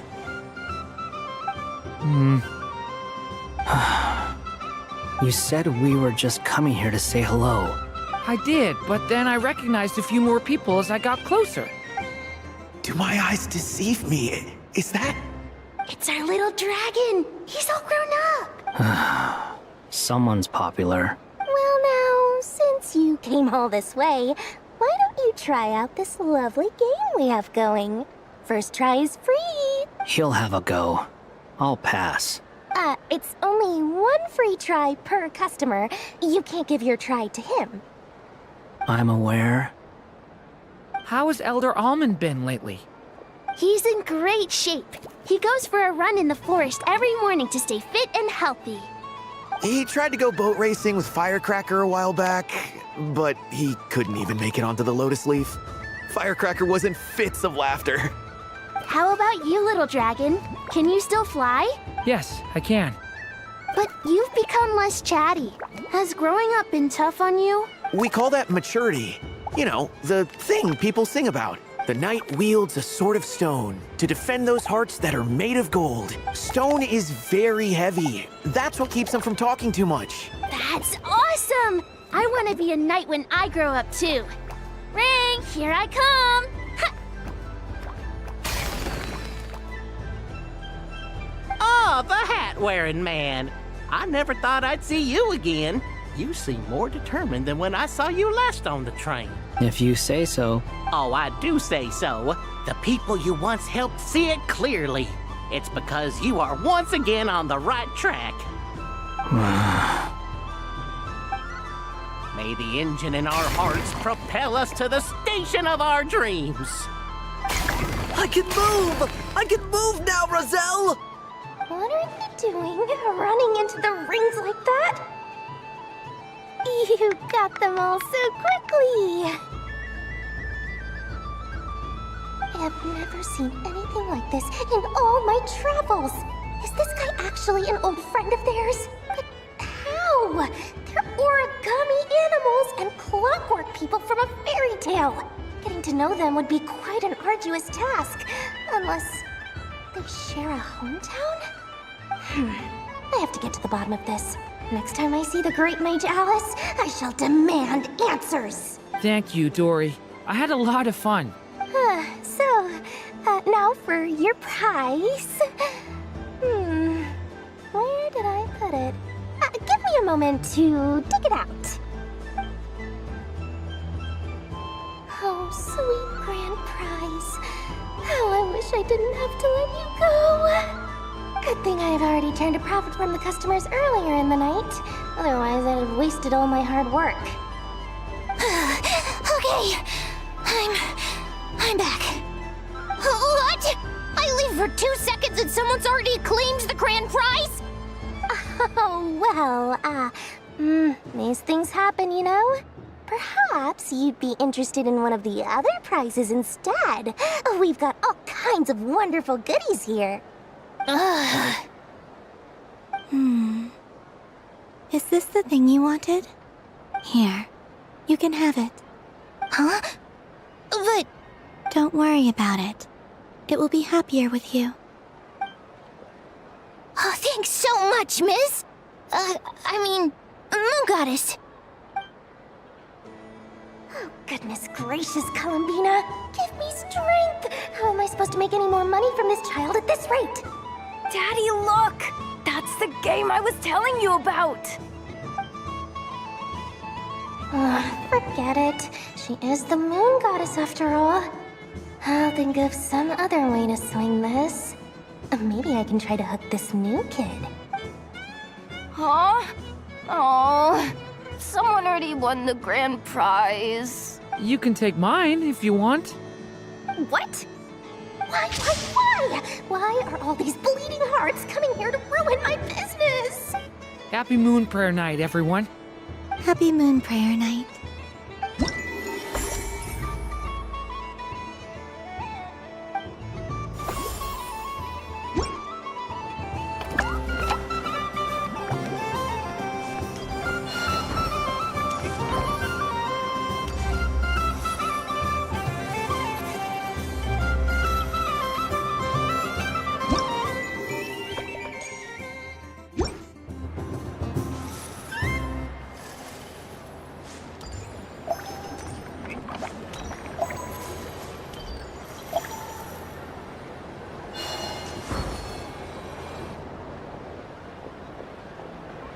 Dodoco's Whirligig!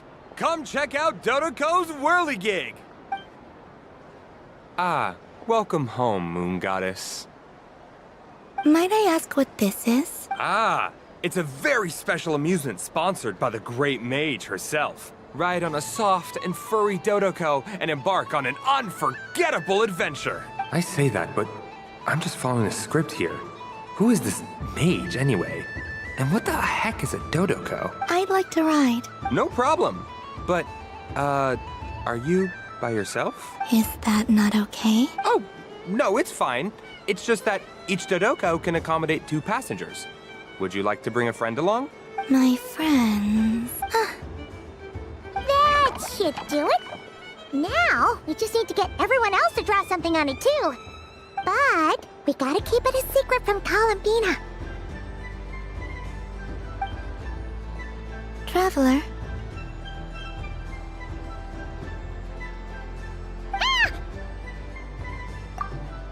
I want to go on that ride. Will you join me? Let's go then. Don't worry. Paimon will do the rounds. You go have fun.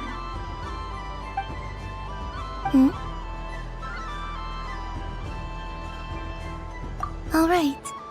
I think we have to wait in line over there. Please take your seats. For safety reasons, you mustn't try to leave the ride before it comes to a complete stop. All right, you're all set. I wish you both a wonderful journey.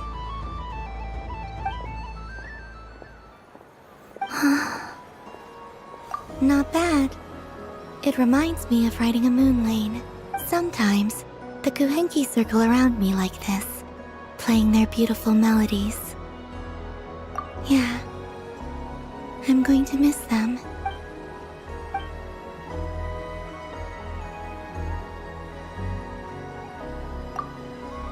It does. I've felt scared in the past, too. But this is a little different. You know something? I got to see a lot of fascinating things during my disappearance. I saw how the Frost Moon Scions act around their families. So different than how they used to act in my presence. And I also saw how they interact with their friends. It made me curious at first. Why do people act so sincere when they're worshipping gods, but save their truest, warmest feelings for each other? Slowly, I came to realize that it's because they trust one another. They know, deep down, that they'll be accepted for who they are. All of it. The good and the bad. I know. I knew it the moment you started calling out my name. What I fear now is the end. I fear losing all this the very night I have gained it.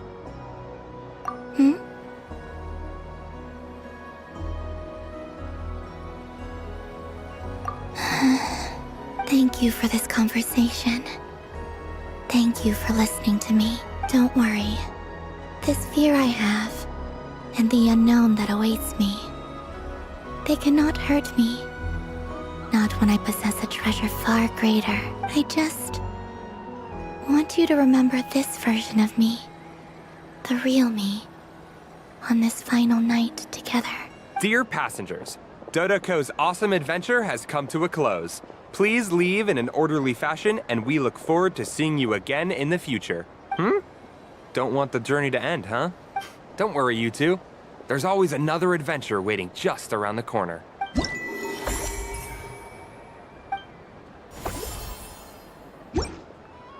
So this is the Frost Moon Scions area.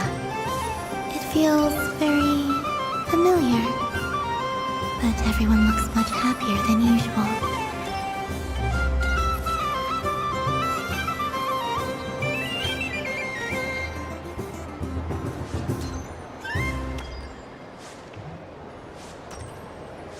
What's this?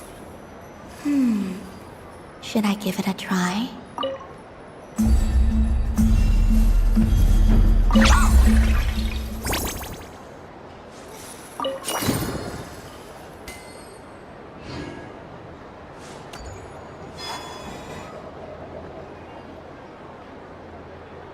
I wish for a never-ending supply of Laka berries. What a humble wish. Probably written by a child.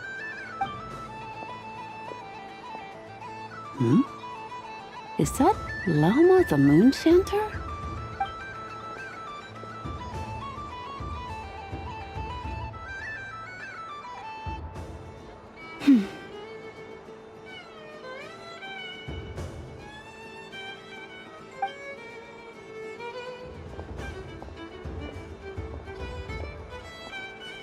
I wish that the long plume ibises would stop biting me. Oh dear, poor Lauma. All right, I'll write that one down for you. I got it. While everyone else is celebrating Moon Prayer Night, you're as busy as ever. I don't mind. It's rewarding work. A good kind of busy. My antlers are at their heaviest tonight, and the Kuvaki waves are especially strong. But as I help these dear friends hang their wishes up, I feel a great peace within myself that is hard to describe. You see, they are all such beautiful wishes, and they are ones that we can fulfill by our own strength. Do you blame me, Lauma? I want to hear your honest answer. It is by the help of so many people that I can return to the moon. But I feel as though I've hardly done anything in return. You've done plenty, Columbina. I say this in earnest, both as someone who knows your history, and also as a friend who has seen what you've been through. What about as a moon chanter? I feel proud to honor our moon goddess's wish. And I'm sure any moon chanter in history would have felt the same way. Thank you for your kind words, Lauma. But... Since you asked for my honesty, I won't lie to you. My feelings are mixed right now. Besides pride, I also feel... I suppose it's a reluctance to let go. Once you return to the moon, we will be far apart and separated by a false sky. I'm sure those of us left behind will gaze up at that sky, yearning for the moon once in a while, just as you used to do. I will miss you, Lauma. I will miss you all. I hope to stay in touch. I will try and find some way to send messages down from the moon. Perhaps you could use Kuvaki. I've heard Yehoda say that signals can be sent using long and short waves, or strong and weak lights. That sounds a little complicated. What if we forget what the signals mean? We could prepare a codebook beforehand, but... You're right. It wouldn't really suit you. Still, whatever happens, I believe that you will find your own unique way of communicating with us. And now that I think about that, my heart feels lighter. Because you trust in me? Yes. I have faith in you, and in the power of truth. In my experience, the truth tends to be difficult. But that's what makes it stand out from what is false. So I'm confident that your thoughts and your love will shine through the curtain of lies. We will know it when we see it. Thank you. Now, could you help me hang up my wish? Is this? I wish that all who dwell in this moonlit world can find a place to belong. And I wish that I shall one day see my friends again. It's 2 wishes. I hope that's not too greedy of me. Not at all. And I think you speak for us all with the second one.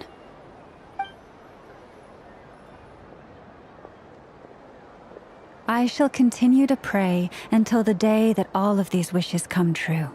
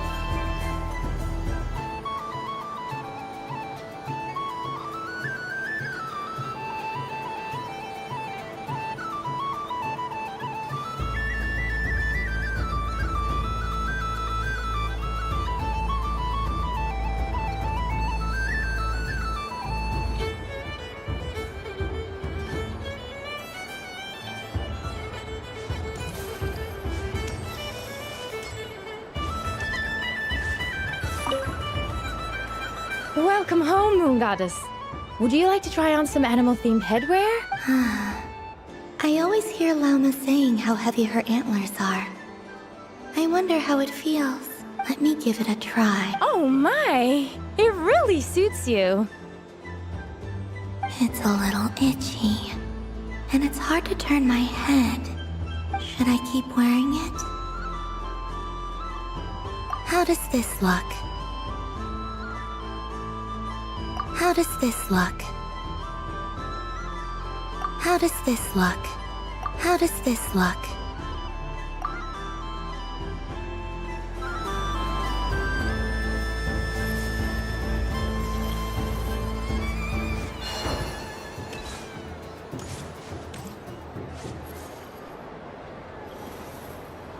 Wow, the Frost Moon Scion stall looks kind of plain, but it's pretty cool once you get into it.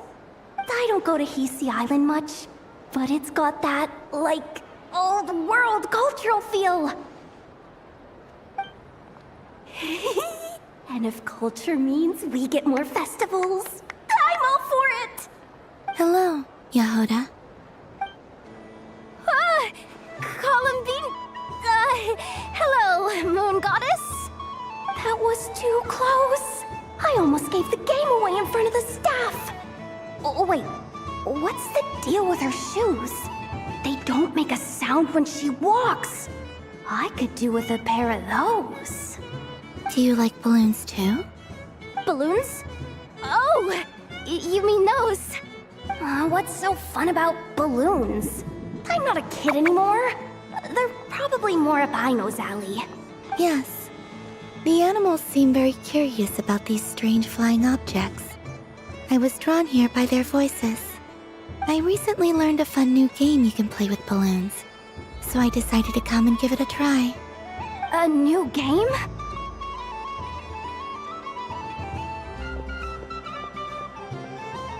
Hello. Welcome home, Moon Goddess. Here to buy some balloons? Yes. Could you give me a few that haven't been inflated yet?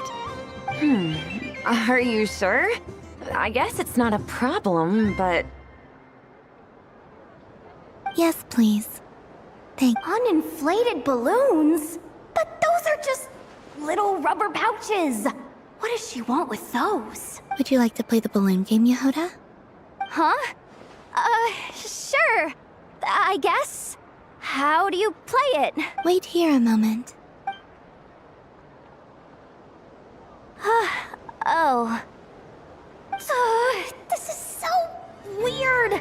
What have I gotten myself into now? I thought I saw Columbina nearby. Uh-oh! That's the Fourth Harbinger!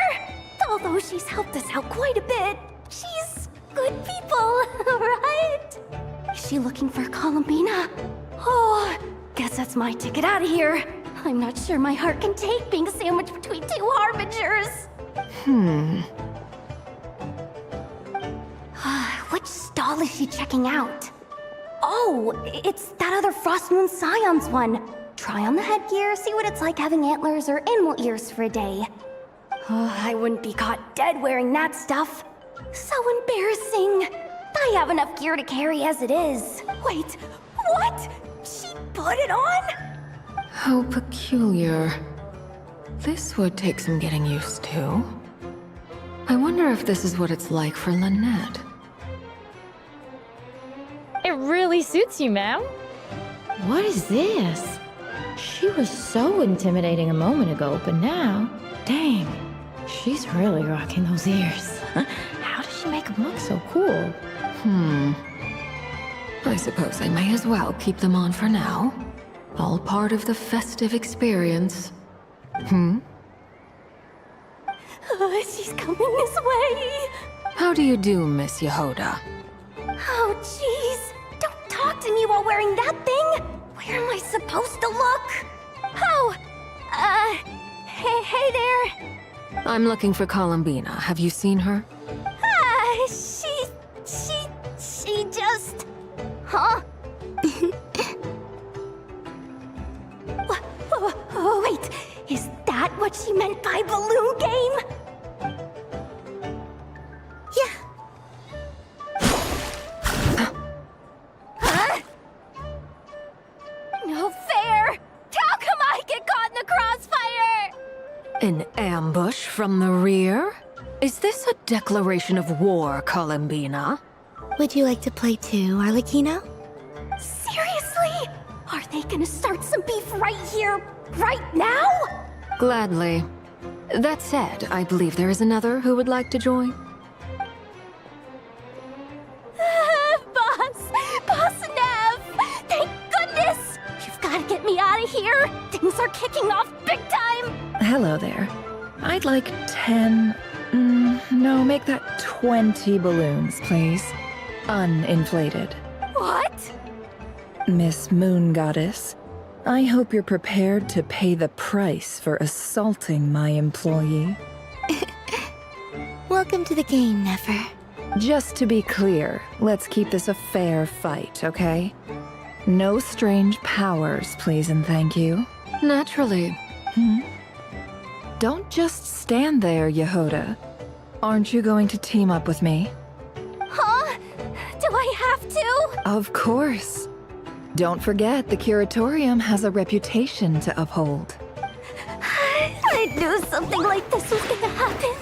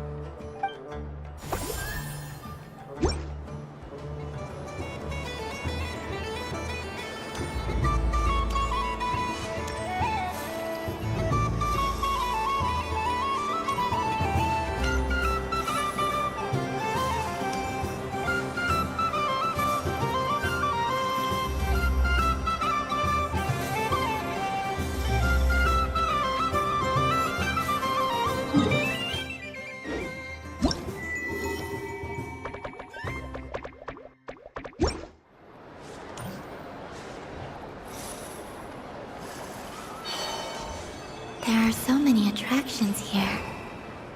Since I rarely get out, I might as well make the most of it.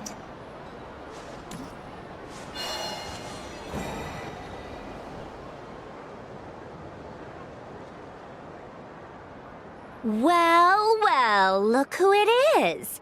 I heard someone went and disappeared on us the moment we let her out of our sight. They looked all over for you. Frankly, I didn't think you'd be back for Moon Prayer Night. Were you worried about me, Sandrone? You would like that, wouldn't you? Do you even hear what you're saying? It seems to me like you disguised yourself with festive headgear, just so that you could come see me on Moon Prayer Night and make sure I'm okay. You didn't even bring Polonia with you. You? Ugh, I thought you couldn't see. I cannot. But I sense the confusion of those around us rippling through the Kuvaki currents. Based on what I know about you, let me guess what you're wearing. Is it cat ears? Shut up! I'm only here to protect the Fatui's interest in this territory. Running into you was pure bad luck. Really?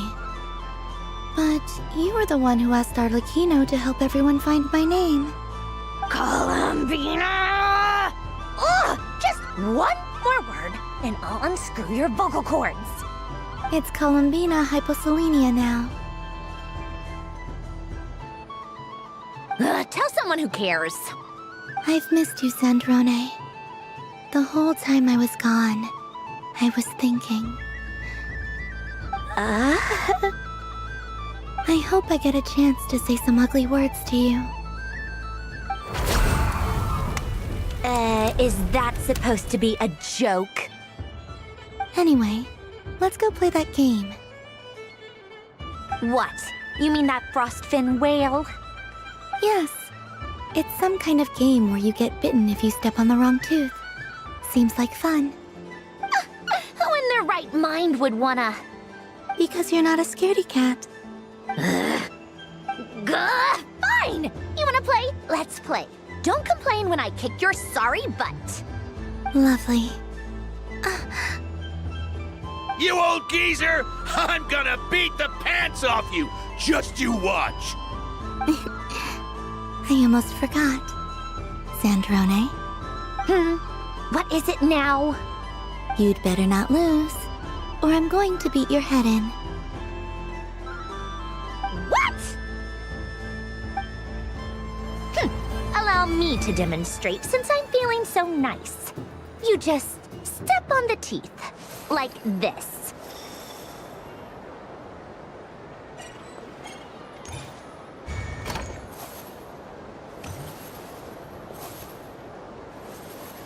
Which should I pick?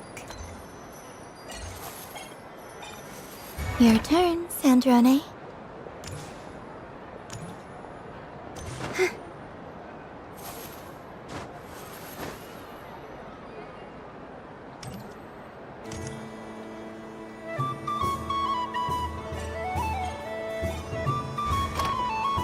Don't come crying to me if you get bitten.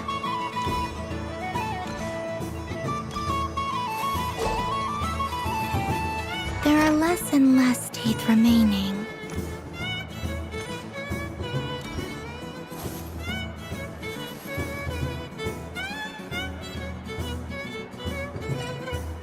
Huh? What's that noise?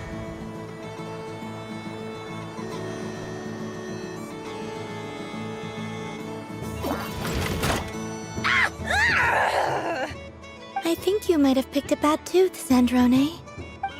Shut it! Do you need any help? It seems like you're stuck. No! It's just a blasted toy! How is its grip this strong? Stop laughing! All right. Well, you lost. So just like I promised. Hey! What are you doing? Are you seriously? Hiya! Why, you... Oh, just you wait! Rematch! Are you all right, Sandrone? That was quite a strong bite. Are your clockwork parts? Quit your fussing! I don't need it! All right. I'll go first this time.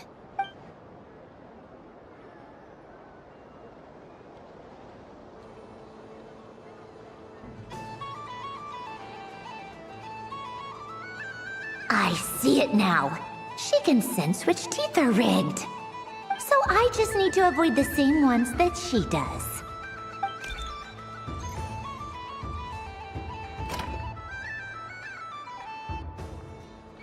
This one...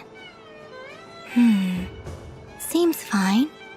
She avoided that one then? Now I've got you. All right, my turn.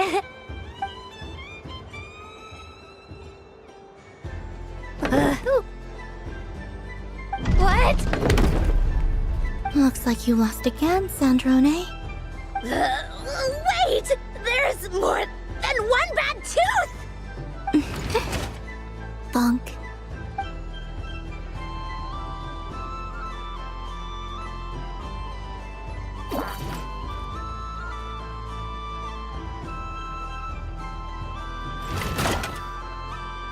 Stupid game! What idiot came up with this?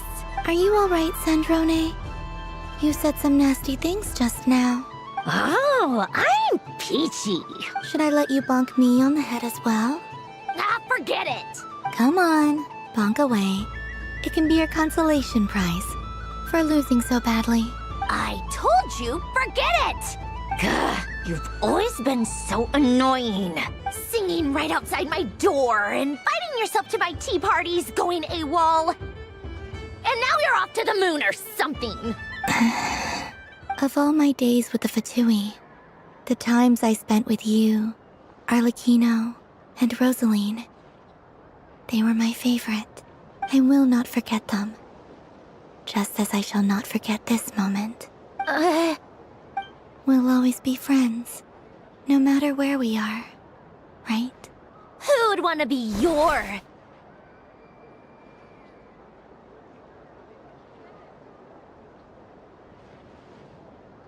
miss you, Sandrone.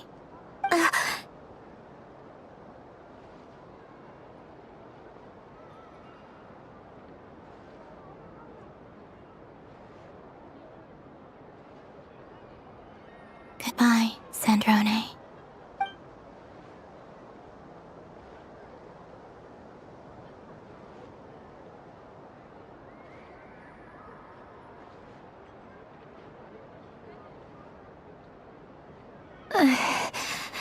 I'll miss you too, Columbina. Sorry, what was that? Ah! Ah! Yeesh! No need to freak out. What's wrong? We've been looking everywhere for you. What do you want? Oh, nice ears. What do you want? This. Huh? It's your turn to draw something. You're one of her friends too, aren't you?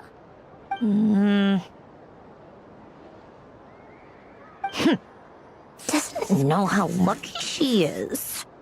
Sorry? Nothing. I'm done. Take it. Oh, that was fast. Oh, and one more thing. Last time we spoke, you mentioned you were interested in the Narcissan Kreuz Ordo's research, remember? There were too many people when we last met, so we didn't get the chance to do this. What are you talking about?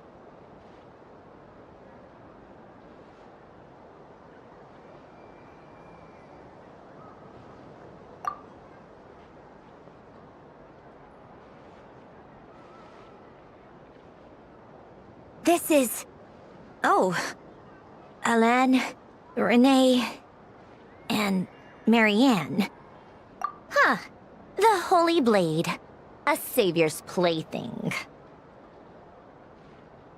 It's not about whether I approve or not. These people, they would sacrifice themselves for the sake of the world. Especially Alain Guillotin and Renee. That is something I would never choose to do. Still, I didn't know they had any pictures left from that time. If I'd have thought to bring a camera, I'd have... What? Yeah, of you being bitten by the frostfin whale and Columbina bonking you on the head. Tear it up! Now!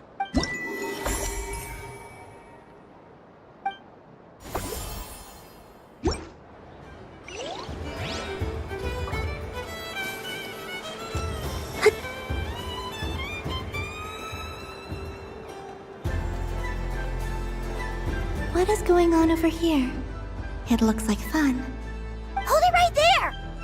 You can't run away from me, Moon Goddess. Are you talking to me? Of course. Do you see anyone else here dressed up as the Moon Goddess besides me and you? Hey, come on! Call me by my title. Happy Moon Prayer Night, Moon Goddess. And the same to you. Anyway, there's no time to waste. Get ready for the duel of a lifetime. Duel? Meet my partner, Stacko. Come on out, Stacko. Well, don't just stand there. Let's see your partner. Partner?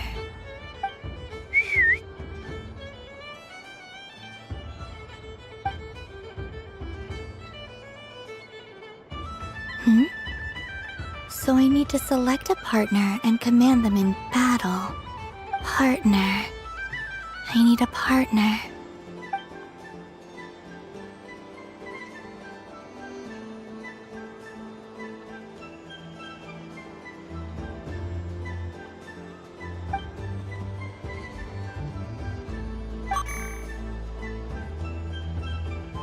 Whoa! Am I seeing things? Where'd you get a Kuhenki? They're super rare. That's great. But you can only bring one partner to battle against me and Stacko. No ganging up allowed. They all look so eager to be picked. Which one should... This one usually lives in Nasha Town. She likes falling asleep to the sound of striking hammers. And I bet she's quite familiar with robots' weak spots.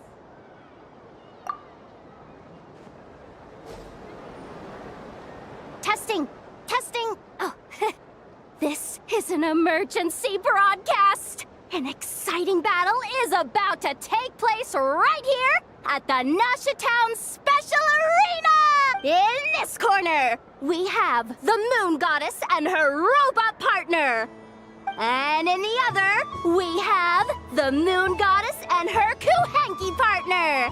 Only one Moon Goddess can be victorious in this ultimate battle of destiny! But who will it be? There's only one way to find out! Now, without further ado, let the Battle of the Moons begin! I don't care who we're up against. Stacko and I ain't gonna lose. Let's strike first.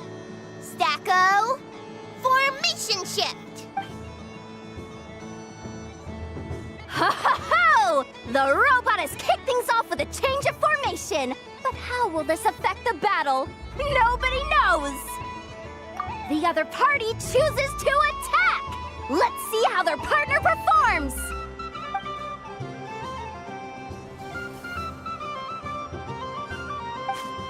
Stacko! The attack lands! And if those sizzling sounds are anything to go by, it was very effective! Okay then. Stacko, maintain formation and enter your empowered state. Empowered state! There we go! Now we're talking! Absorbing the immense Kuvaki present on Moon Prayer Night, this lean, mean machine has greatly increased its offensive power!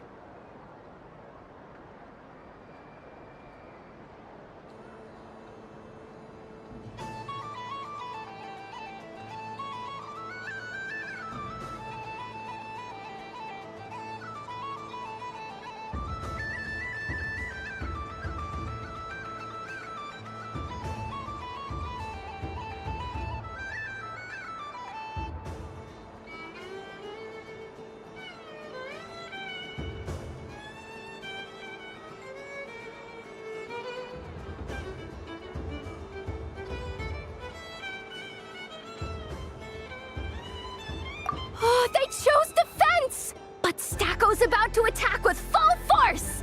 Is it too little too late? The battle is heating up fast! I'm about to start sweating machine oil over here! Go for it, Stacko! Set Kuvaki to maximum! Can their opponents withstand this blow? And what will this Moon Goddess do? Don't be afraid. Fight however you wish. It's a moon lane! A deft use of a moon lane allows the Kuhenki to dodge the blow! And now it's spiraling around its foe in circles! One loop, two loops! The robot's screen is bugging out! It's getting dizzy! Stacko! Oh, Stacko is down for the count! Our winner is the Moon Goddess! The slightly taller one, I mean. You did your best, Stacko. I'll take you to Ainos for a checkup right away, don't you worry.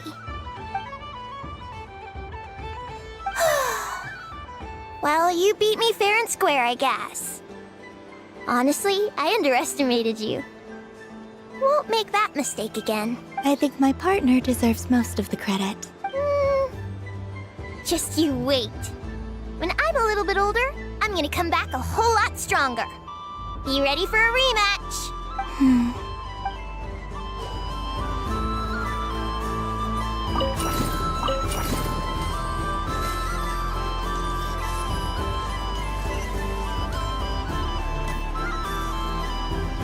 Moon Prayer Candy! Beautiful, tasty Moon Prayer Candy! Buy a whole box, share it with your friends and family! Candy? To share? I wonder what flavors everyone would like. Welcome home, Moon Goddess. Fancy a box of moon prayer candy? Sure. I knew you would. Now, what flavor would you like? I'm not sure. What flavors do you have? Is this for yourself or as a gift? A gift for my friends. Ah, I see. In that case, I'd recommend apple, lockaberry, or midsummerberry. Those are the most popular. Do you have nocturnal blossom flavor? Huh. I've seen couples give those as gifts before, but I did not know they were edible. No? Okay then. Moonfall silver? You did say this was for friends, right?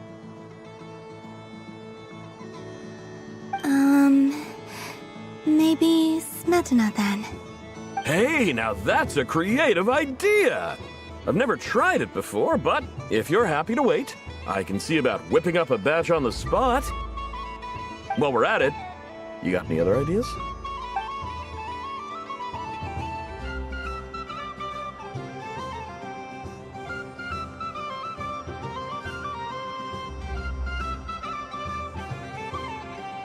Here you go. Every flavor you asked for is in there.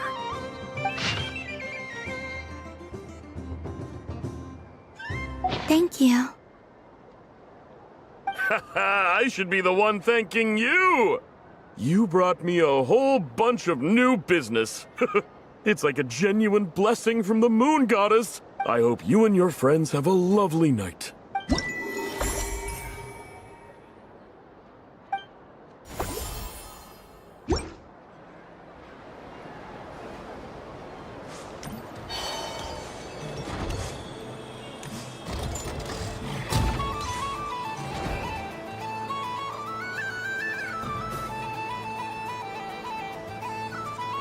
This doesn't make any sense! How am I losing every single time? Wait, Inefa, you're cheating, aren't you? Yeah, that must be it. I am not cheating, Aino. Uh-oh, sounds like Inefa's turning into a big baloney bot. I think it's time for some serious maintenance. Moon Goddess, help me. Miss Columbina, Aino is attempting to cheat. What the? I'm not the cheater! You're the cheater! How dare you throw it back at me?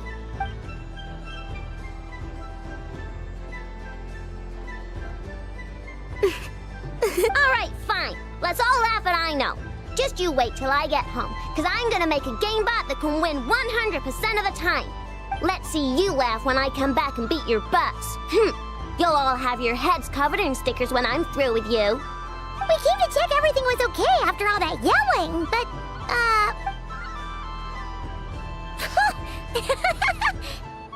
Whatever it is, it sounds like cheating is allowed. Kuhenki concentration. Each player starts with differently colored Kuhenki. Each round, they draw one Kuhenki from their opponent. When a player has two Kuhenki of the same color, they make a pair and can be discarded. Any that can't form a pair must be kept. The round ends when a player can't form any more Kuhenki pairs, and that player gets a sticker. ooh, can 4 people play as well? That is fine, so long as the turn order is fixed beforehand. Alrighty then. In that case, the 2 of us will join as one team. Okay, but if you lose, you're both getting stickered. I don't want to hear any excuses. Sure. And if we win? If you win, only one of you gets to sticker someone else. I have taken to calling this. I know logic. Hey, lay off me, alright? Okay, so we're starting the game from scratch again, which means all my stickers so far don't count. Looks like Luonatar is the Kuhenki of honor for this game. Anyway, let's go clockwise, starting from Inefa.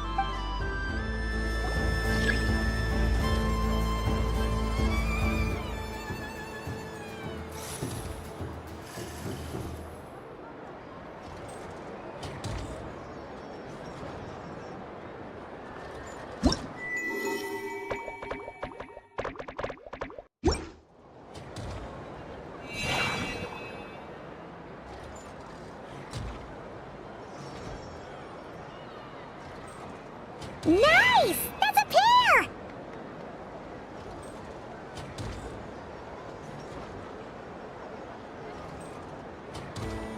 Go, go, fly!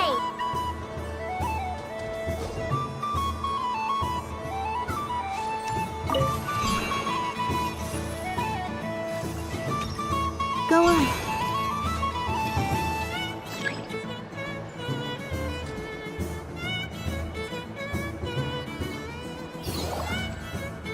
I have a pair.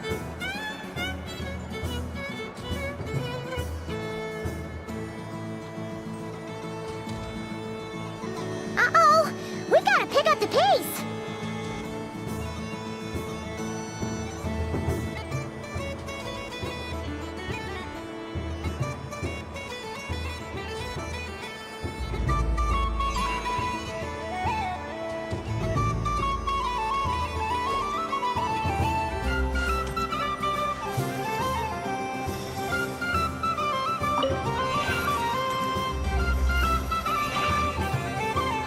I win.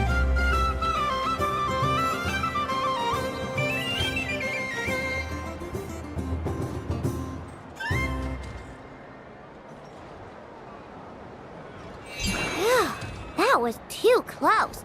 I thought I was gonna lose. Good luck, everyone. Aw, we're out!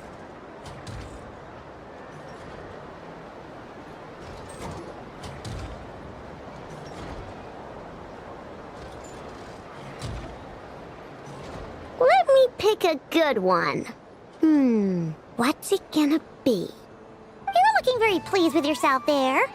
What happened to being a huge Grumposaurus? I won. Duh.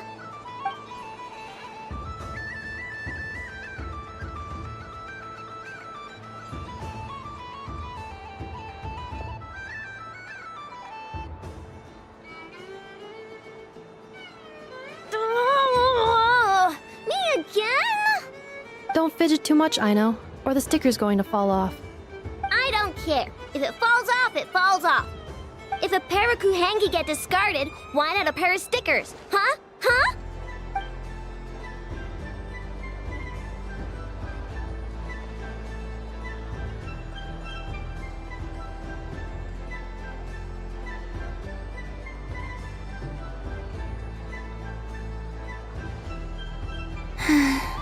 I've lost. Sticker, sticker, sticker!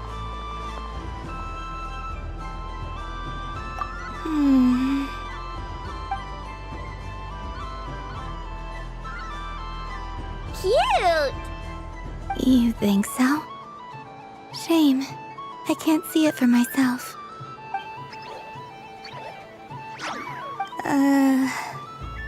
What did Luanatar say? She said it looks so cute that she wants me to lose a few more rounds.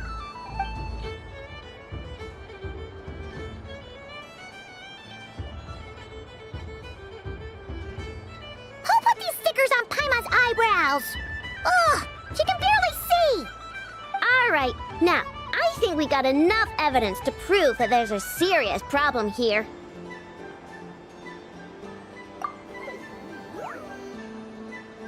Yes, I agree as well. The culprit is... Ineffa! Culprit?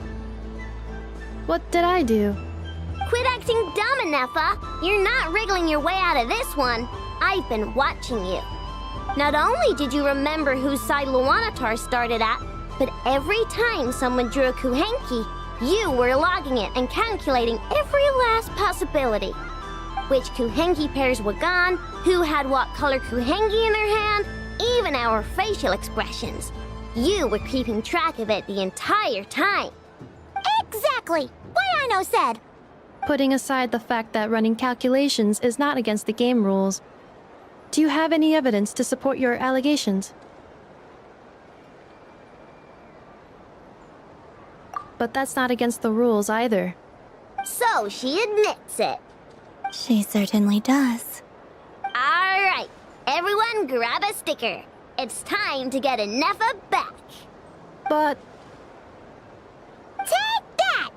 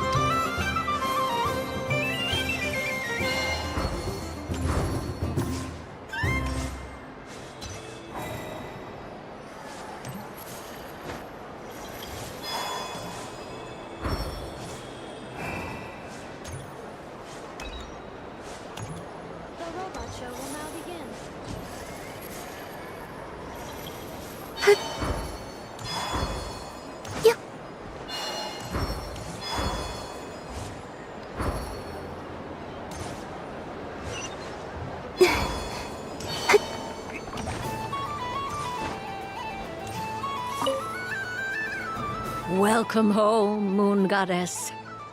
Oh, you're the genuine article. Alice was right. This Moon Prayer Night was worth watching after all. Another one that talks.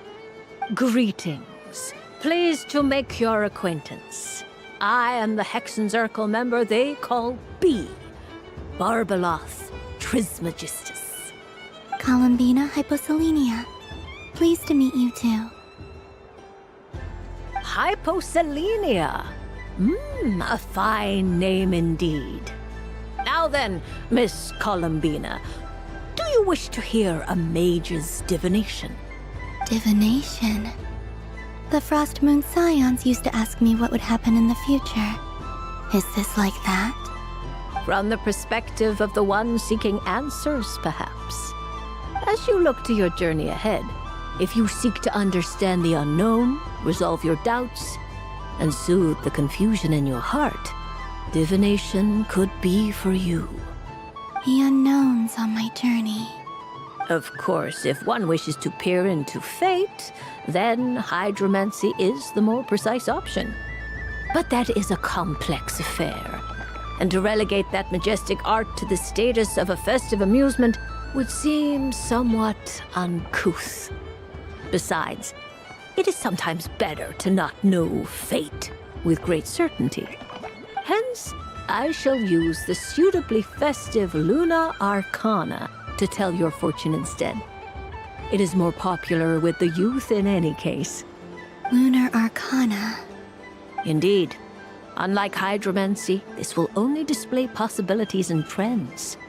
People like to think of themselves as creatures of agency and free will. Peering too far and too clearly into the future is detrimental to both body and soul. I'd like to give it a try. Of course you may. Come then, take a seat, Miss Columbina. Before we begin, are there any specific questions you would like to ask?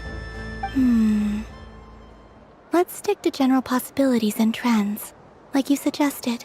Ah, very well. Then I shall use the basic Lunar Arcana deck. Now, try to relax. Cast your mind upon the things you have experienced and the things you are soon to experience. I will shuffle the deck. Would you like to cut the cards yourself? You do it. No problem. Now then, to make things easier for the seeker, that is to say, you, I shall decipher the cards from your perspective.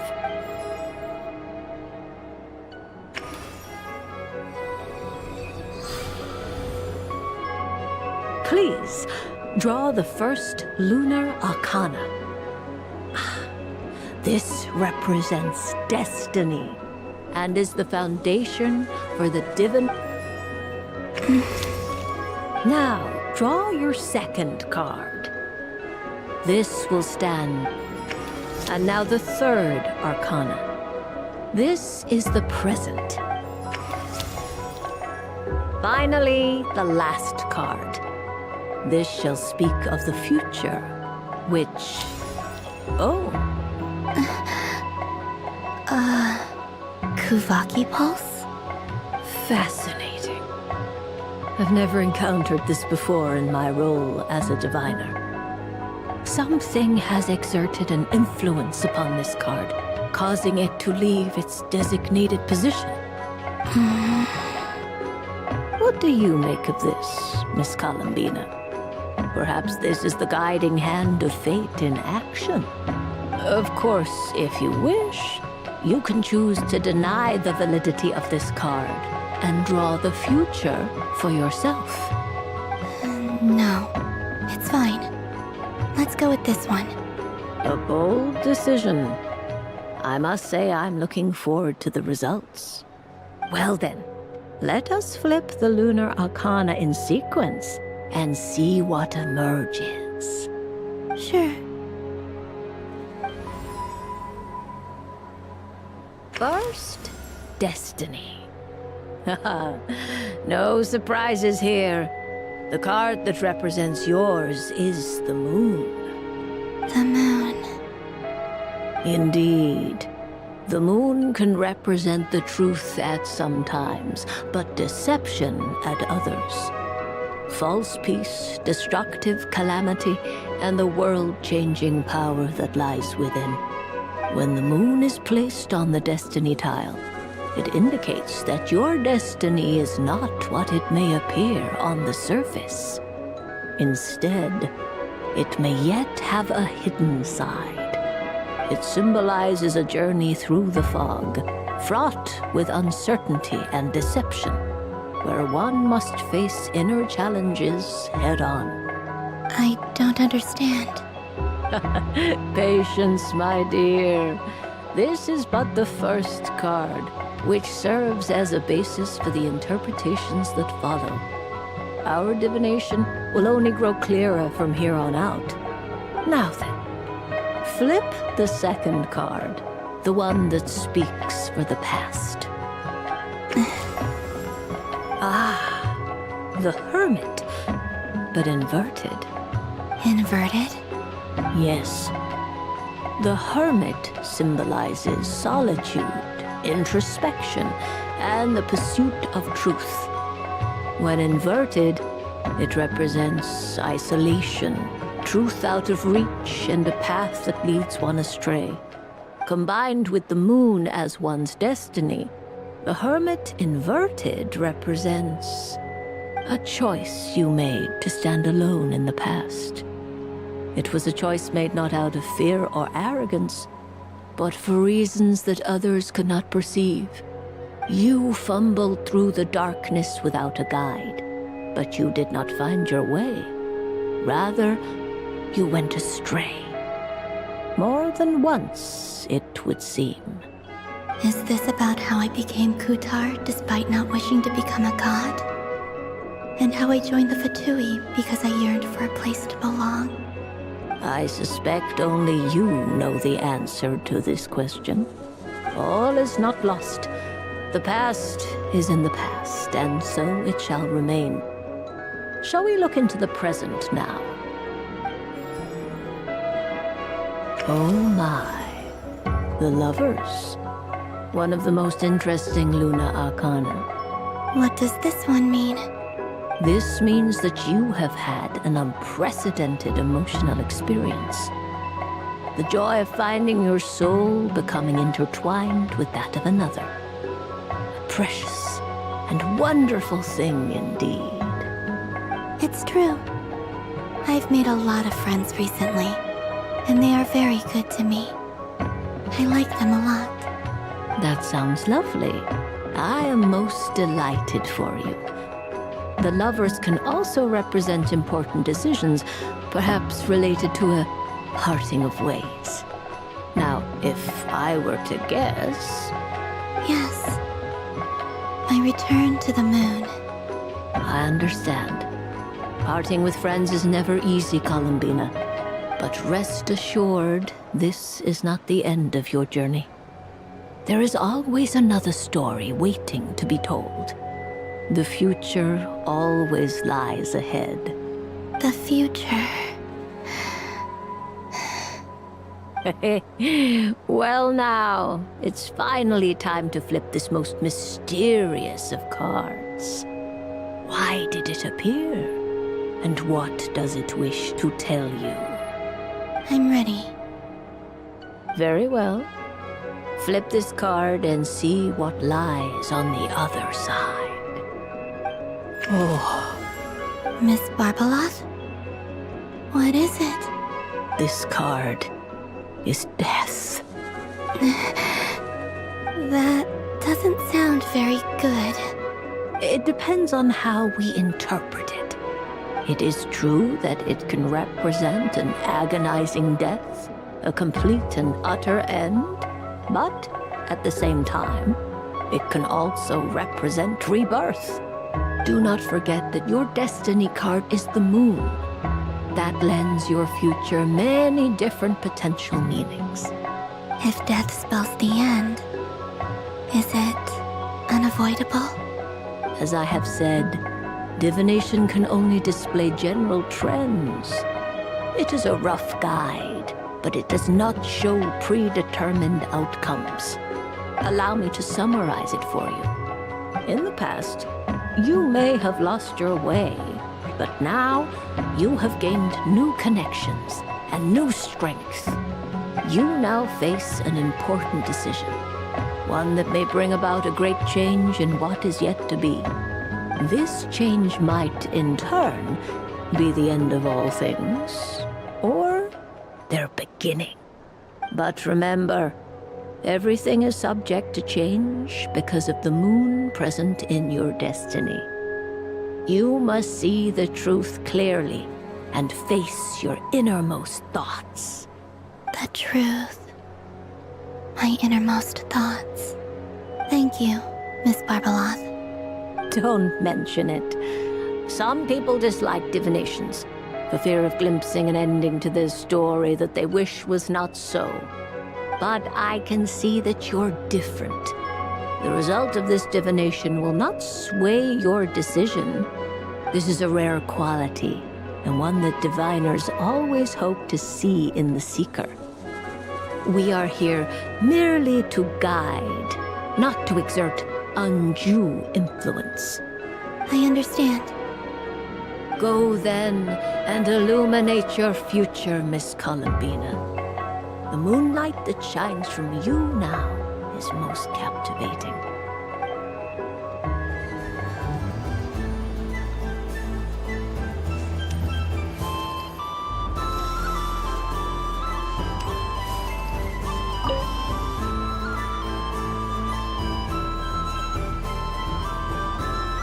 I wouldn't say it's unfair, exactly. I mean, your voice goes right into people's heads. How would you explain that to the kids? You can't just explain it away as magic. Is something the matter? Ah, Miss Columbina! No, nothing you need to worry yourself about. Ah, impeccable timing. Stick around for a second, Miss Columbina. I need your input on something. This self-proclaimed Knight of Justice has yet to give me a satisfactory answer. I, for one, would like to hear your verdict on the matter. Hey, now, I left the flagship just to help you out, Miss Nicole. What's going on? So Alice and I are both using long-range remote control spells that work on similar principles, allowing us to attend this festive fair in Dodeco form. Sorry, let me backtrack a little. While similar, there are some key differences. Alice, being a great mage, wanted her Dodeco to reflect something of her own charm and mystique. So she adjusted the way its tail moves when it spins around. An entirely gratuitous move, in my opinion. I hardly see how anyone is going to notice that.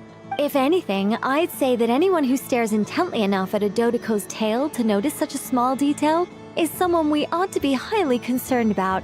I only say this to emphasize that my question has nothing to do with tails. Now that we're clear on that, why is Alice's Dodeco permitted to interact directly with the children celebrating Moon Prayer Night, while mine is not? Your voice speaks directly into people's minds. See? Exactly what I said. Miss Nicole? Ugh, I can't stand it. I know that probably makes me sound like a whiny child acting out in front of their parents. And it's a little embarrassing now that I think about it. But hey, I've said it now, I can't take it back. That would be even more embarrassing. Also, don't go reading too much into that analogy. It was off the top of my head. I'm actually an awful lot older than either of you. Miss Nicole, are you saying that you'd like someone to play the game you've prepared?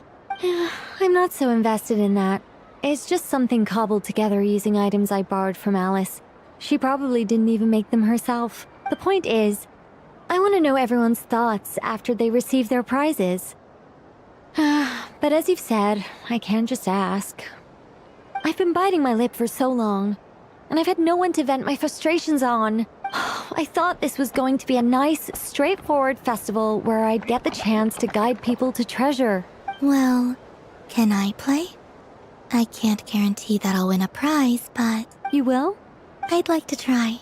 Then what are we waiting for? Let the game begin! It's like they forgot I was ever here. Ha!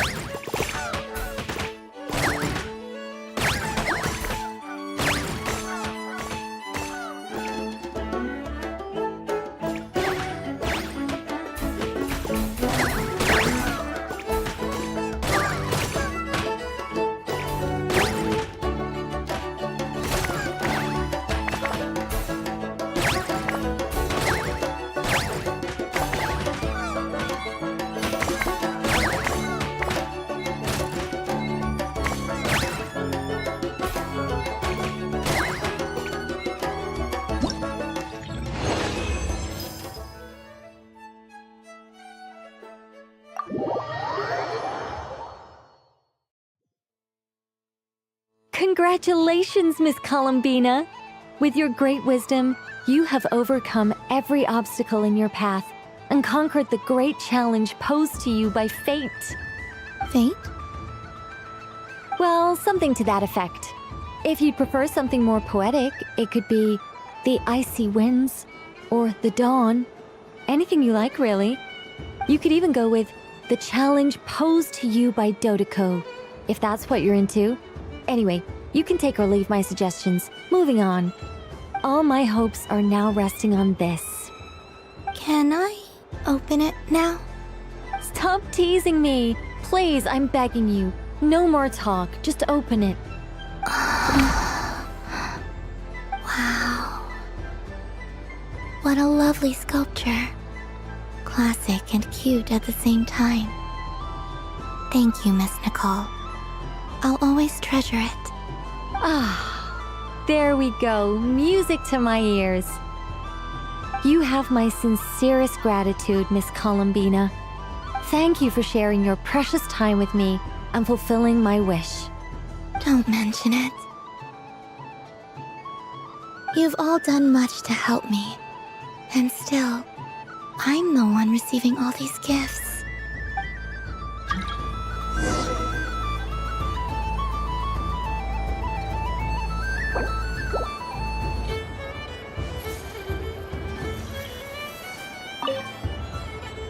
A soft and furry creature that bounces and jumps.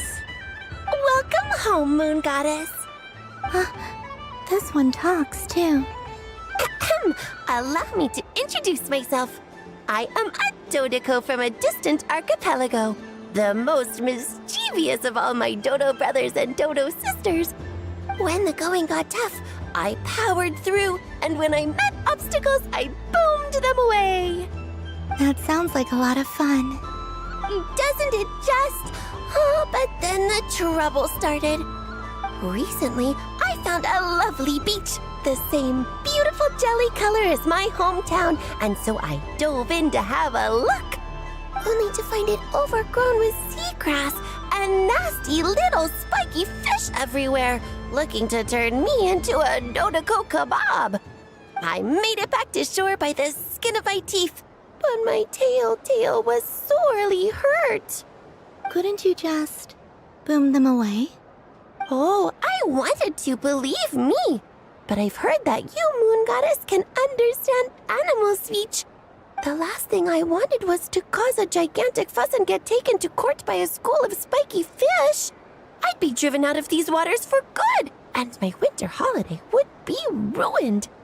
And so, dear Moon Goddess, I was wondering if you might lend me your allegiance. Are you roping me into a crime? Oh, let's call it a once-in-a-lifetime carefree adventure. Does that sound better? All the festival goers tonight are dressed up as the Moon Goddess, but there's nothing to say that the Moon Goddess can't disguise herself as a Dodoko, is there? Besides, this is your home. You should be free to be whoever you wish. I'm afraid I'm not well acquainted with Dodokos, Madam Mage. Oh, that's quite all right. We Dodokos are innocent, happy creatures with a free-spirited nature. Many, like myself, are mischievous troublemakers. Others are lazy souls who like nothing better than to lie down on a nice rock and take a nap. In our eyes, every creature who yearns for happiness and freedom is a Dodoko. But perhaps in yours, we Dodoko are a fluffier and more mischievous breed of Kuhenki. Yes, that is a much easier image to follow. Oh, wonderful! Then let's play! Grab onto my tail and follow me into the sea! Time to settle some scores with the bad guys!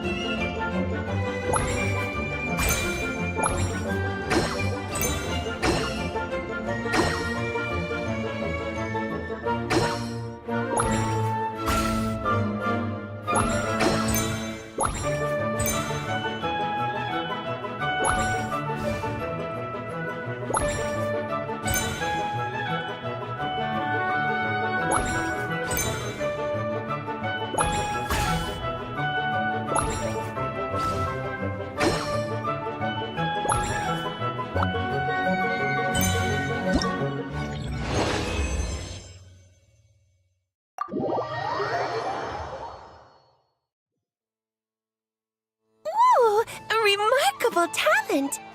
So, what do you make of it? The use of Jumpy Dumpties doesn't come as naturally to me as Kuvaki, but their unpredictability makes it fun. I think they call this novelty. Indeed! And how did it feel blowing those pesky nuisances away? Not bad. Any guilt? What do you mean? Oh, wonderful! Lovely answers to all 3 questions. You've passed the safety test. Now I can give this special bomb to you as a souvenir. Remember, if you find any meanies living on the moon, you can use this to boom them into oblivion. I will.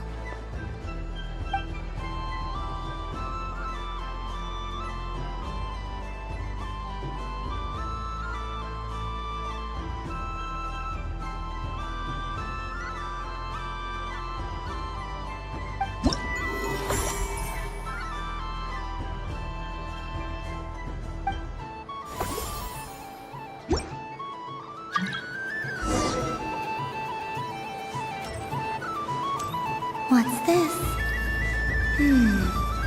Should I give it a try?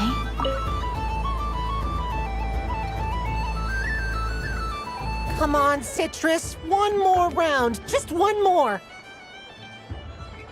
But my neck. Oof. It's acting up again. You should take a break. Health comes first. Yeah, don't push yourself. We'll find someone else. Hey, don't look at me. I'm the referee. What are we gonna do then? Do you need any help? Yes, we do. We need one more player for our game. All right. Could you teach me how to play? It's really simple. You just throw the dice and move by that number of tiles. First one to reach the finish line wins.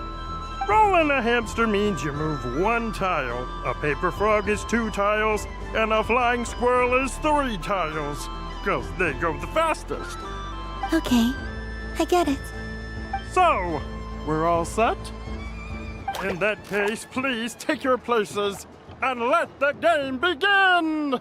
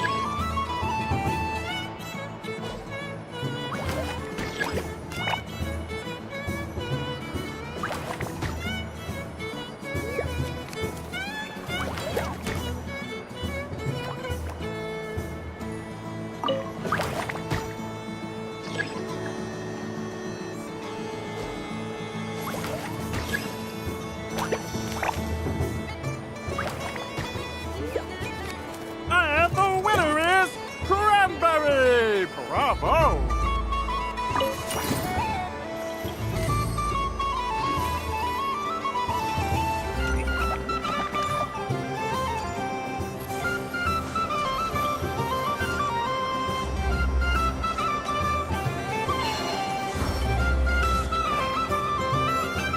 Sunny days. I prefer sunny days.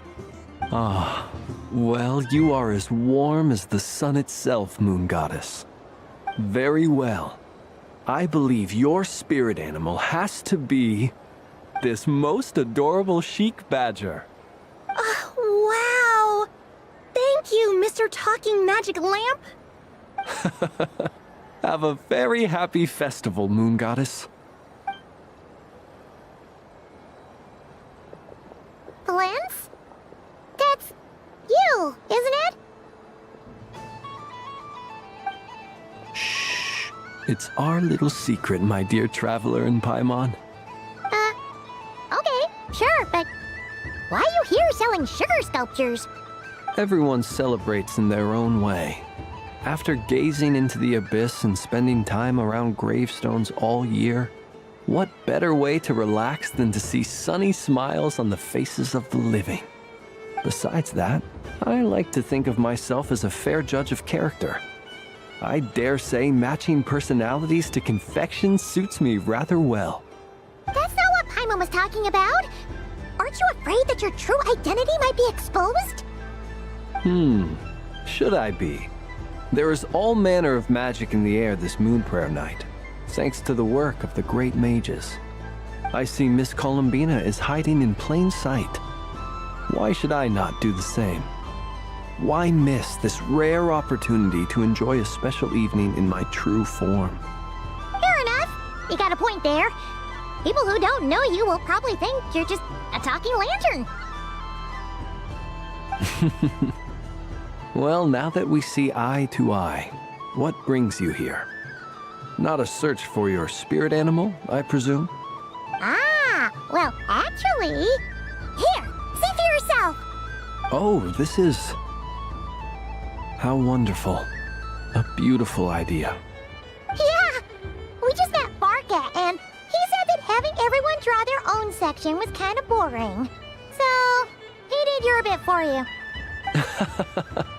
Ah, Varka. Ever the maverick. I see his artistic skills are truly one of a kind. In that case, I shall paint something on Mr. Albedo's behalf in a short while. What? Why not now? Ahem.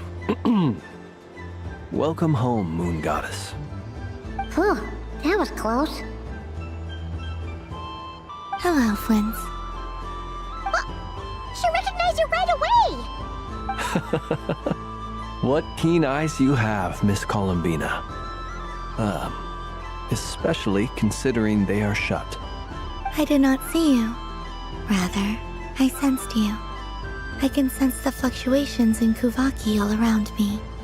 One would expect no less of the Moon Goddess.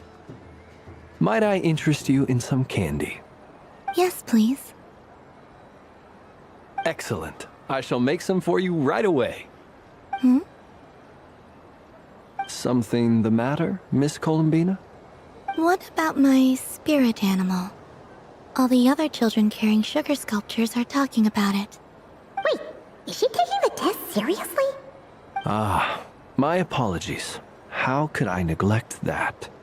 You are quite right, Miss Columbina. Every one of us has a magical creature living in their heart. Would you permit me to help you find yours? Yes, please. Do you prefer the day or the night? Night. Which of the 4 seasons is your favorite? Winter. Think of a perfect day. What is the weather like? Sunny, rainy, or perhaps cloudy? Rainy in the morning, sunny at night. What kind of answer is that? Forests, lakes, and open seas. Which do you prefer of these? I like them all. Imagine you opened your very own shop. What would you sell there? Moonlight, I think. Wow! Paimon would totally shop there.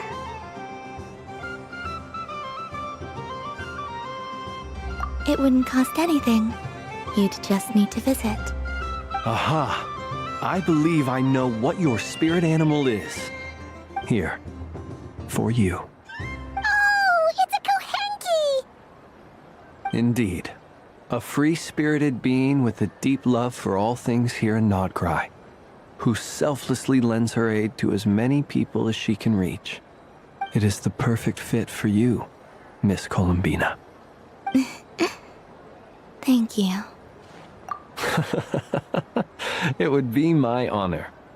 But you shall have to forgive me. We have known each other for quite some time. I doubt there is any answer I could give that would come as a surprise to you. So instead, would you accept this sugar sculpture as a token of our friendship? It's a lantern. Hey, why don't you two go enjoy your candy over there? Paimon wants to try out this spirit animal thing too. Right, Flint's? Come on, play ball. I get this drawing done. But I want to hear Paimon's answers. Ah, but it'll probably take ages.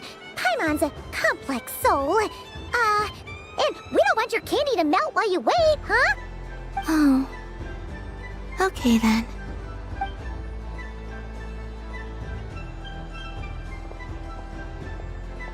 Phew. Nice excuse, Lady Paimon.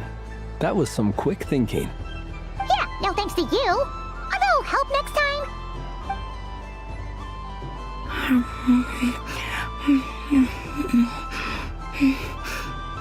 It's sweet. Is that Lockaberry? I wonder what flavor the traveler got. This way, this way! It's the candy-selling lantern! I'm coming! Of course. Traveler, maybe we can share? Yes. I found out recently that people share their food sometimes, so I'd like to try it. Or is that a no? Thank you.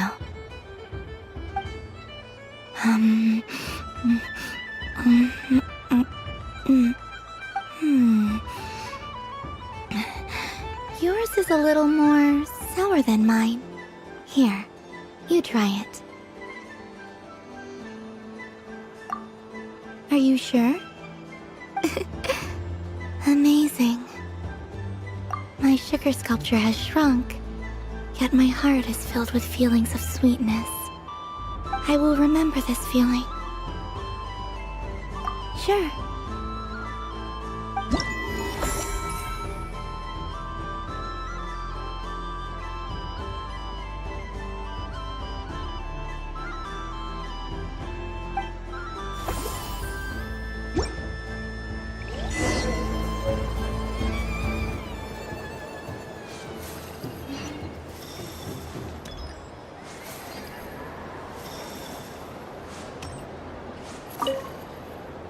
I've seen Linny and the other children play this game before.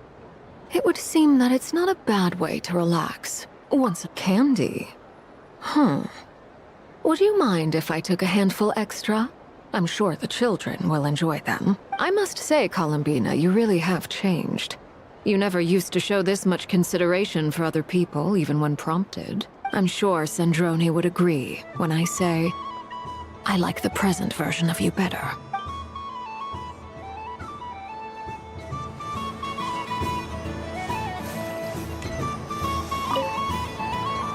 Traveler. Hey there, Columbina! Are you done checking out the festive amusements already? Are you sure you don't want to look around some more? You might not get another opportunity like this for a while.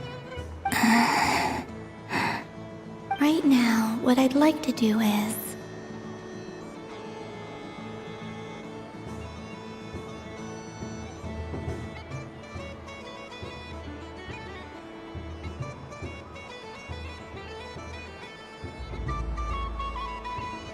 Thank you. But I think I've had enough fun for one night. I've made plenty of precious memories. Really? You're sure you don't want to have a little more fun out there? Final answer!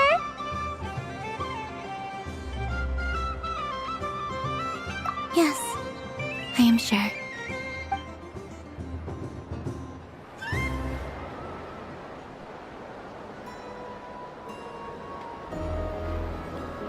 This was the most fun I've ever had on a moon prayer night. Everywhere I went, people were saying, "Welcome home," and there were friends at every turn. I only wish it could last longer than one night. Aww.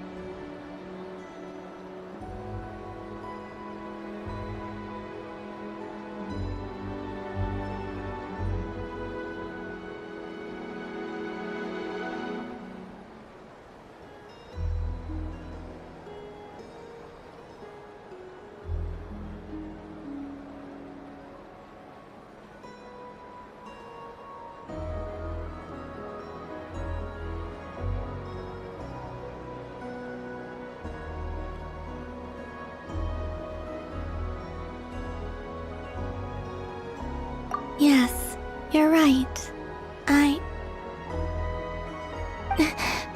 The moon prayer blossoms. Ooh, look! Look! Moon prayer night has come.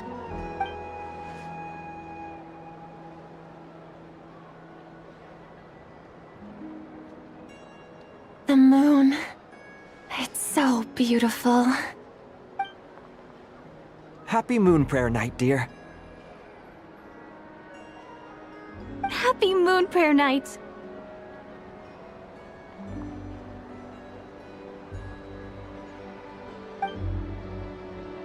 Happy Moon Prayer Night.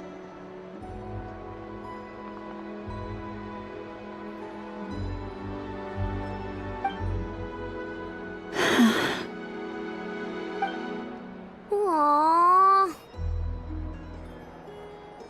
Huh.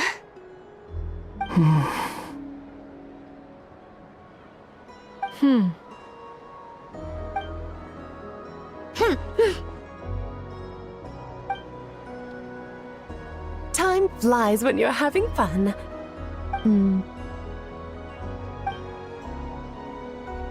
Oh. Looks like the time has come. Columbina. You're heading off then? Yes, to the ruins you mentioned. And from there, back home to the moon. Wait! I know? At least... Take one of our craft shop's crumb cookies up to the moon with you. You know, for a snack. Sure. Why not? The Curatorium of Secrets believes in proper farewells. No story should be left without a satisfactory endnote. Never. Farewells are an important affair for the Ratniki, too. We never know when we might meet again. Haha! And here I thought grand farewells wouldn't suit tonight's mood. But I suppose friendly passion is not to be stopped, eh?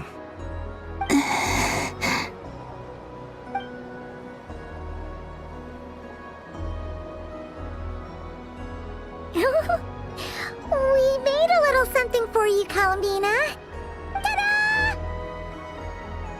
What is it?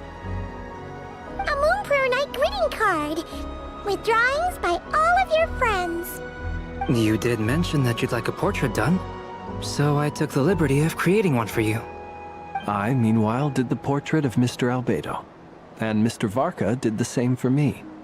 I mean, I think my work was pretty true to life, don't you think? The picture of Ashru was my doing. The two of you seem to get along rather well.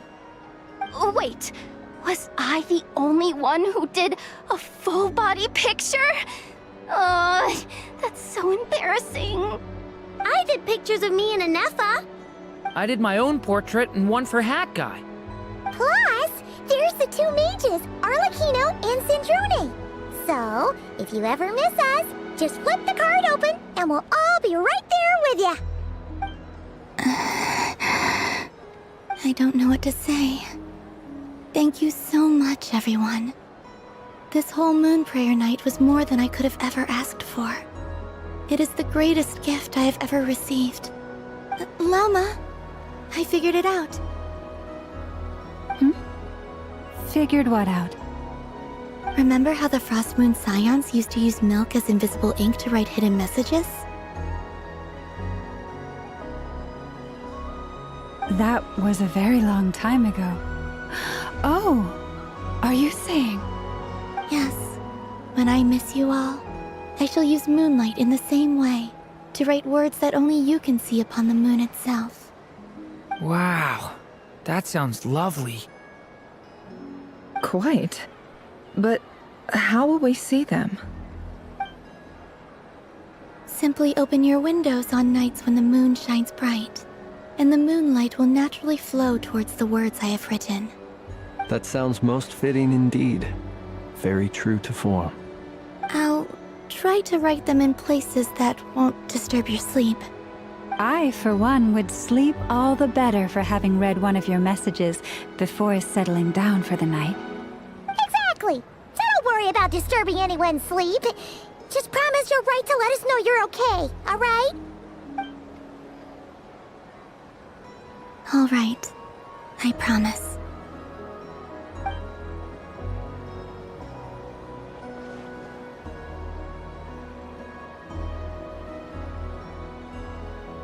In that case, Columbina?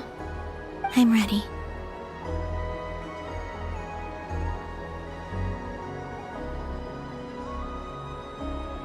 Very well.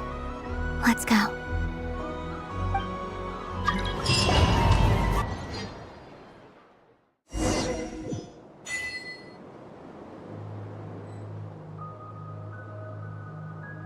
In just a few moments, I will be gone.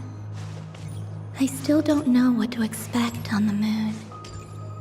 Will I really be able to send messages to my friends? The Kuhenki, the animals of Not Cry. I'll never get to see them again. I wonder where I'll be when the next Moon Prayer night comes.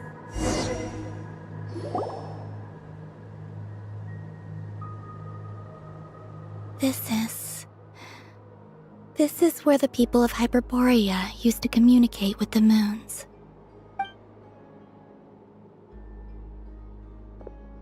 Eternal moon, frost moon, iridescent moon. When the power of all three converge,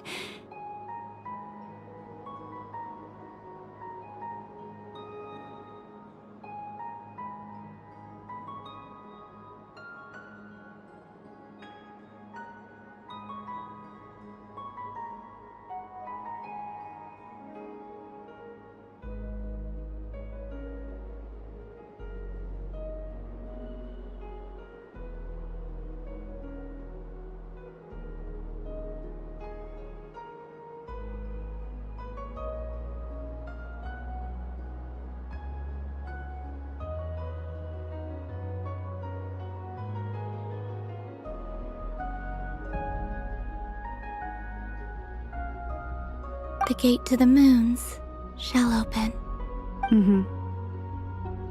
Moon marrow preparations are complete. Only the final step remains. I'm sure Nasha Town is livelier than ever at this moment. Yeah, it's a shame you couldn't be there for it, but it's now or never, right? It's fine. I'm more than happy with this. My last piece of luggage. My only piece of luggage.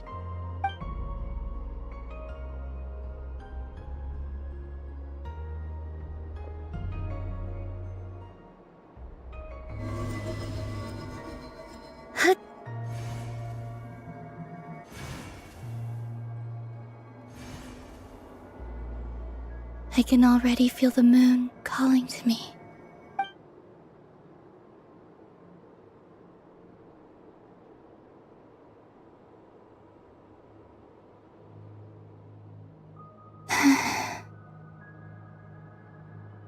Your home lies on the far side of this light, Columbina. from now on, we will at last have a reason to pray to the true moon.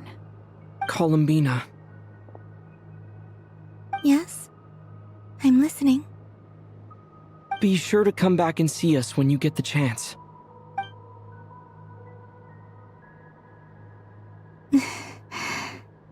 Of course. But if that chance doesn't come, then remember that you have friends on this planet. People who will miss Columbina. Yes, I will. Thank you for everything you've done for me. And remember, come night or day, the moonlight shall always connect us.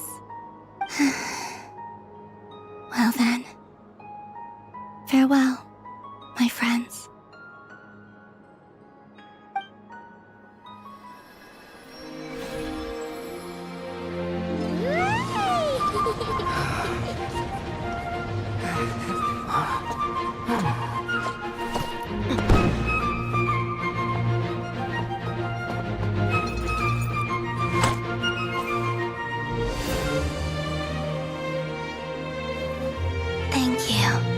This was my happiest night in Tevat.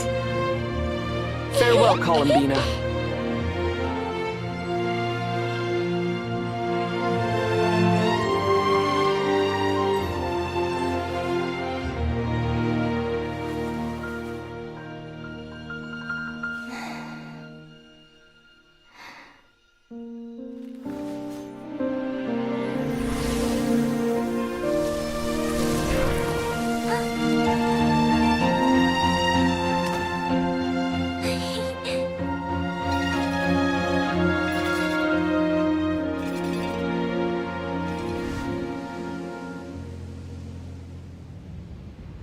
The moon really is closer than ever tonight.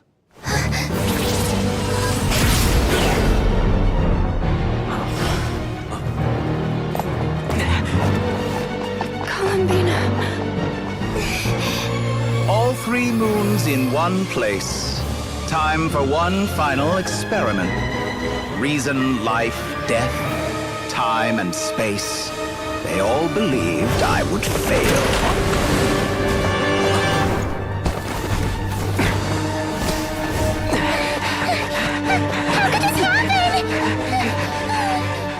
But Tevat's primordial power never did belong to the throne of heaven. And now, they are mine.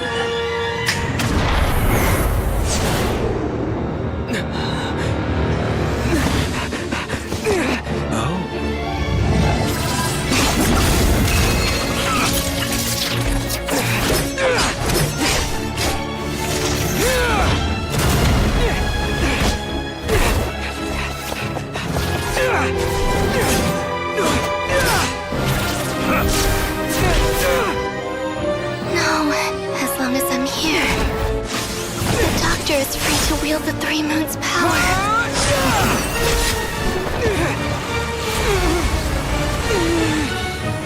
It's the only way.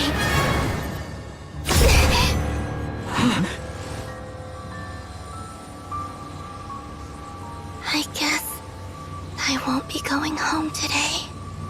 Columbina! No!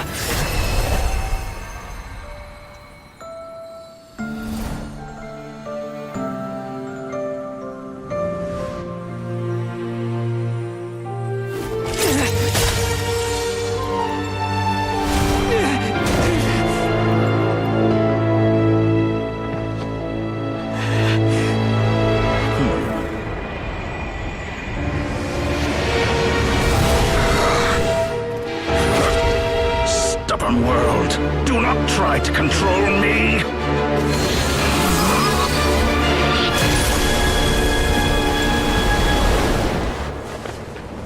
Columbina.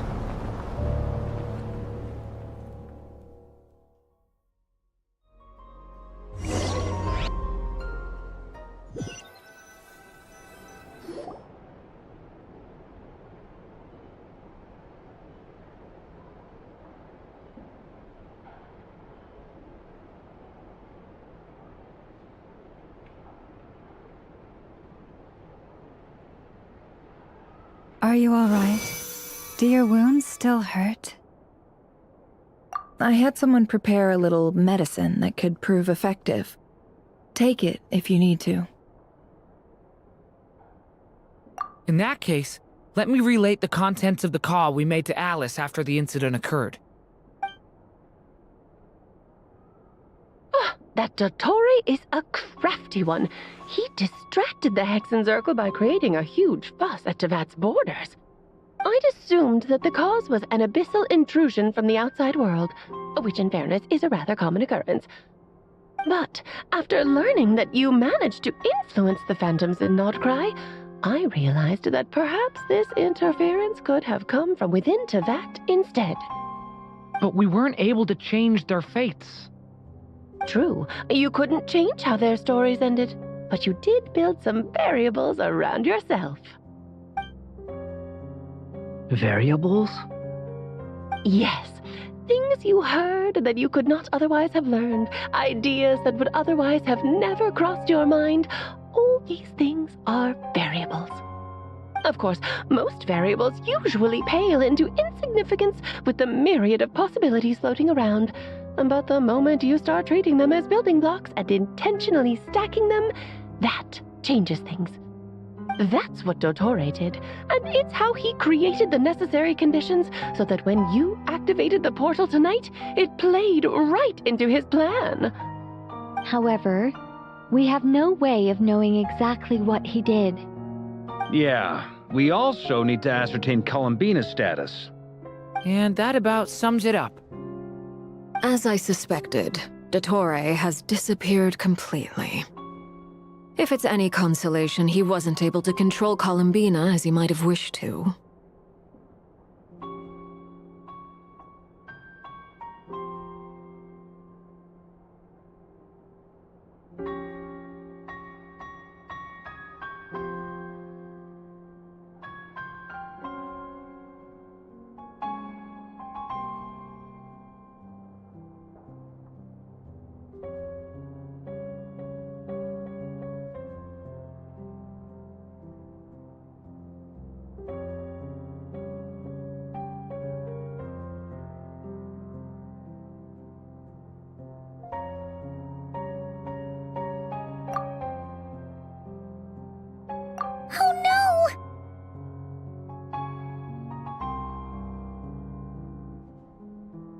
What? She did what? All we saw was Dottore appeared and used some kind of power. The next thing we knew, he and Columbina were gone and you were falling into the sea.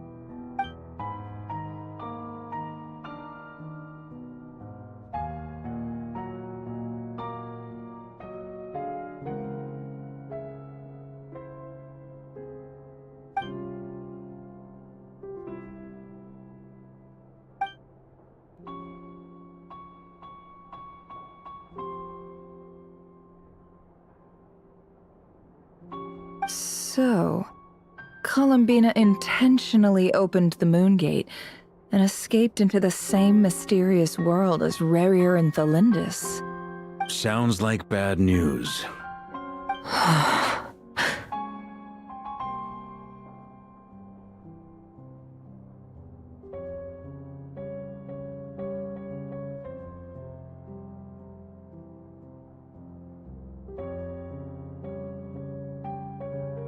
Seen in that way, the Trilunar Syzygy and Rerir's emergence, Dottore might have been pulling the strings in both cases. According to Miss Alice, he is attempting to transcend his destiny and finish an experiment that only a god might complete. An utter lunatic. Wait a sec, where's Hat Guy? Seems like he'd want to be here for this. He took off with a Dodo communication device after we spoke to Alice. He said he had a hunch that he wanted to investigate by himself. The look on his face was terrifying. I've never seen him like that before.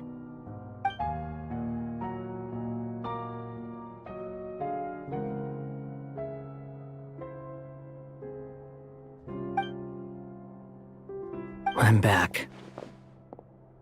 Hat Guy! I went to look for the Hyperborean phantoms again. I think I've gotten to the bottom of it. I got them to talk to Nicole on the other end of the communications line. Turns out, the history they describe is different from how Nicole remembers it. Really? But how? Surely Nicole can't have been wrong. Because the phantoms are the ones who are deceived.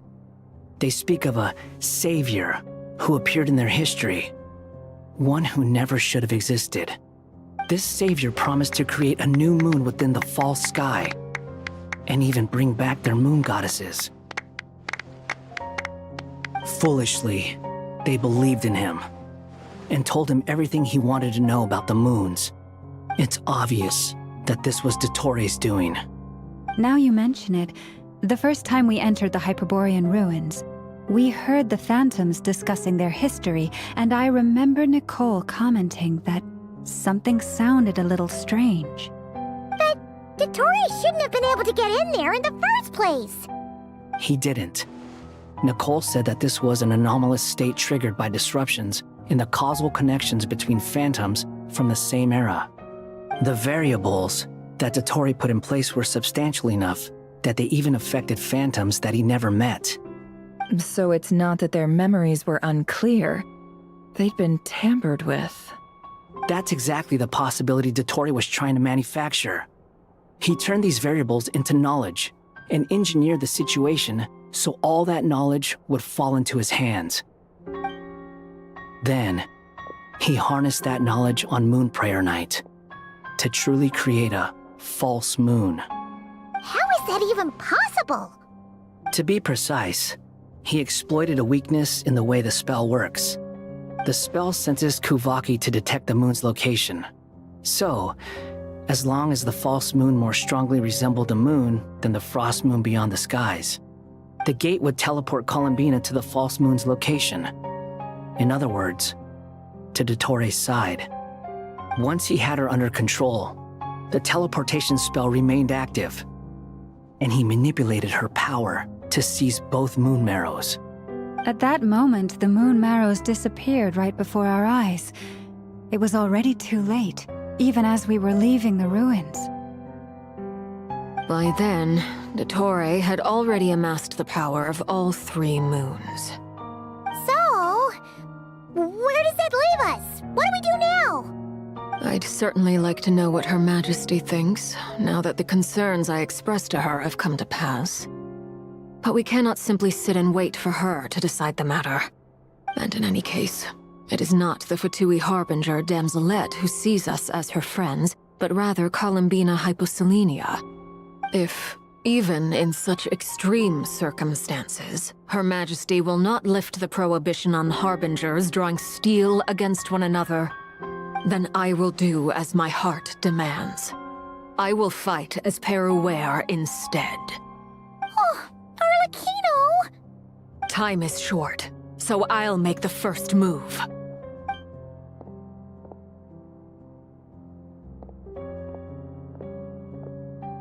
Whew. Even Arlecchino seems to be losing her cool now.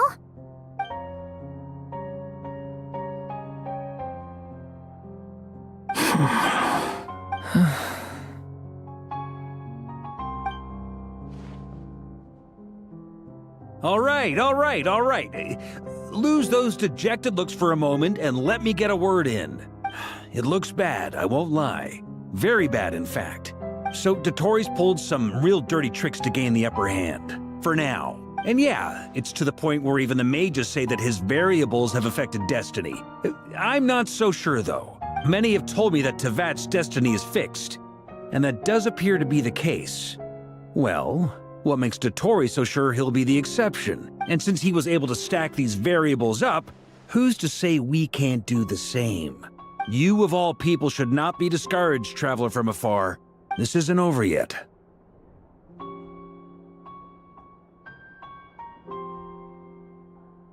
And you're not alone in that.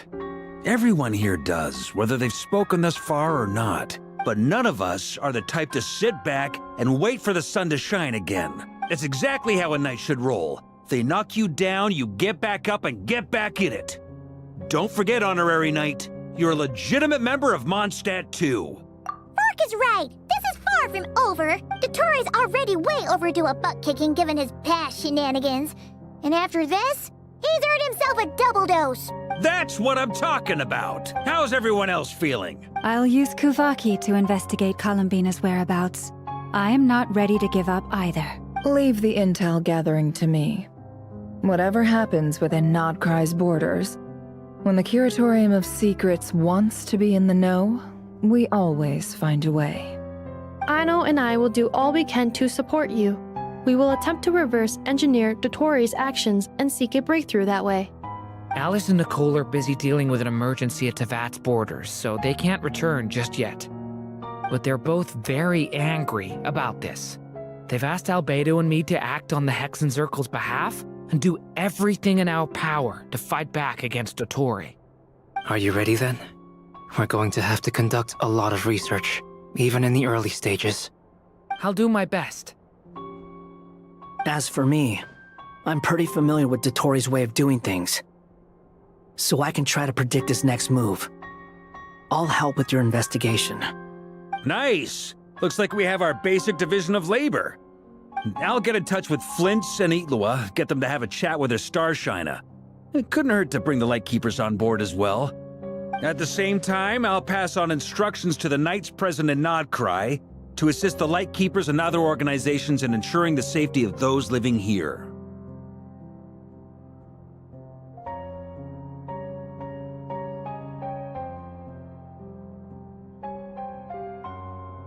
Yeah! We'll show him!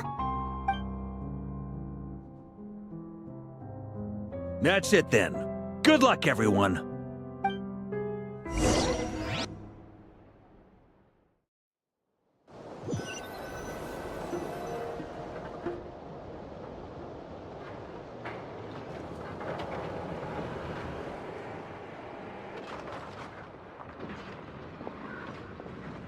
I never thought that Columbina would become my real name. It went from being a Fatui code name to something my friends call me.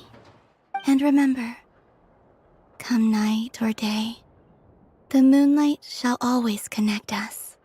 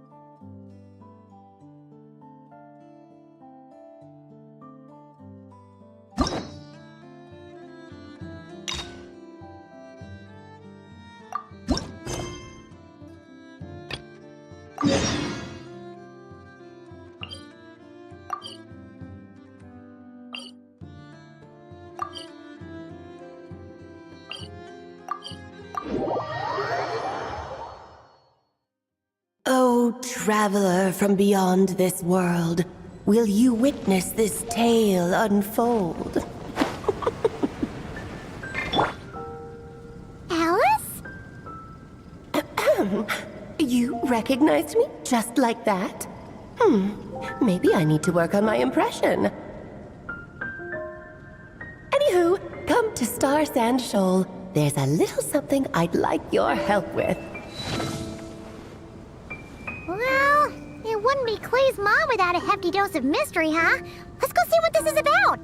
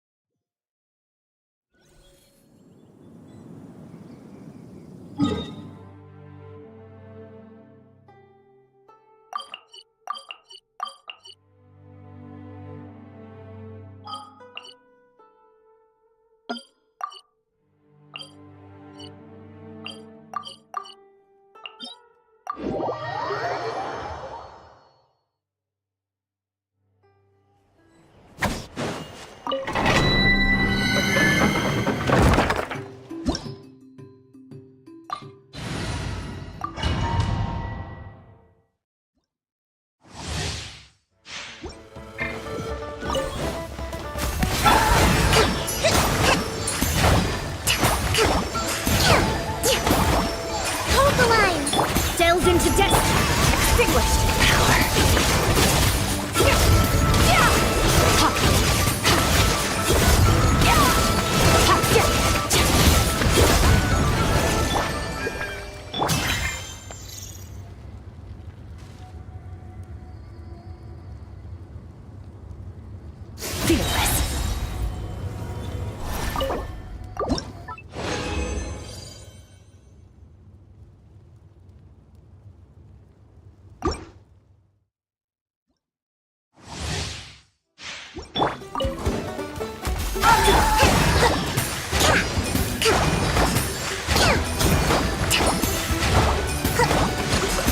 Shadows of fate! Mine to wield!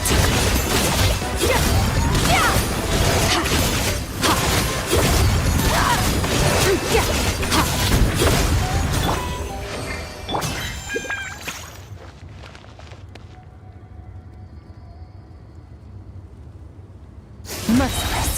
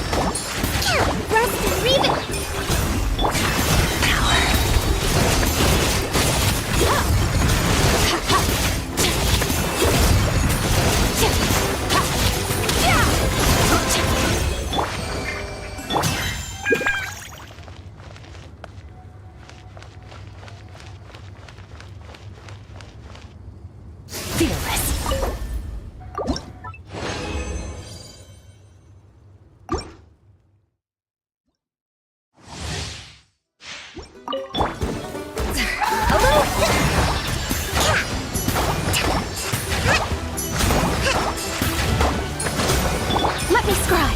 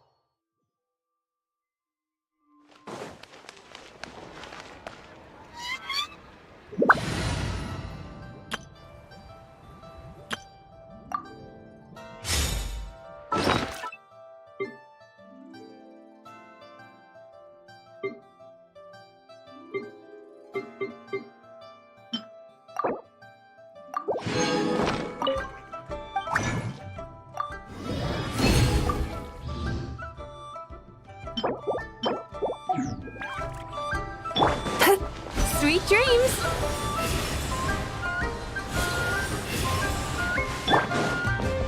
Ad Astra. Thank you for Ad Astra.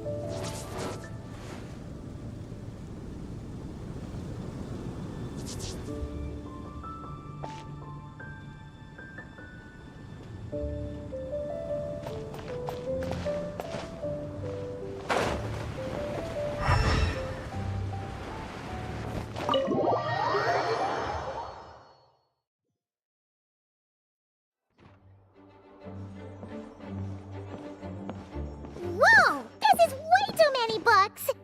Considering this library organizing job was classified as a premium commission, Paimon came mentally prepared, you know? But seeing it in person is something else. Why, if it isn't Cutie and Paimon? What brings you back to Mondstadt? Let me guess. You missed me so much, you just had to come visit. Is that it?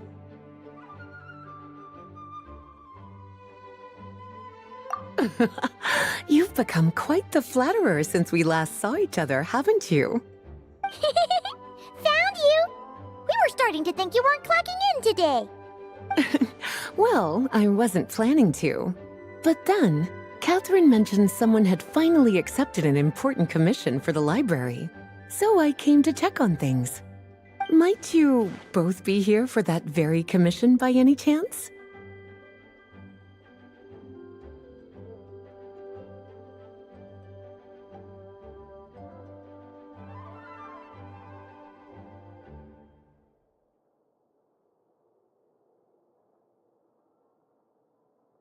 Ah, music to my ears.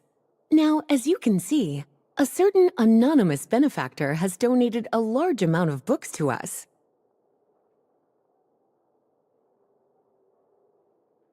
Imagine my surprise when a glance down the book list revealed that each one would be an entirely new addition to our collection. There are books of all different kinds, including quite a few that are banned. Troublesome, I know. So this wasn't an odd job I could trust to just anyone. And sorting them myself? My, what a headache that would be. It would take ages. All that to say, I'm very relieved to see you here. I would treat you to some tea, of course, but looking at the state of this place, Perhaps another time, yes? Don't worry, just leave the commission to us. You're as sweet as ever, Paimon. Well then, good luck in here. I'll leave you to it.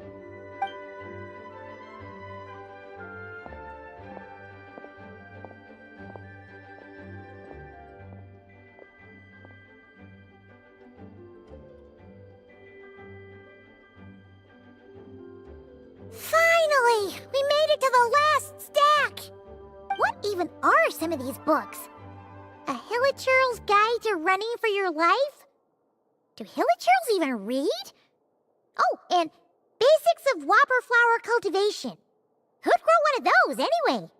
And what's this one? The Little Witch's Dictionary? Huh. That title's kind of suspicious. And didn't we already sort this area? Huh. Well, witches always make Paimon think of, you know.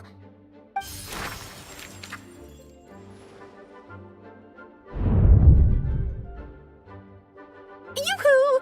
Looking for me? Alice? How did you get in here? You must not have noticed, Paimon.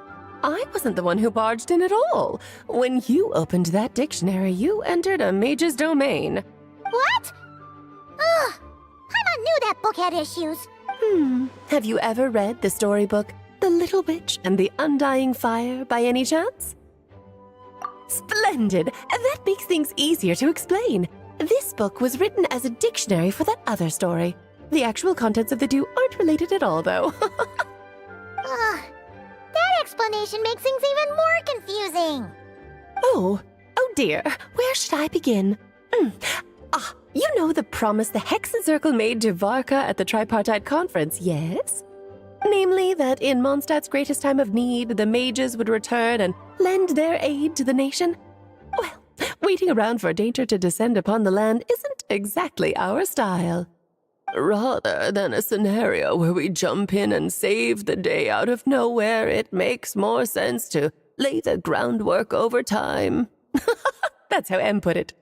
Besides, who knows when such a crisis could occur? It could be in the next life, or even tomorrow. Preparation is crucial. So, I gathered the mages together to write this dictionary. Of course, it had to be under the guise of being related to that storybook. Otherwise, I would never have been able to get them in one place. Well, we looked into Barbie's scryglass and came up with a series of tasks tailor-made for the people of Mondstadt. They're all in this dictionary. Striving toward a common goal, overcoming obstacles alongside trusted companions, becoming better. You make it. Now, I never said that. But still, we are talking about trusted companions here, Paimon. And when we speak of a person who could be considered a friend to all in Mondstadt, I'm afraid the pool of options consists of but one. Wait. The huge book donation? That was just an excuse to get us here, wasn't it? We had to spend ages sorting through them, you know. Oh dear, I never could have imagined you would need to go to such trouble. Sure you didn't. Well, this is an important book. I couldn't just bring it into Teyvat without taking any precautions. Much better to hide it in plain sight, you see. That's why I donated all those other books to the library. Besides, it's not like this is a bad thing. Just think of it as an excuse to reunite with old friends. And as a favor to your dear Aunt Alice. Okay. If the goal is to help the people of Mondstadt, then we're in. We'll take the dictionary. Wonderful. Then I'll let you get to it. Have fun!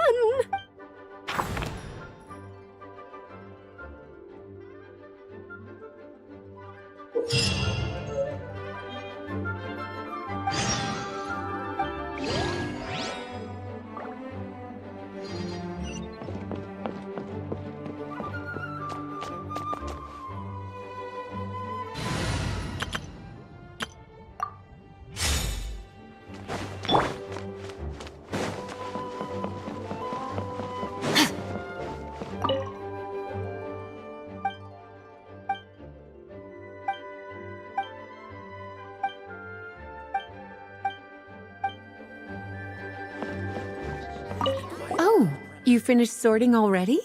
That went much faster than I expected. Now then, what would you like in return, cutie? You freed up my whole afternoon helping me with that. Ah, so you noticed too. Such strange names, and even stranger contents. Not to mention, this is the largest library in Northern Teyvat, and I didn't recognize a single title on the list. I just don't see how that's possible. Unless...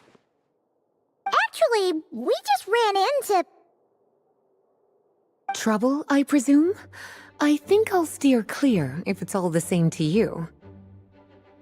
Besides, if a book exists in this world, then there's a place for them in this library. Better for them to remain here than end up in the hands of someone more... suspect. Anyway, here's your payment. Thanks again for all the help.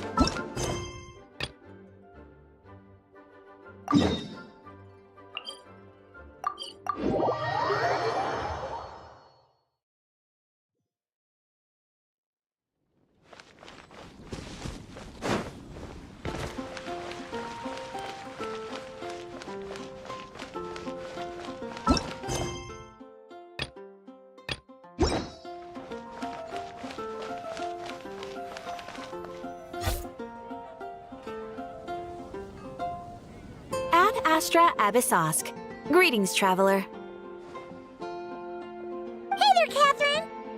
Oh, and Oz and Fischl are here too! What a coincidence! All things in this universe must plunge into darkness.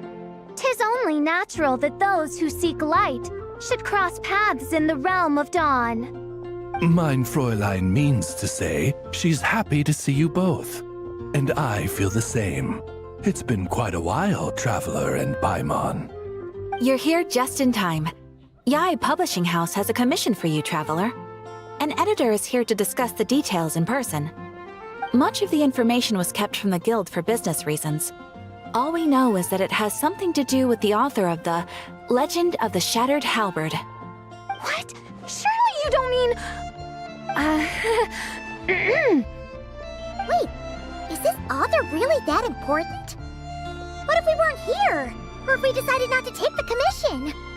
The editor would just be wasting their time. In that case, it'd be a free trip to Mondstadt where one needs only pass some information along. That's an opportunity most would fight over.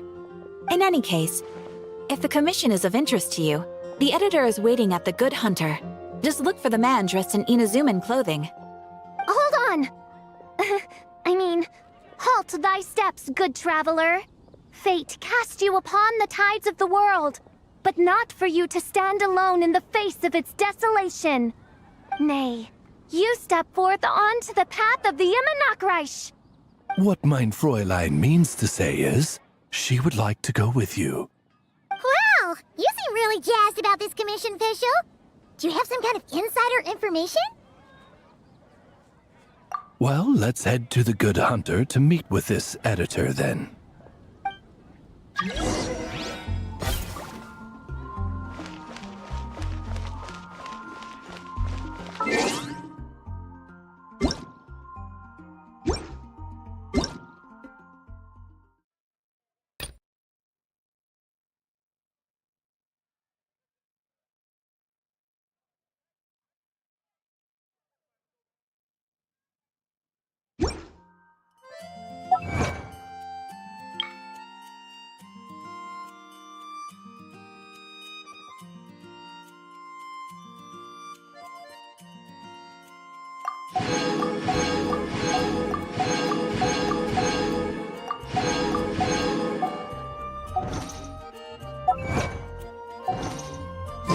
All things come.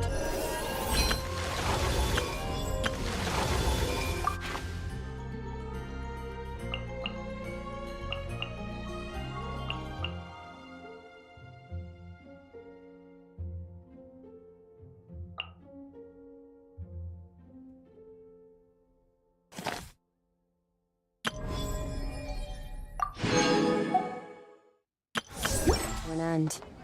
Given time.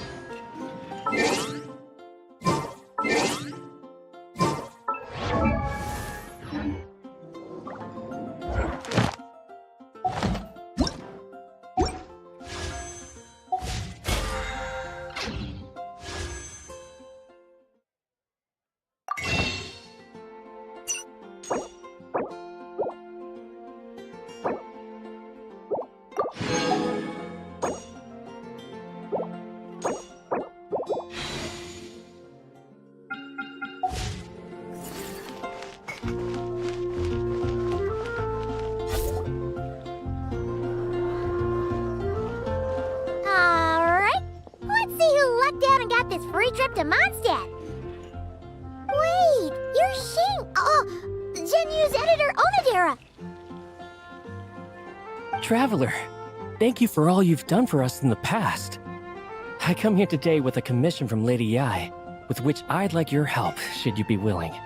Oh, and might I ask who this person dressed like Princess Fischl is?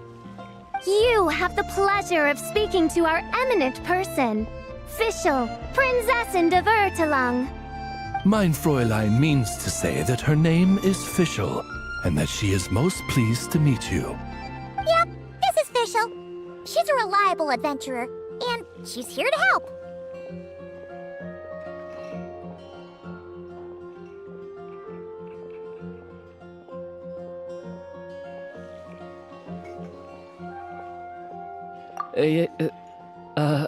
Yeah, I, kinda got that the first time.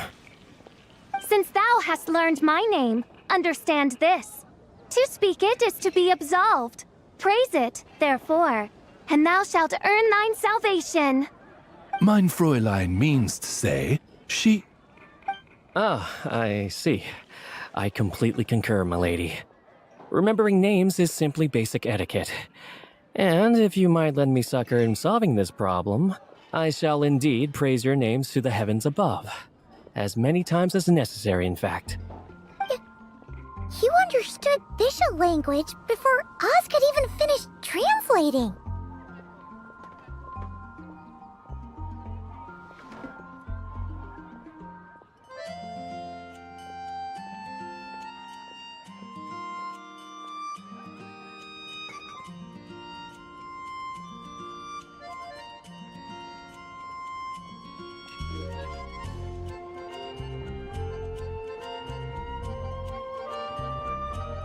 Well, let's get down to brass tacks then.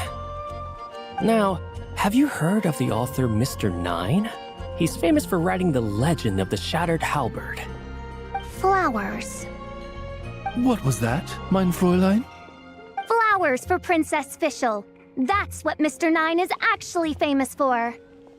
Mein Fräulein means to say, even should the creator be cold and unmoving, the Prinzessin and her immer Nachtreich's resplendence might yet compel them to weep.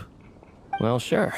The author of Flowers for Princess Fischl, Mr. Nine. He sent a letter from Nodcry asking for help, and he seems to be in bad shape. So ask the Adventurers Guild or a local mercenary to find him. Seems pretty simple to Paimon. Where it's so simple. But here's the problem. We don't know anything about Mr. Nine. What he looks like, how old he is, where he's from. He's only ever communicated with us via letter, from addresses all over Teyvat. And he's never showed up to our annual meeting or events. Not once. So, what are we supposed to do? Well, we'll need to investigate Mr. Nine's identity, that's for sure. We did a bit of digging ourselves, and we realized that ever since completing the Shattered Halberd series, Mr. Nine's handwriting began to change. His initial editor has decided to retire to focus on his own writing, and he didn't have much to add either. Whatever hath once existed in this world is enshrined in the memory of the Prinzessin de Vertelung, to endure unchanging in her Immanakreich.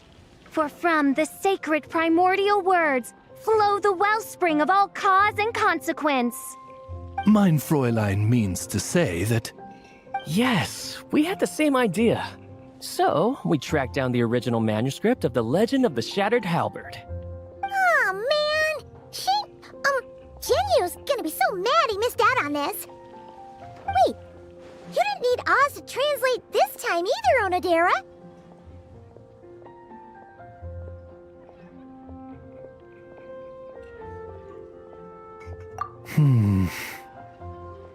Osvaldo Hafnavines, hast thou perceived something?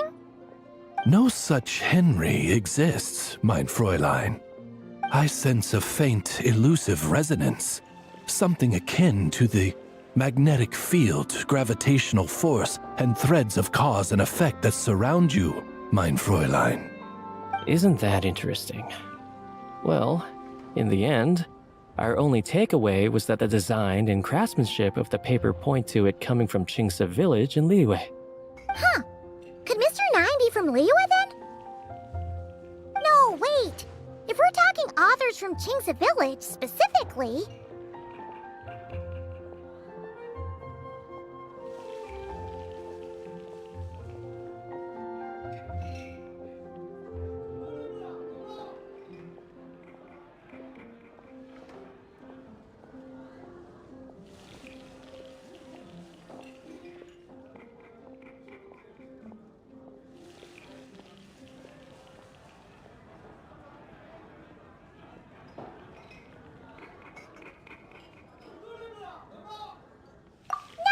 couldn't be. Could it? Chong the Ninth? Ah, I've heard of him. He won a Best New Author award for the first apprentice of Guhua. It matters not. Though the Saint of Tears and the Saint of Atonement perform manifold labors on divergent principles, their power flows but from a single source. Mr. Onodera, if you please. Wait, Oz? It's great that you trust Onodera and all, but we're still in the dark over here. You speak true, mein Prinzessin. Even if Chong the Ninth doesn't turn out to be Mr. Nine, he's still an author. And he could have had contact with him. Well,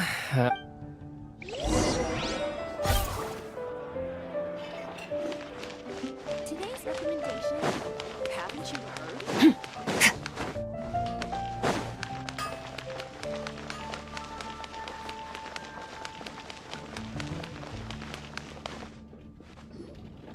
Mona!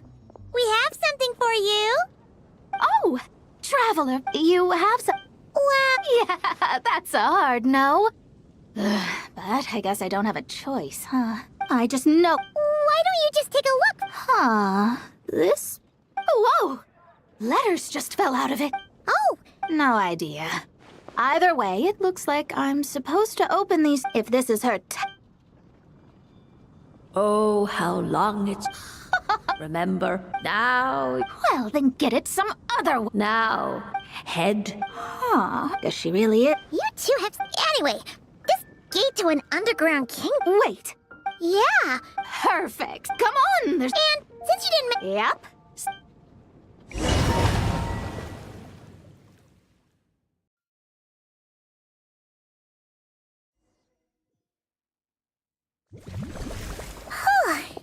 This brings back memories of summertime. It's actually kind of refreshing. So, this is the gate to the ancient kingdom of Conria. I'm sure a lot of secrets and tragedies lie behind it. Well, let's open the second letter. Let me see here. Yep, it's this one. As the ancient Sumeru saying goes, rote knowledge bears no fruit until it is watered with the showers of wisdom. With that in mind, there is a phenomenon in this land known as the Sign of Apausha.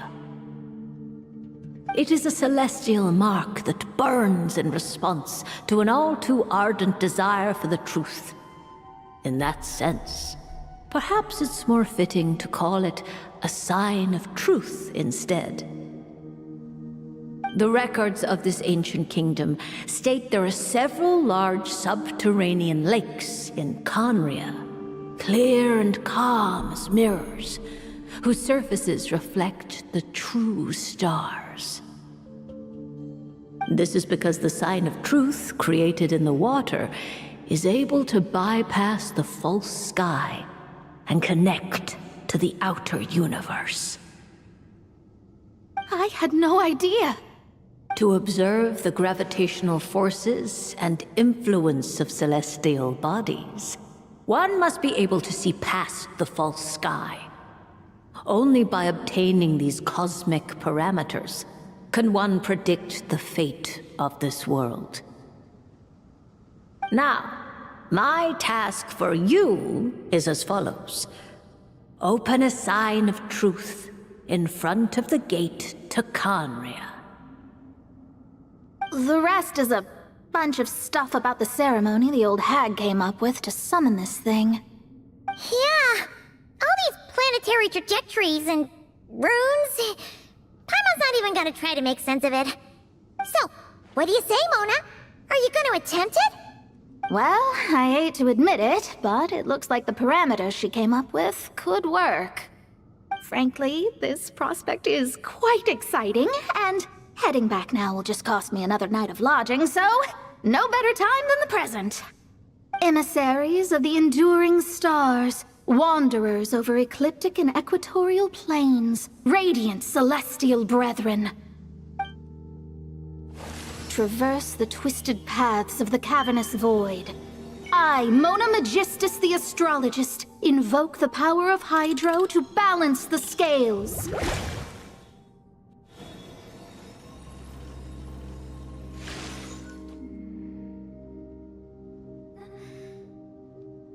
By wisdom and truth, let the thirst be relieved.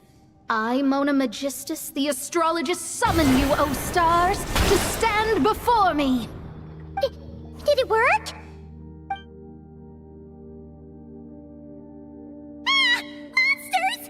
How did that happen? No dice. The sign of truth only opened long enough for the monsters to slip through. Darn it. I didn't get a glimpse of the real stars at all. Whatever. I'll just take it out on you! The ceremony failed, but the old hag's new theory seems workable. I have a better grasp of hydromancy now. And the perfect test subjects to test it on.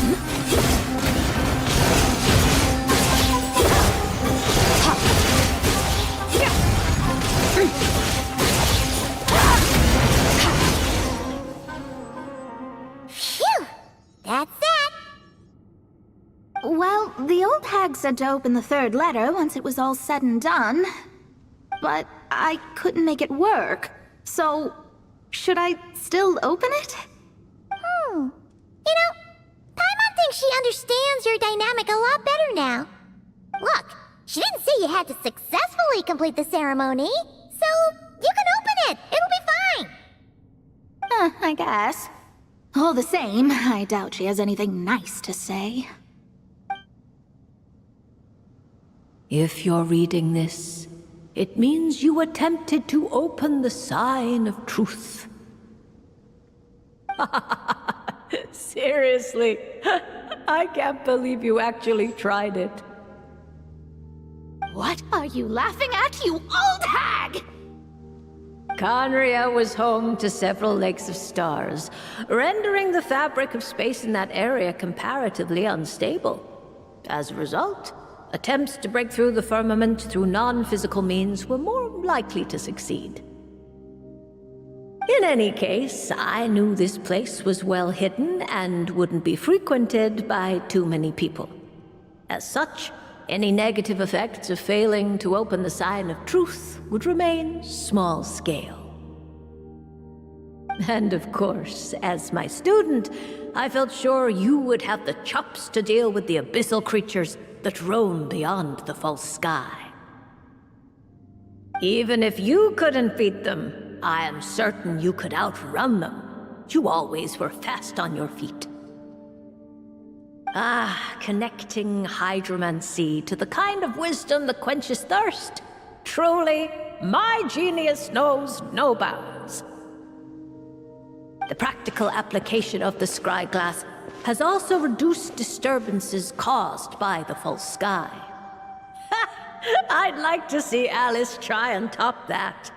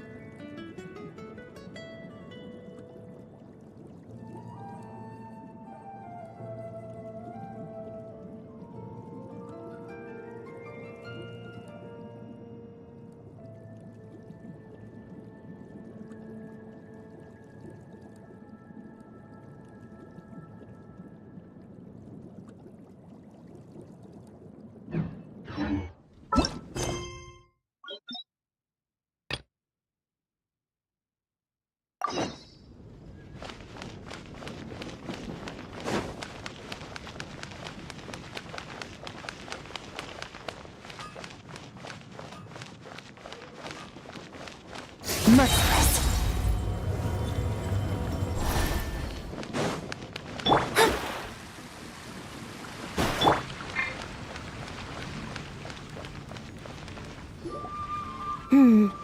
Given previous results, I should make a few adjustments to the experiment and ensure that the materials and equipment are all in order. As for the potion I need to make... Oh, Traveler, Paimon, what brings you here? We're here to help with your task. We wanted to see if you could use some extra hands. My task? Oh, you mean the one Mr. Albedo told me about? The one from the Hexenzirkel? Well, you're just in time. The experiment is ongoing, and I was just about to work on it. Ongoing? So, you've been working on it all this time? Yes. It aligns with other research topics I've been working on, so it hasn't been too much extra work. Still...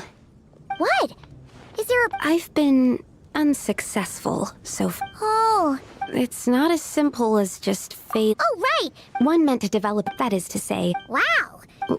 Well, this is my But you... Yes. I'm... Oh! Yeah! We came here to do just that after... Here it is. That said... Now that we can... I need spring water. We've got this! Let's tackle the Eye of the Storm first.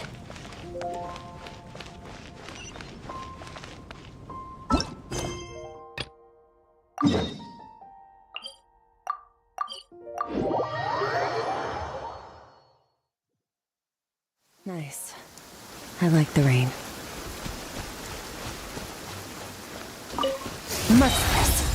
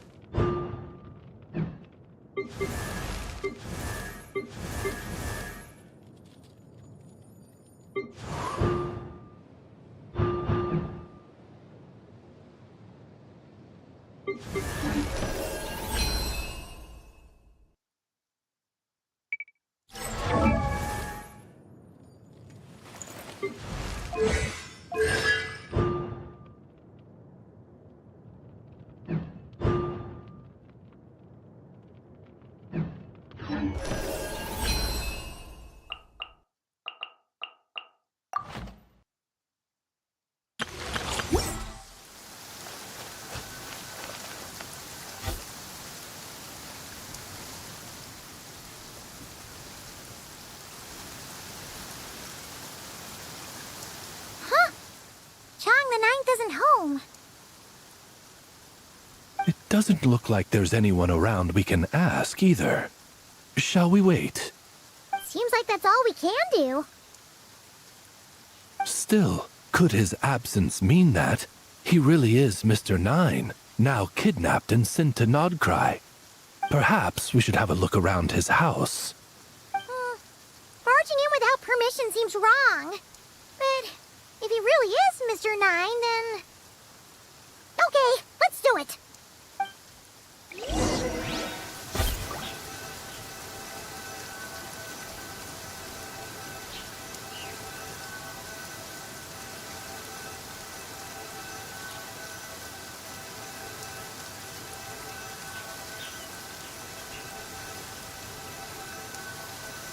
The abyss is like the world's shadow. It's always there, and it will never... No, not here.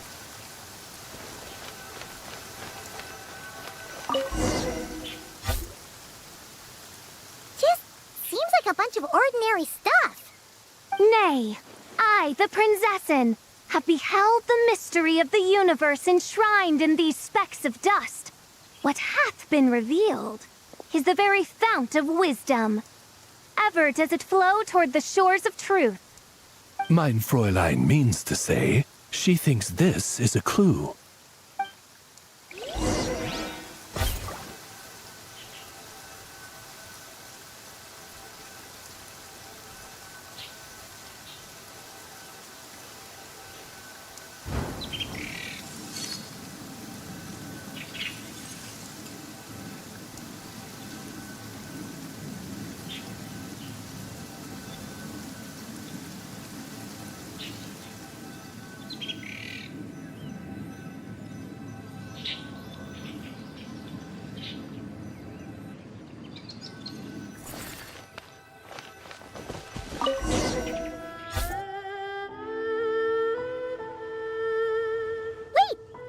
like the soil's been overturned.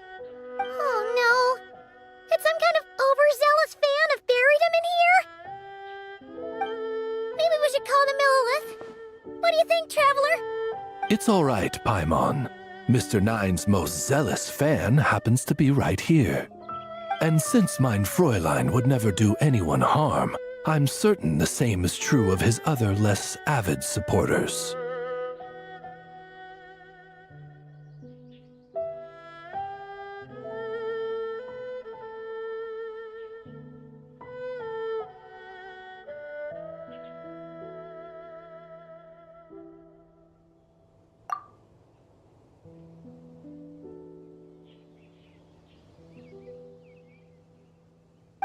What is the meaning of this? I'm calling the Millilith.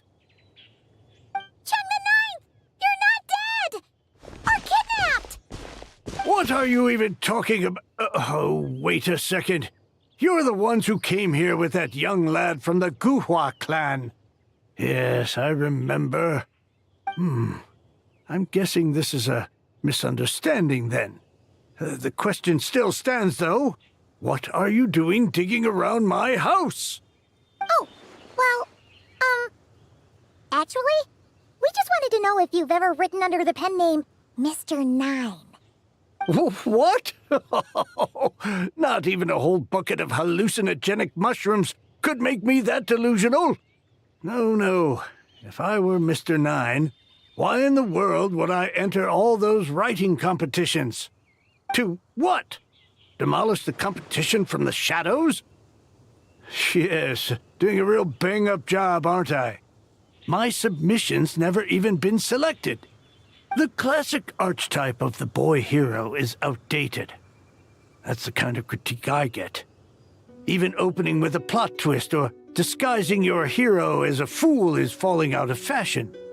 Modern readers are drawn to the boundless imagination and innovative world-building character of Mr. Nine's works. Good point. Besides, if I were Mr. Nine, I would have come clean the minute First Apprentice of Guhua won that award. What? That old beggarly Chong the Ninth is Mr. Nine? No, there must be some mistake. What a sight that would have been. Yeah, and when we were here with Xingqiu that one time, you talked up the legend of the Shattered Halberd a lot. If you were the one who wrote it, that'd be like Jean complimenting herself for being a good knight. It just doesn't add up. In any case, while this gentleman isn't the Mr. Nine we're looking for, I sense something of interest on his person. It's a peculiar signature, the same threads of fate I sensed on you, mein Fräulein, and on the manuscript. I believe the traces are related to Mr. Nine, and it appears I can track them. Hey, that's perfect! Once we head to Nokrai, you should be able to find Mr. Nine, no problem then. But back to the signature. What were you doing before this, Chong the Ninth? Oh, well, I ran out of manuscript paper, so I went to buy some. I'm particular about that kind of thing. Creation of literature demands the highest quality. Ah, no wonder. Mr. Nine uses the very same type for his manuscripts. Huh, that explains it. Thanks, Chong the Ninth. We should get going. I'm not quite sure what I did, but you're welcome, I suppose. Farewell, creator of another world. Though I must say, the laws and narratives thou hast ordained can scarce compare to the dream dust sedimented in the Immernachtreich. Mein Fräulein means to say, your writing isn't... mein Fräulein offers her thanks.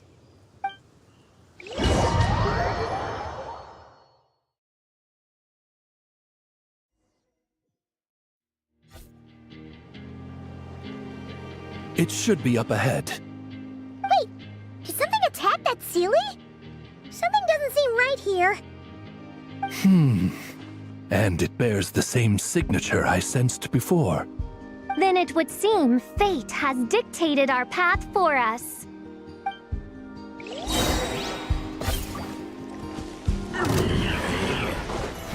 by royal strike a pose! Not now! Let me scribe! Annihilate! Death!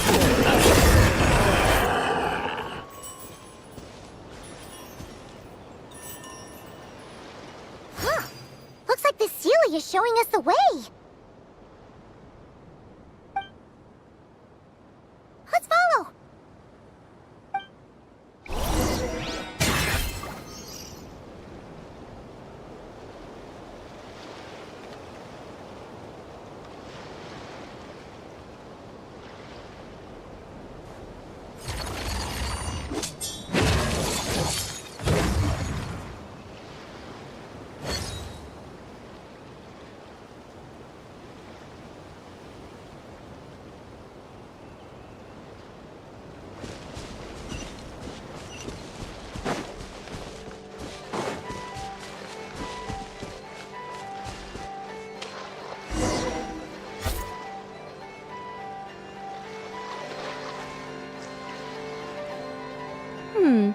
What are you doing here?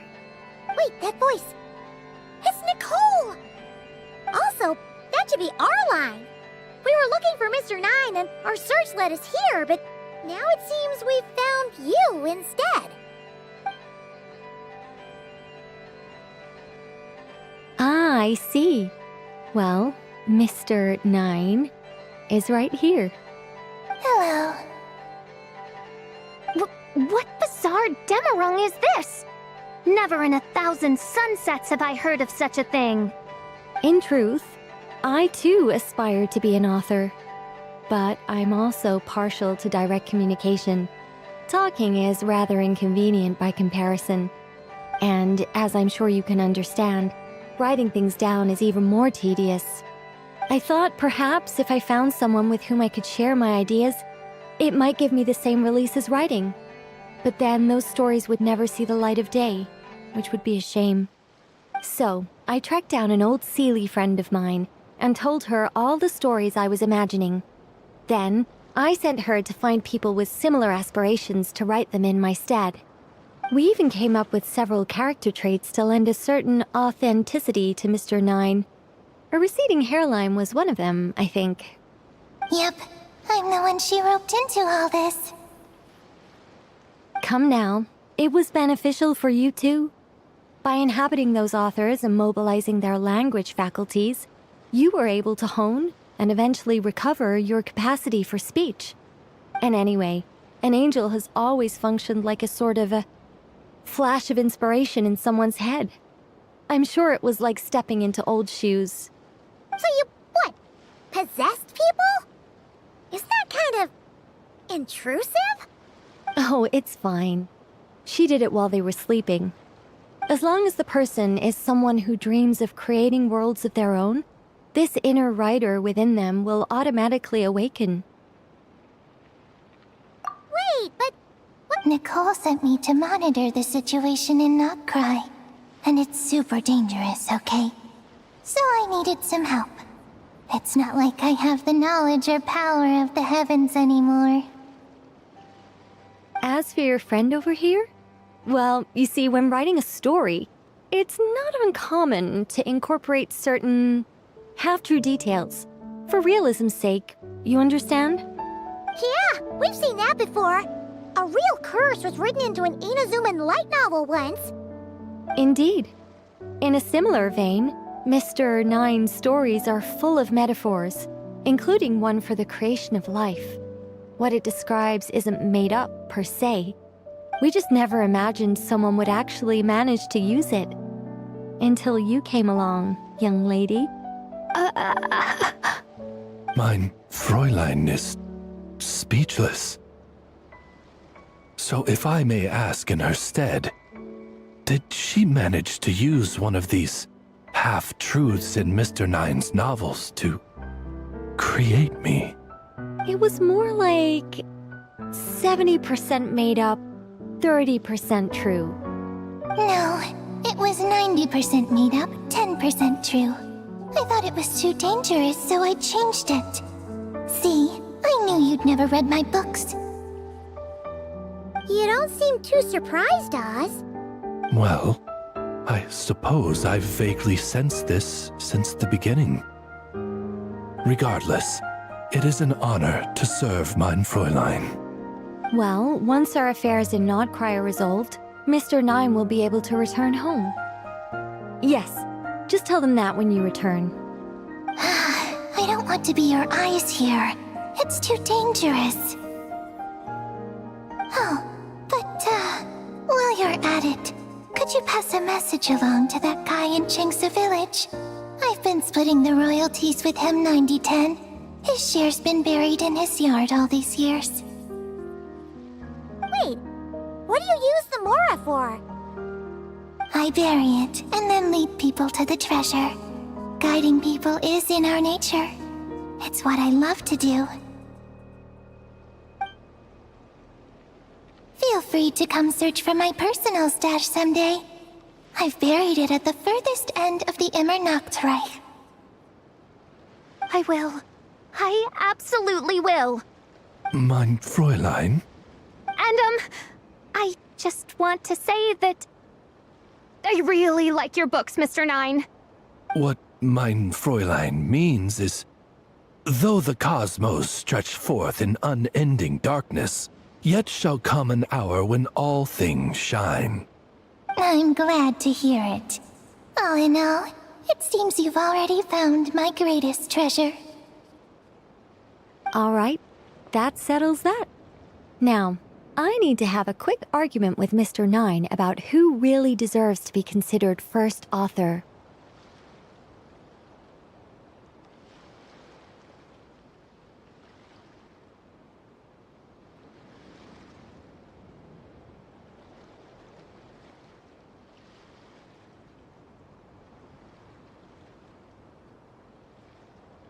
Absolutely not.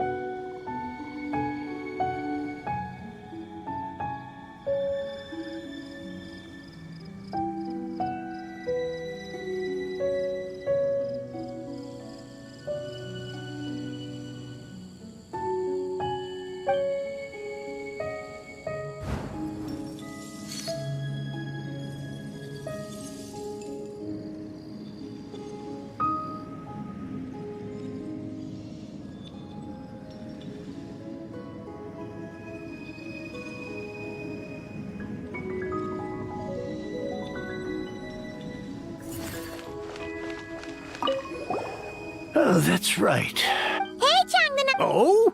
What? About that, Wait, what?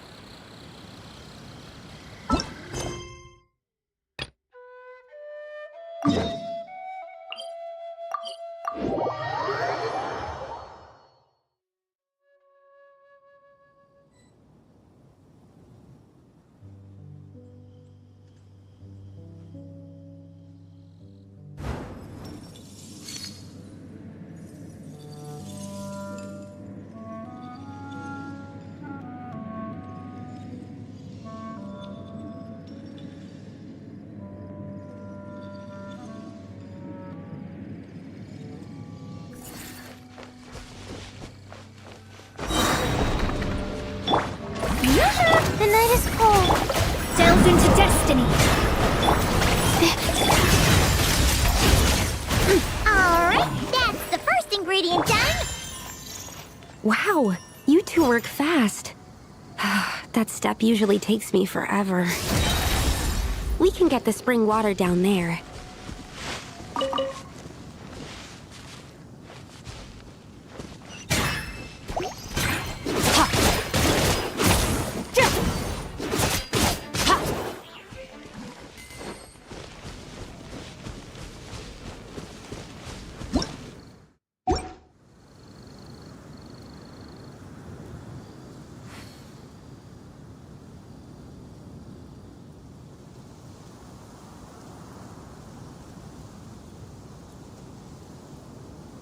All things come to an end, even time itself.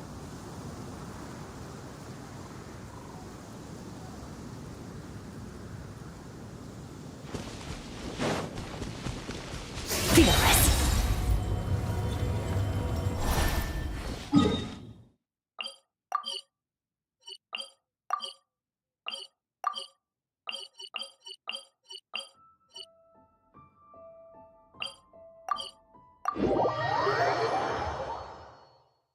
Nice. I like the rain.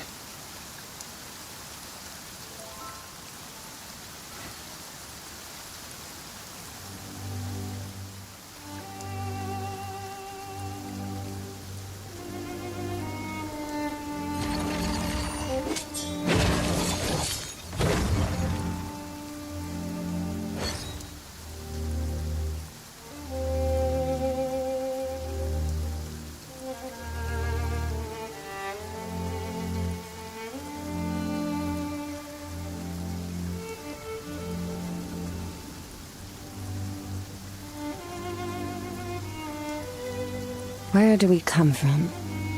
And where are we going?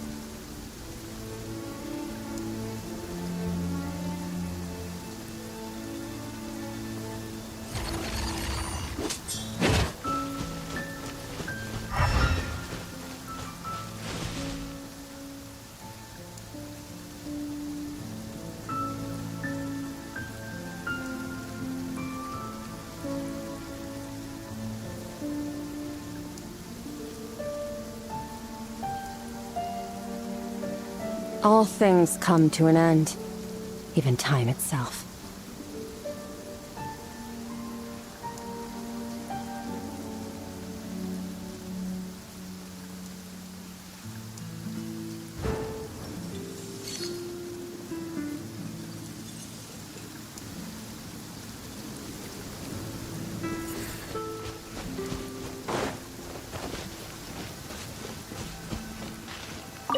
quality of Springvale's waters makes for a stable potion-making ingredient.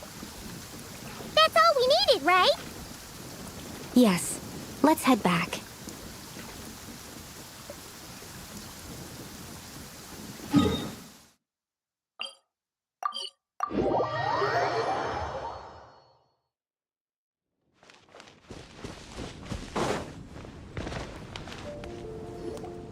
All right. The ingredients are ready and the cauldron is just over there, so we should be good to go. But, Is something wrong? No. It's just... Do you mind if I watch from the side? Just for the purposes of accurate recording, I mean. I know lots of people don't like being scrutinized during experiments, so...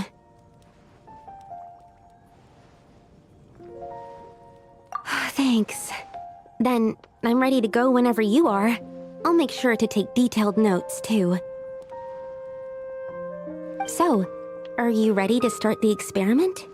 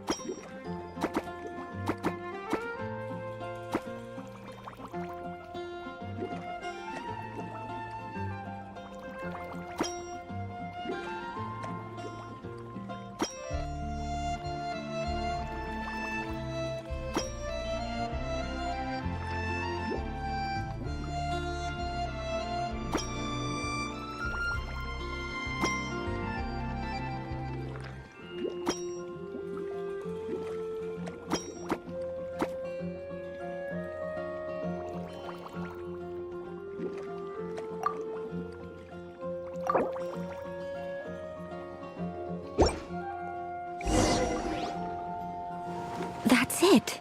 Your execution was perfect. Really? Yes, I don't see any flaws in the brewing at all. Let me extract some and test the product's composition. One moment. Yes, like I said, flawless execution. The potion is perfect. It's exactly what I was expecting. So? Was the 7th time the charm? Upon examination, it seems identical to the previous 6 iterations. Oh! Wouldn't that make the results identical? Not necessarily. Experimental outcomes can differ even with similar variables all around. You never know what the result will be. That's what makes experiments valuable in the first place. Come, let's test this thing out. I planted some sweet flowers beforehand which we can use. We just need to douse them with the potion and see what happens.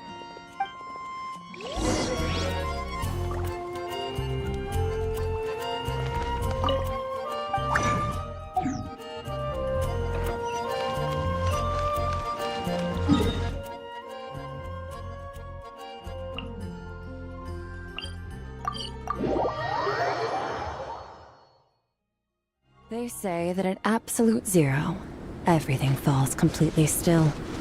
Compared to that, this is nothing.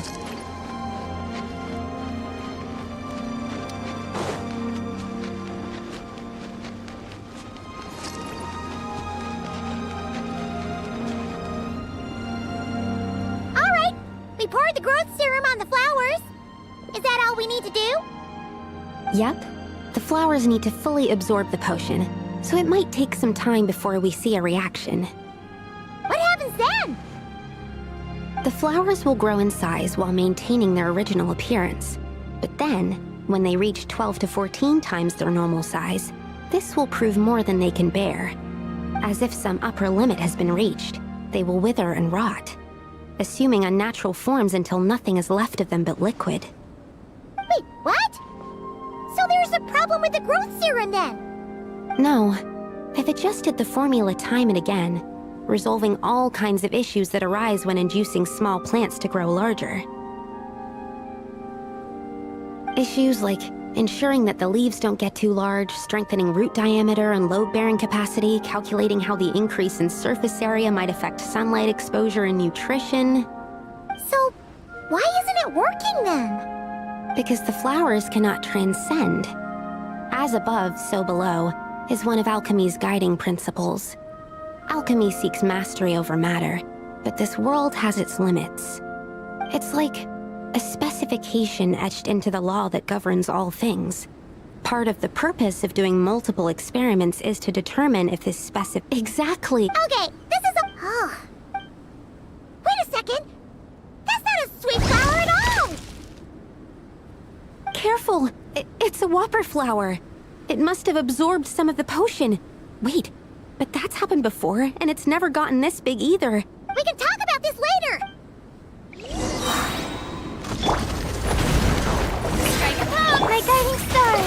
Shadows of fate! Enhanced animal module!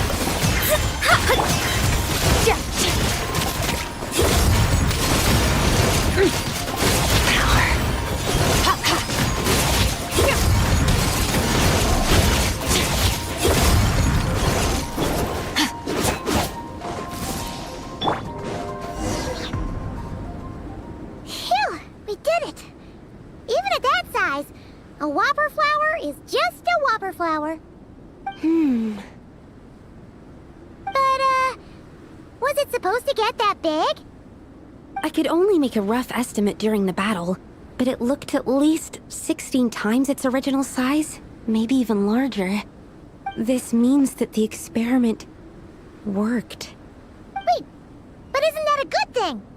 I'm still not sure what the implications are, but if further attempts succeed in reproducing this result, that means that something's different.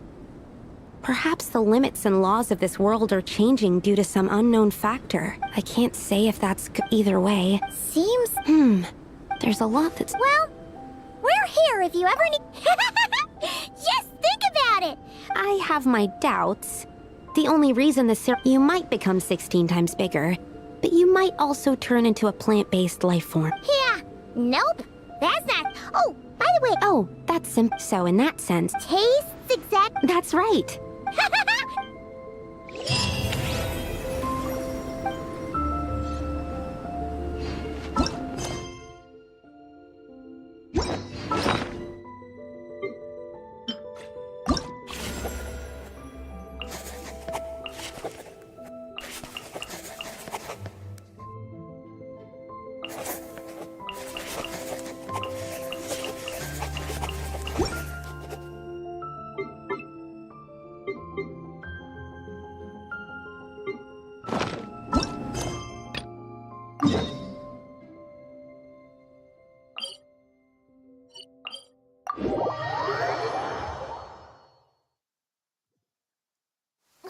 It's pouring out here!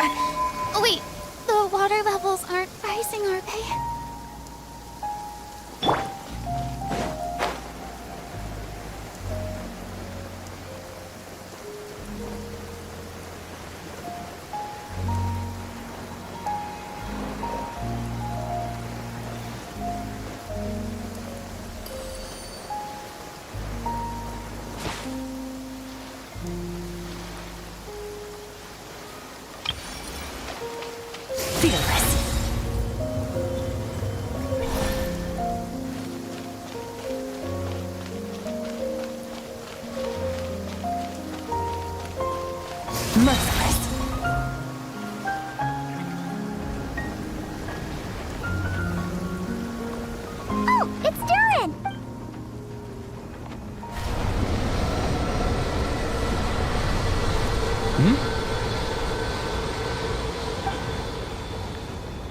Traveler and Paimon? I'm sorry. I hope I didn't scare you.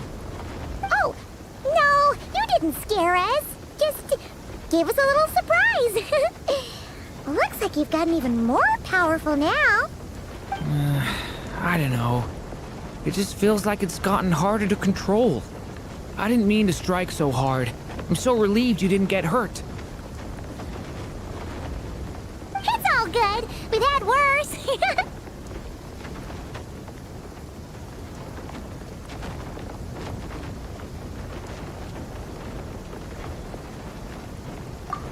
No, don't worry about that. It's been very stable ever since I got this body. Albedo made sure of that. What you saw just now is something that only started happening recently. Maybe I'm still acclimating or something. I'm sure it'll clear up over time. Anyway, what brings you here? Did you need something? Well... The day that the writer and the watcher crossed paths was the day that the magic known as storytelling was born. She asked us to come. Miss Alice? You too? I guess I really do need to work on my impression. Well, never mind that. It's been too long, Minnie Joan.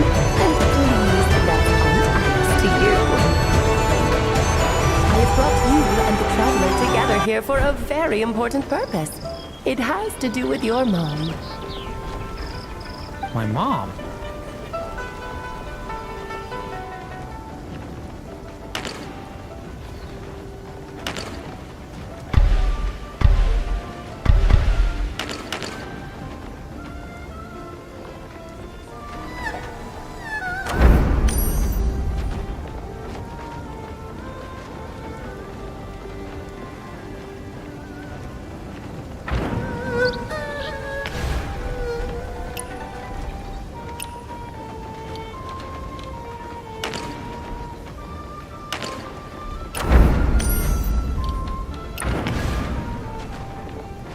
Indeed, fairy tale author extraordinaire, Anya Marie Andersdotter.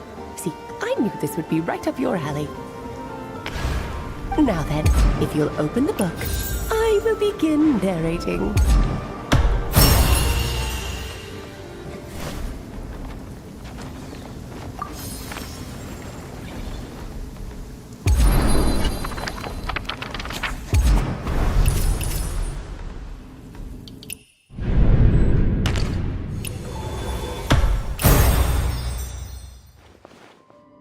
Whoa! What is this place? It reminds Paimon of Simulanka. The two are indeed similar. Both worlds were built using the same magic, after all.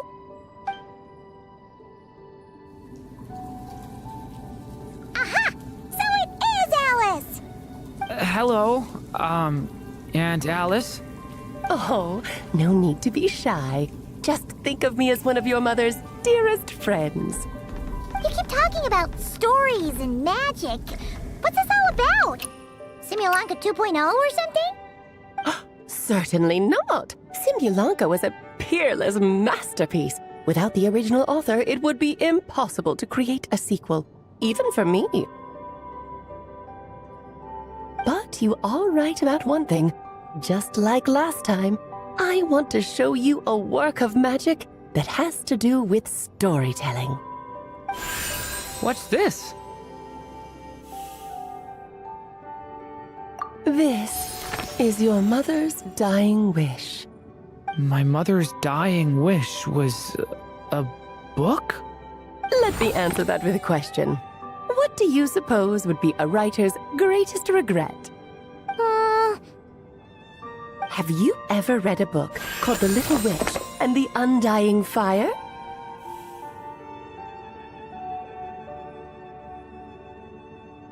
Oh, that's because it was the work of more than one person. It began as a little game at our tea parties. Each of us took turns writing the next part of the story. I wrote the first volume, then the other mages took their turns. Em was tasked with writing the final volume and tying everything up. But by the time everyone had finished writing their parts, Em had passed away. Oh, it was a terrible shame. A true tragedy. And that is the answer to my question. A writer's greatest regret is to leave a story unfinished. But all is not lost. I couldn't stand the doom and gloom of it all, so I went ahead and wrote an ending myself on her behalf. Then what's this book? This is the answer your mother gave to the same question. In her eyes, this was her greatest regret. She made me promise that I would bring it to you because she believed the only person who could resolve this regret is you. So my mother's greatest regret is another unfinished story? You could say that. And I guess resolving the regret means finishing the story? That's one way to put it. Oh, is a straight answer too much to ask for? Her answer was quite the opposite of what I'd expected. But oh, how touching it was. I'd love to tell you what she said, I really would. But that would spoil the plot, and we can't have that. Spoilers ruin everything. Oh. Just think of this task as giving a story a much-needed ending. All I ask is that you do your best. I understand. But I only just started learning human script, and I don't have any writing experience at all. Relax. Why else do you think your dear aunt went and found you two such wonderful helpers? With their experience, you'll have so many story ideas you won't know what to do with them. So don't be... Yeah!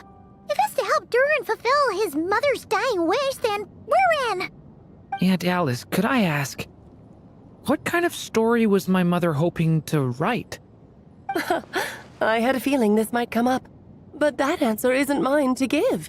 You'll have to find it yourself, here inside this book. Don't worry, we'll help you come up with loads of ideas. Yeah, let's find a nice spot where we can settle in and read through this thing. We could even get some snacks, too. Oh, the actual process might not be quite the walk in the park you're imagining, Paimon. Why's that? Because when Em created this book, she borrowed my magic. In other words, it's not a book you can just pick up and read. It's a magical book. Its chapters are scattered through memories of the past. Gather them all, and the book will show you its secrets. So, where are we supposed to find these memories? Em left a trail of clues for each unfinished chapter. Follow the clues, and you'll find them. Oh, and when it comes to adding to the story yourselves, you need to use this. And this is... This, my dear little Paimon, is the ink Em left behind. Infused with a little of my own magic, of course. If you're planning on writing something inside the book, you'll need it.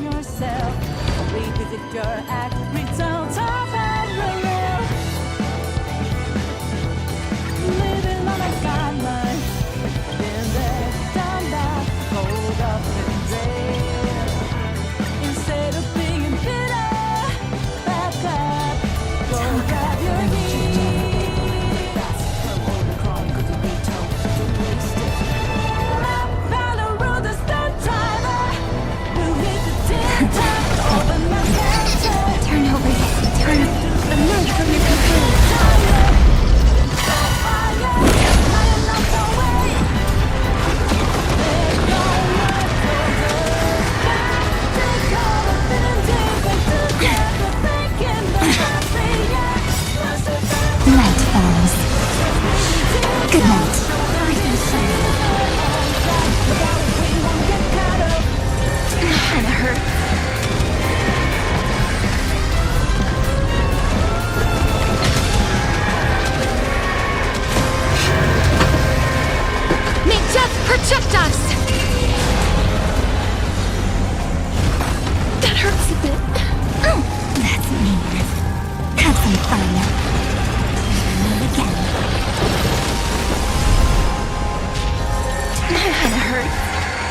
Embrace a new life.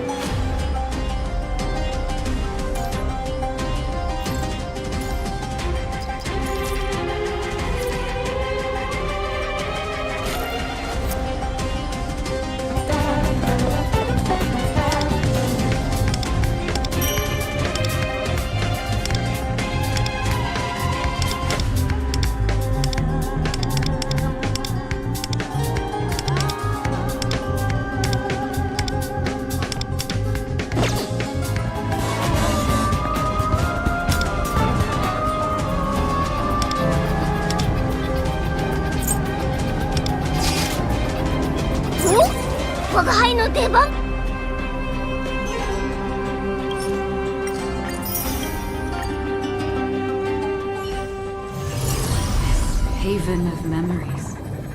Every touch, every moment is like a thorned rose.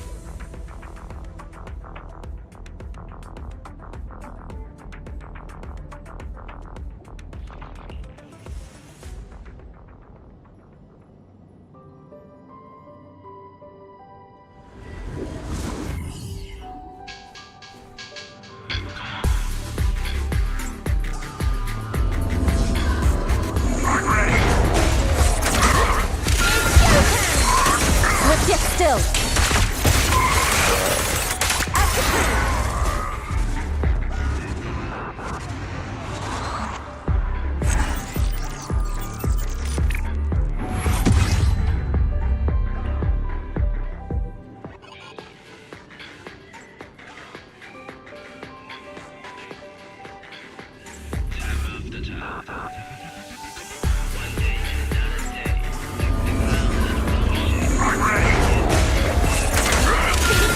opening. Let's get still.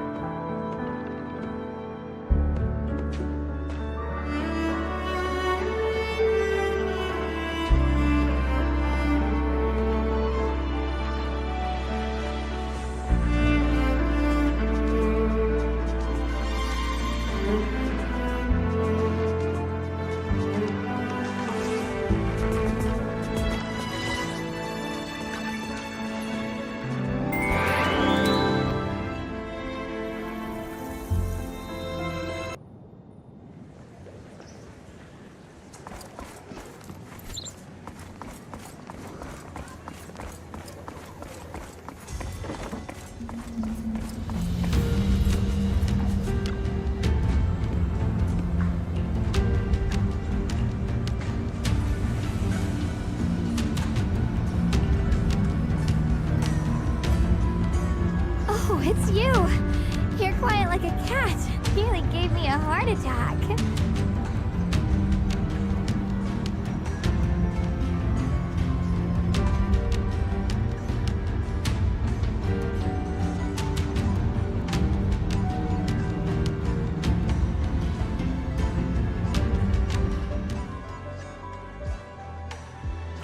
But thank goodness it's you.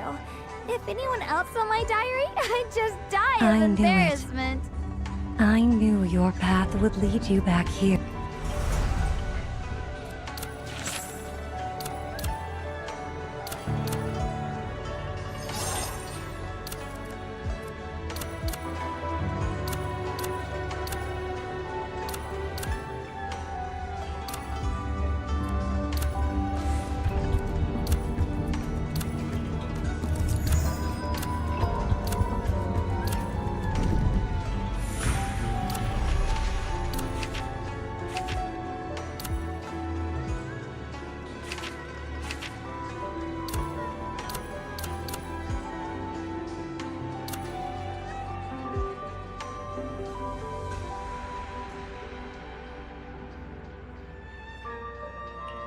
Your diary looks so pretty, and you've written so much.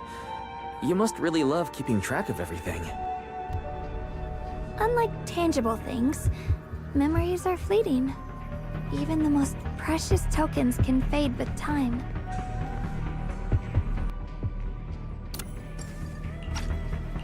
But if I use words and photos to weave a net in my diary, I can catch those memories so time won't wash them away.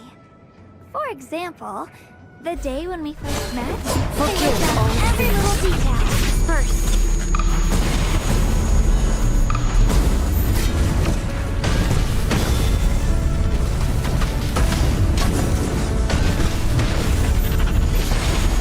The fire is burning.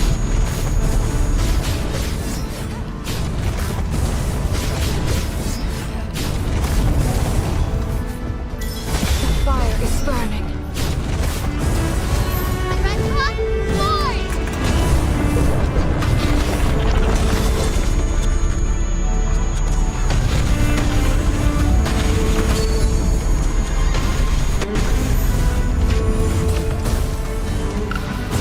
under the bright light.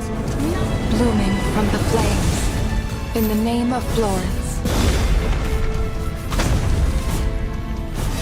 The fire is burning.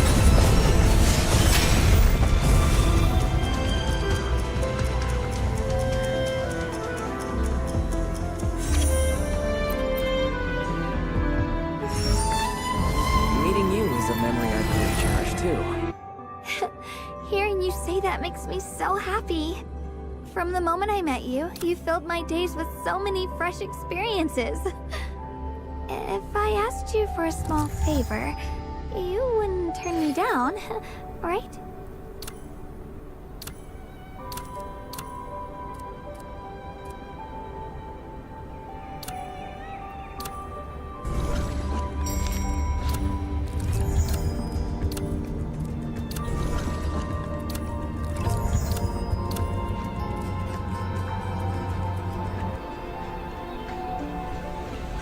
Whatever it is, if you ask, I'll do it. Just tell me what you need.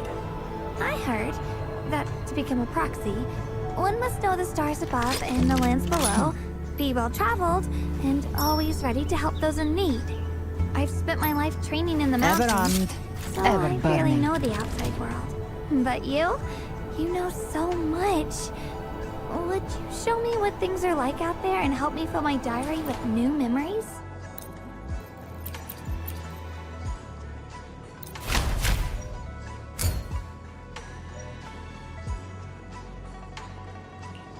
You give me too much credit, but I can definitely be your guide. Is there anywhere you'd like to go? What do you usually do? The places you like to go, the things you enjoy? I'd like to experience them too. Just the same old everyday stuff. But if you're interested, I'll set something up for you. I'll write down everything we do together in my diary. And, since it's filled with moments we share, you can look through it whenever you like.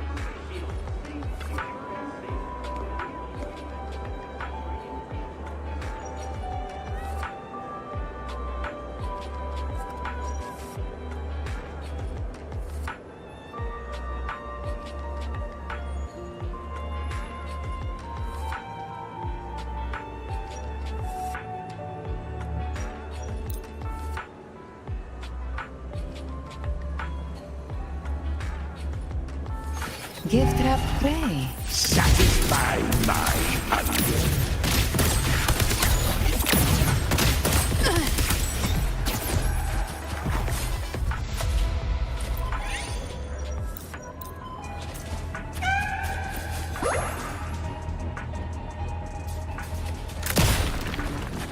Live to hunt.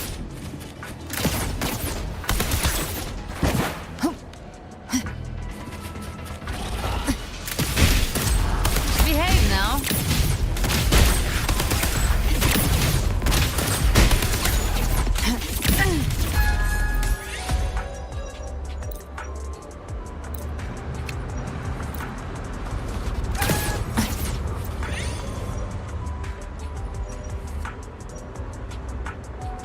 It's extremely precious, so be sure to use it sparingly. This is all that's left. So we need to search for the memories and keep an eye on how much ink we're using. It just had to be a wild goose chase, didn't it? Perhaps it's just another form of storytelling. Em was ever so creative when it came to things like that. Just think of it as a little challenge your mom left behind. Who knows? There could even be a mysterious prize at the end of it all. I don't care about that. This was my mother's dying wish. Whatever it takes, I'll find a way. Yep. With the two of us by your side, you'll be just fine. Okie dokie. That should be pretty much all you need to know. Oh, and once the story's complete, do let me have a little look-see, okay? I've read everything she ever wrote, so naturally, I can't miss this one. Yeah! Most of the time, you're pretty hard to pin down. Don't worry, I'll know when you're finished. Just wait for me to reach out. All right, off you go. I can't wait to hear how the story ends.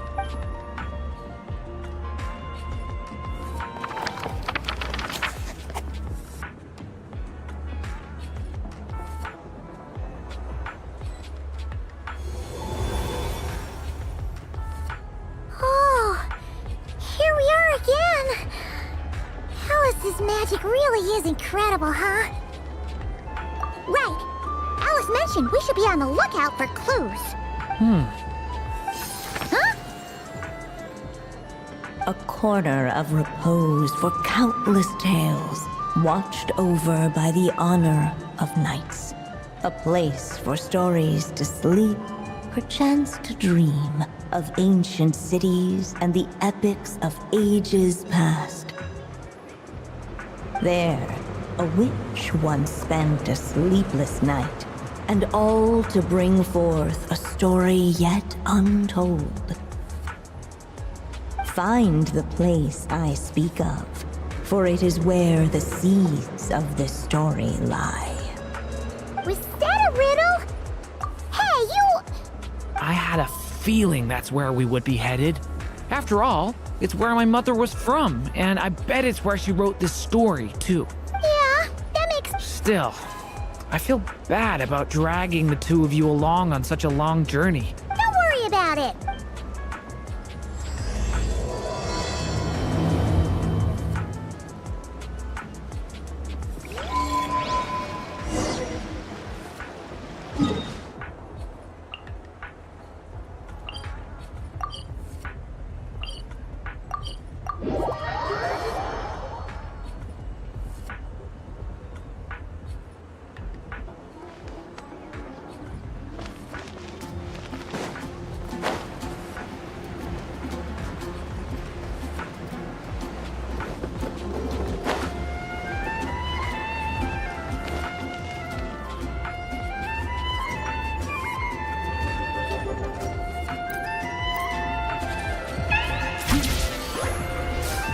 Live to hunt.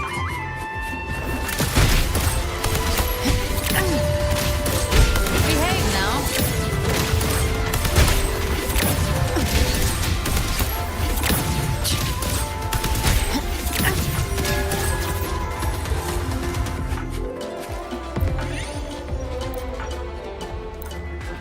Live to hunt.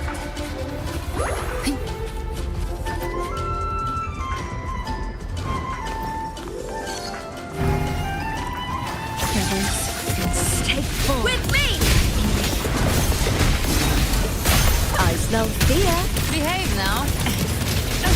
You missed.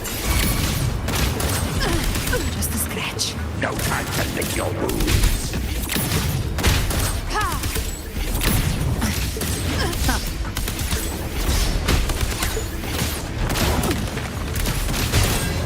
Together we vanquish.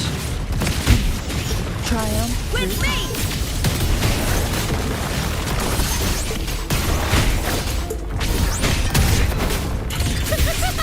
Together! Behave now! Hunt. Face me, coward! Make it fast.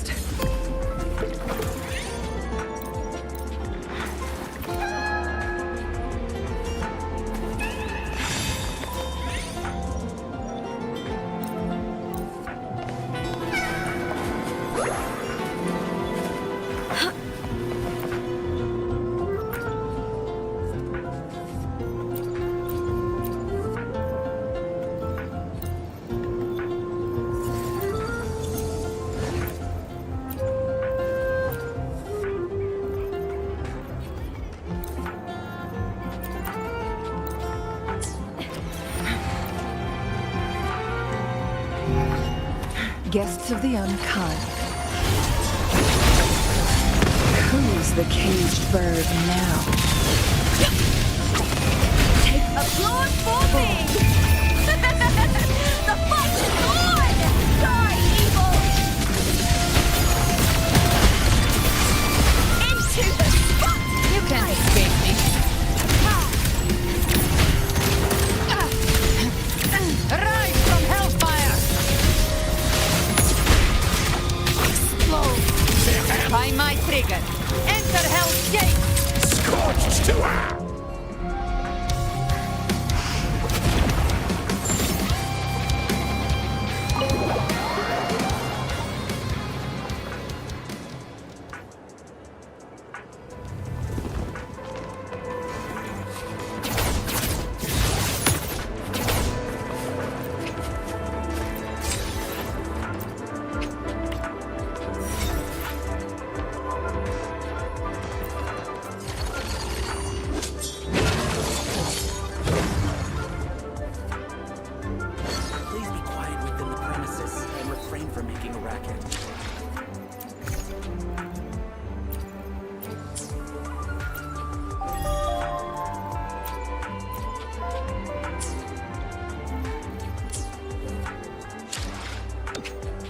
The abyss is like the world's shadow.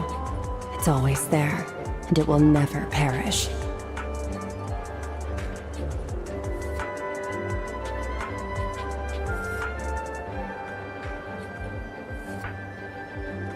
Please be quiet within the premises and refrain from making a racket.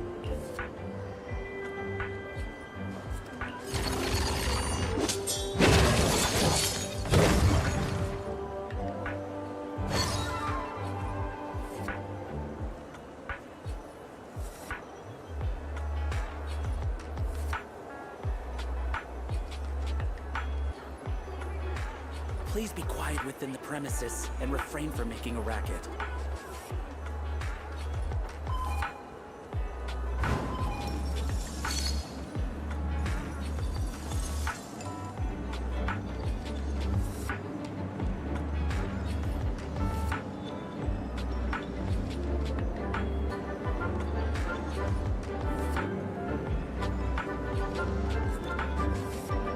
Please be quiet within the premises and refrain from making a racket.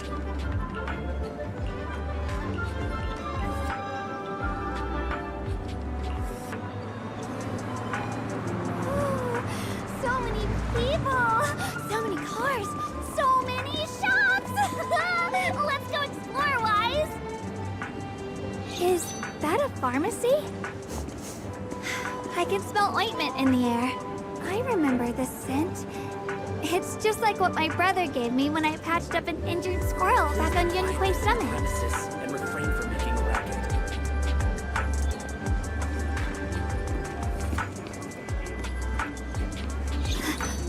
Is this the Public Security Bureau I've heard so much about? I actually know a lot about them. I heard their officers are sent on dangerous missions all the time. Like going undercover in a gang, outwitting crime bosses, and making all those tough moral decisions. Please be quiet within the premises. and Judging by refrain your from making a face, racket. did I lay it on a little too thick?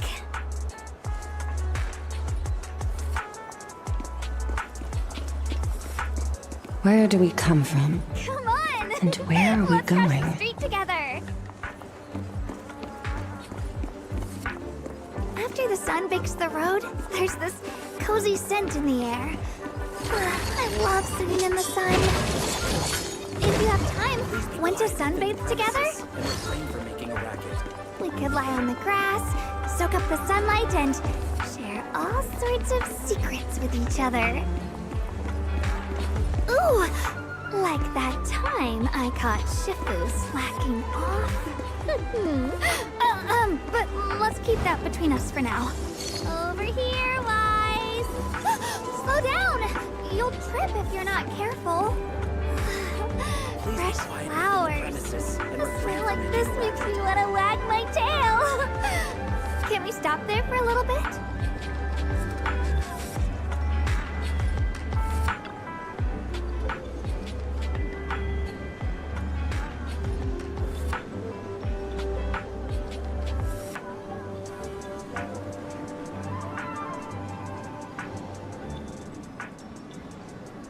Please be quiet within the premises and refrain from making a racket.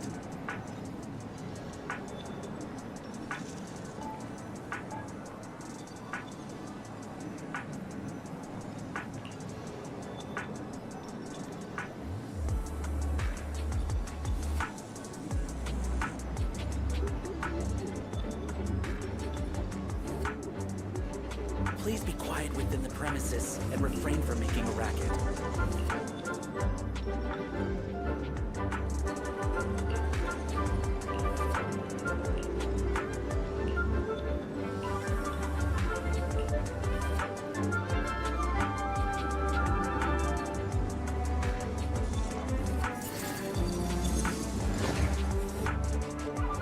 Please be quiet within the premises and refrain from making a racket.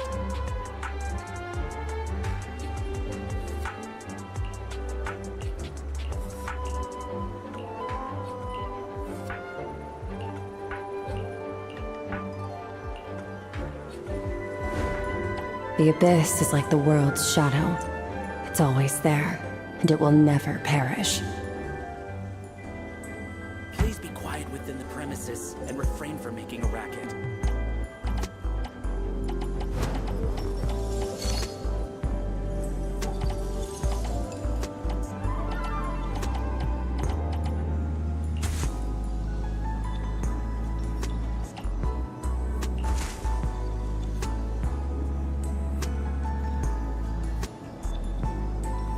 Please be quiet within the premises and refrain from making a racket.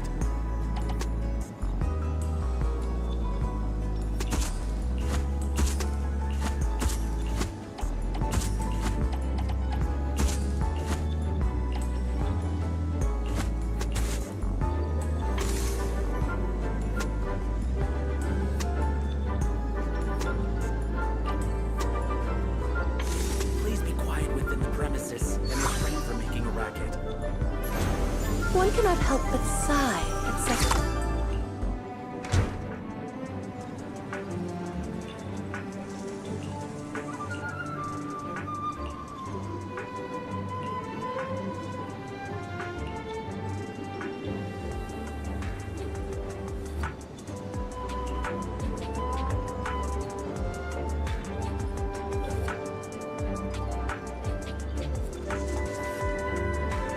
Please be quiet within the premises and refrain from making a racket.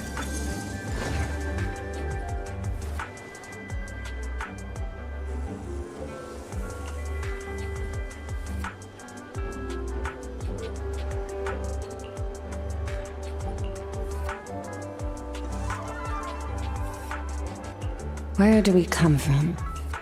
And where are we going? Please be quiet within the premises and refrain from making a racket.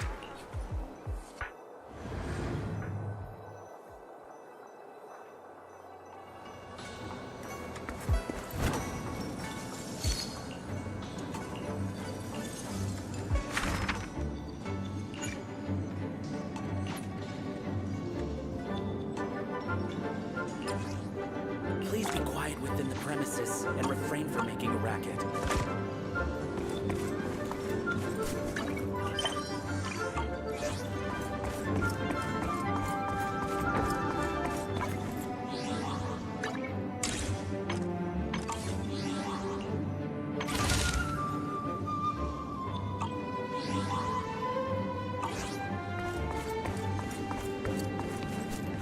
Please be quiet within the premises and refrain from making a racket.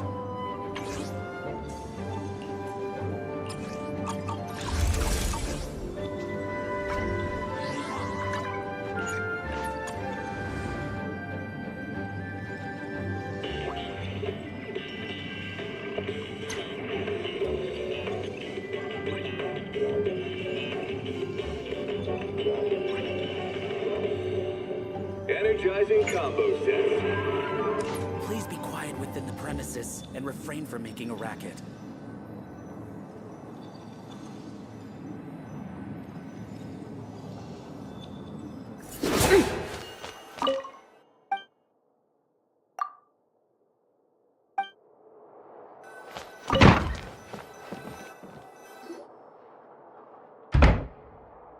Back in the Mondstadt Library, huh?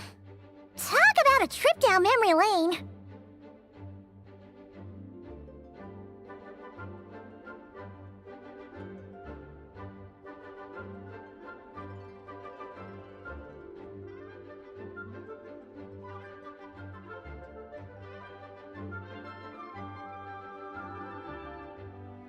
So we're supposed to find the seeds of the story, right?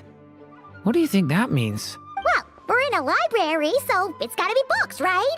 But seriously, there's so many here. How are we supposed to know which ones we need? Making a racket in a library? You should know better than that. Lisa! Oh, sorry about that. Now, who do we have here? Ah, my golden-haired cutie. And my little horn cutie, too. Sorry, Miss Lisa. I know you taught me to be quiet in the library, but Paimon was just trying to help. Please don't be too hard on her.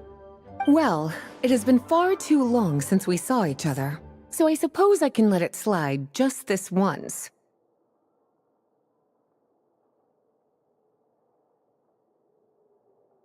Back when he first arrived here, poor Jean wasn't sure what to do with him, so I stepped in to lend a hand. I figured if I can handle a boy raised by wolves, then teaching one who's part dragon should be a walk in the park.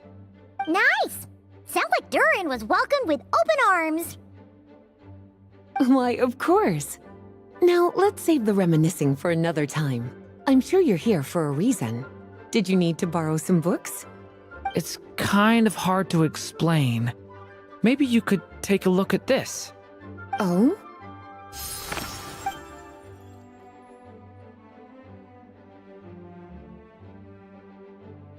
Ah, I see. These so-called seeds of the story must be the books that inspired its creation. That's just how it is with stories. They grow out of the tales that came before them. And that mage, I can almost picture her here, hundreds of years ago, scribbling away at one of these very desks. But we don't know anything about this story. How are we supposed to figure out which books inspired it? As it happens, just before I found you here, I was looking into something rather peculiar. One of the knights reported seeing some books that weren't listed anywhere in our catalog. Stranger still, just as he went to reach out for them, the books vanished into thin air. And then a while later, while he was browsing through other shelves, there they were again. Seriously? That particular knight knows this library inside and out. I'd be very surprised if he was seeing things. Something tells me these might just be the magical books you're after.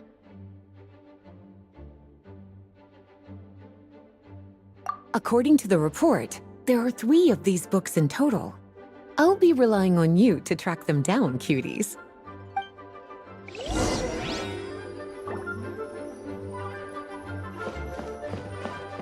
Oh, wait! Did Klee write this one? Should this even be here? We better show it to Lisa.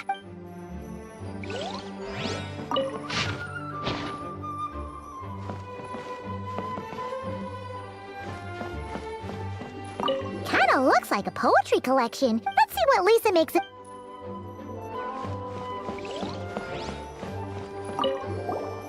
Second strong. Wait, huh? It's one of M.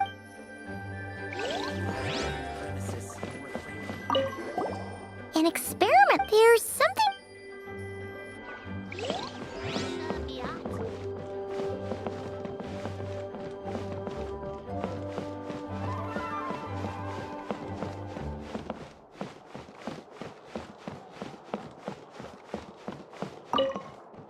Well, did you manage to find them?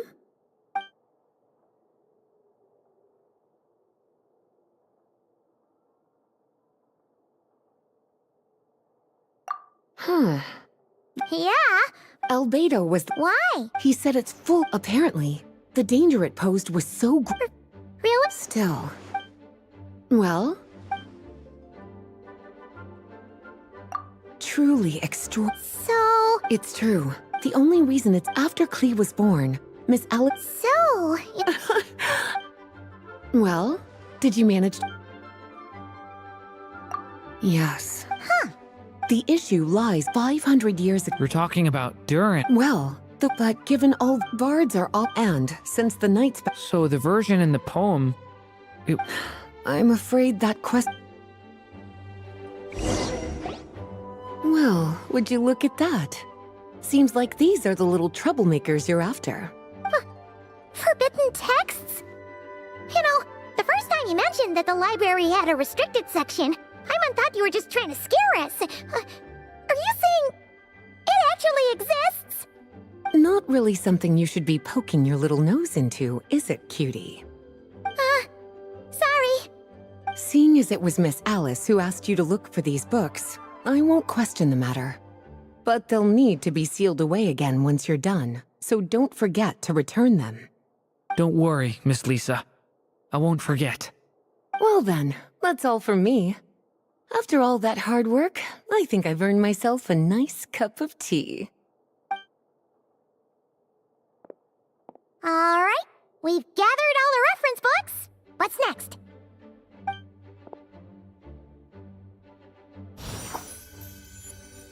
Wait, look!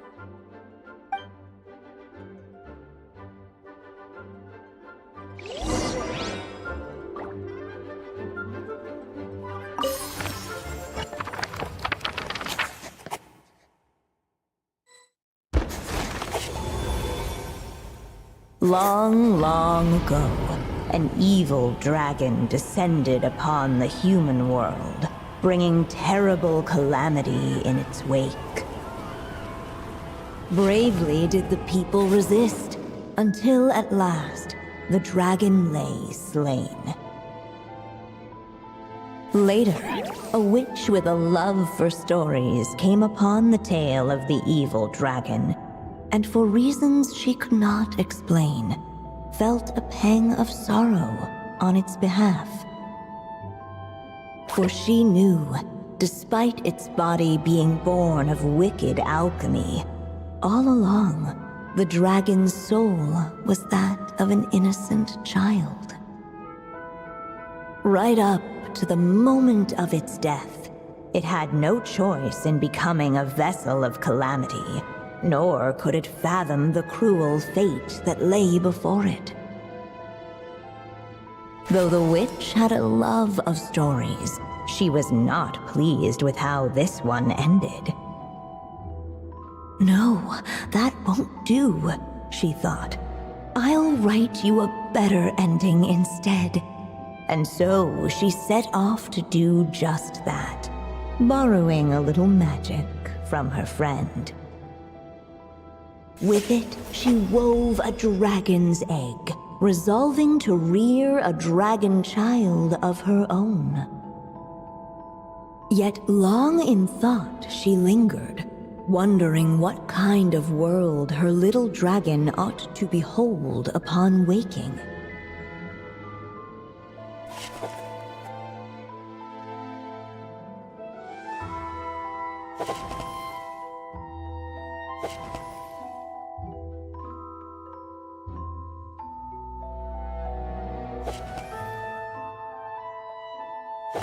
At last, she made her mind up, adorning the cradle with a wisp of woodland air.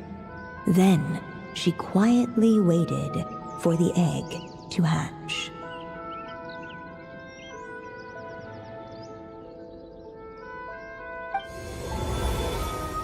Whoa! We're actually inside the story! This must be Aunt Alice's magic.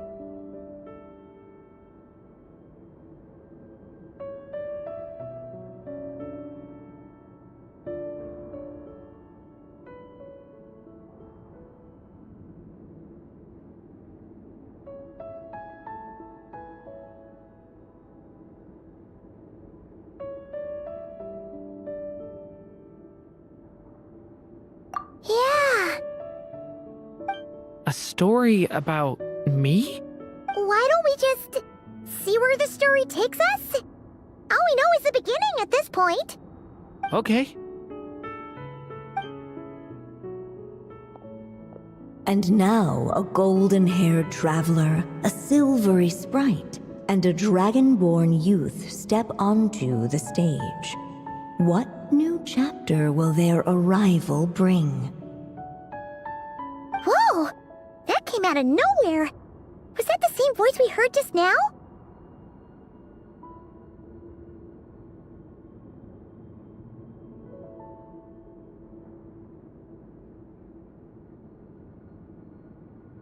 Yeah.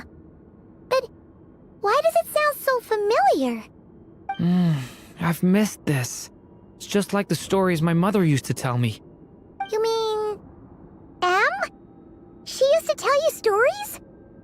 Yeah, she loved it. Back when she was still alive. Sorry, we should focus on what we're here to do. So, now that we're in the story, what's next? The dragon youth wondered aloud. Yet all he could do was wait for the story to unfold. Of course, there's something to be said for helping it along. Perhaps a little exploration could prove fruitful. Oh! Is that a hint? Yeah, I agree.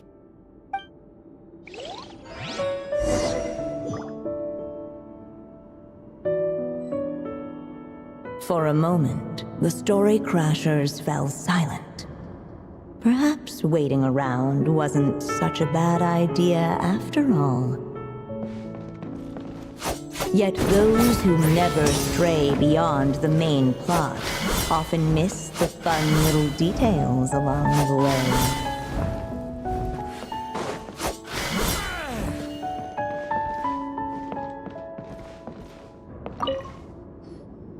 Look at all these books! Guessing the witch did a lot of reading while she was waiting for the egg to hatch. It just so happened a dragon egg wasn't the only thing she was incubating here. Where else might a story be born, if not among books? Oh!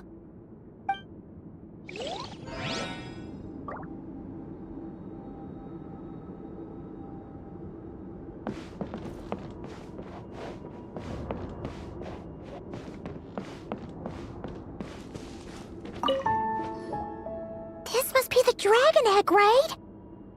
Looks like it's gonna hatch any moment now. So we've got a dragon egg about to hatch, a witch who loves stories, and that evil dragon we heard about at the beginning. Yep, it all adds up. This is my story, isn't it?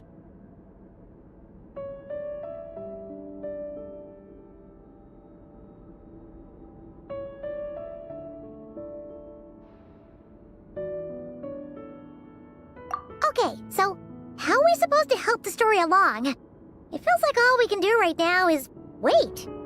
Apparently, it hadn't dawned on the group to look for a way to help the egg hatch faster. Oh, right! We're at the point in the story where we're waiting for the baby dragon to hatch. So that has to happen before the story can continue. Hello, everyone. How are you? Fine, thank you. Oh my god! I wish I were a bird.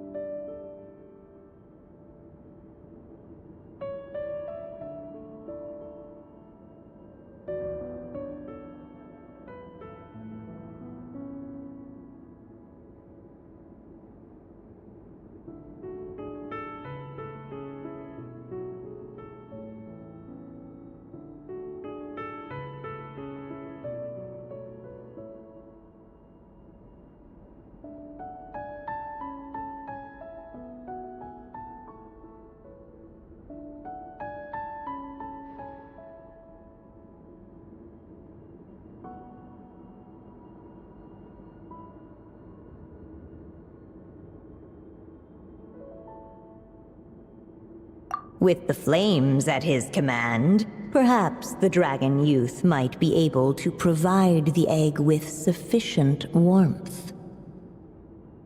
What? You want us to roast the dragon egg? The silvery sprite's surprise betrayed her lack of reading. For in countless tales it is told that only by fire's embrace will a dragon's egg hatch swiftly. Huh, you kinda have a point there.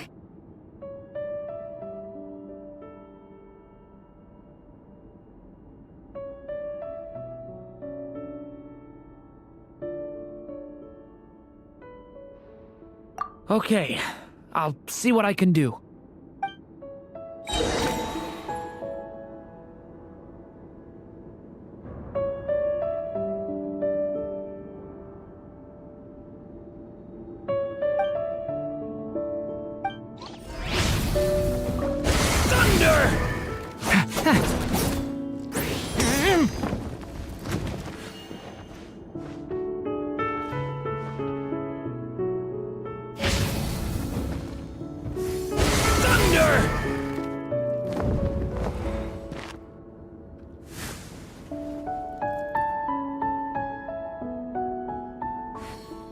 Leave it to me! Decay! New life! Let every unborn life be welcomed with tender anticipation, and may that warmth stay with it for a lifetime.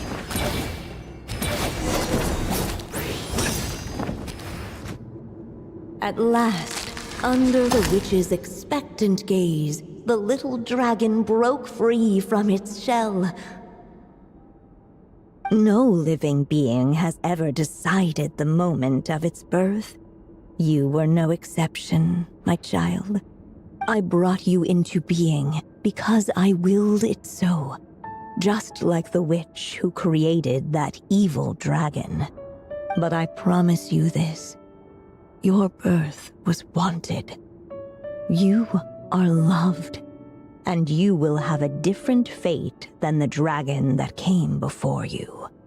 You've never told me those things before, but for some reason, I always knew. Thank you for bringing me into this world.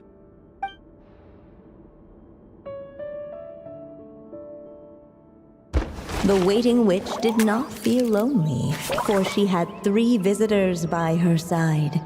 Together, they beheld the hatchling's first breath of life. Holding her dragon child close, the witch promised him a life unlike that of the evil dragon. And so, nestled in his mother's warm embrace, did the little dragon's story begin.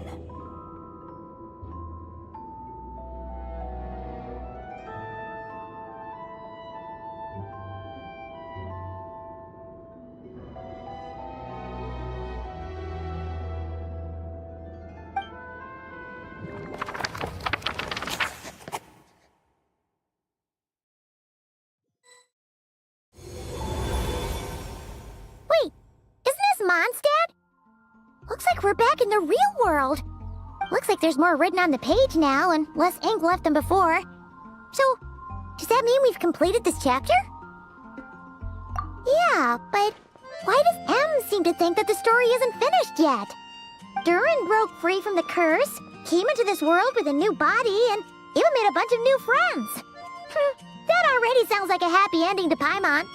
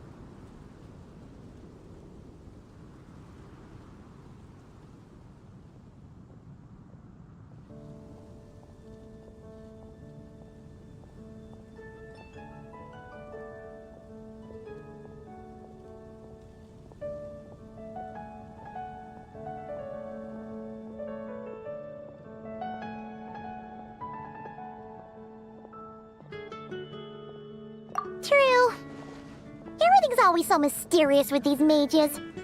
Guess all we can do is wait for more clues. Huh.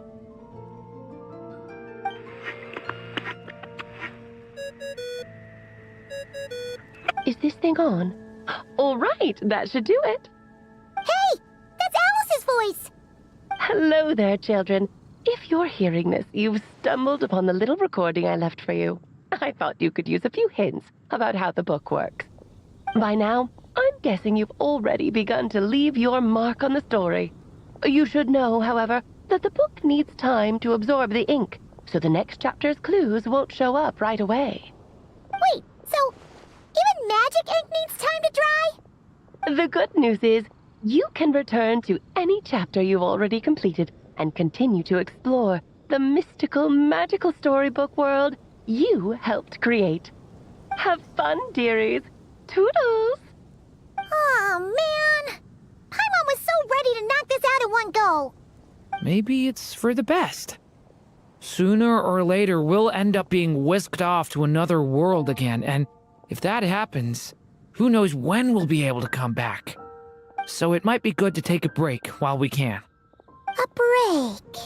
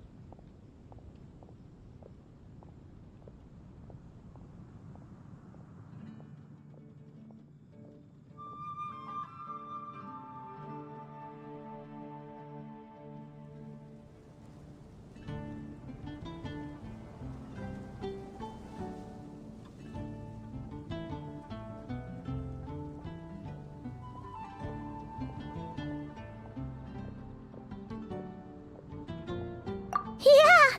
Paimon has a sudden craving for the Good Hunter's sticky honey roast. And we happen to be in Mondstadt, so... So let's meet up here later. I need to find Miss Lisa to return those books anyway.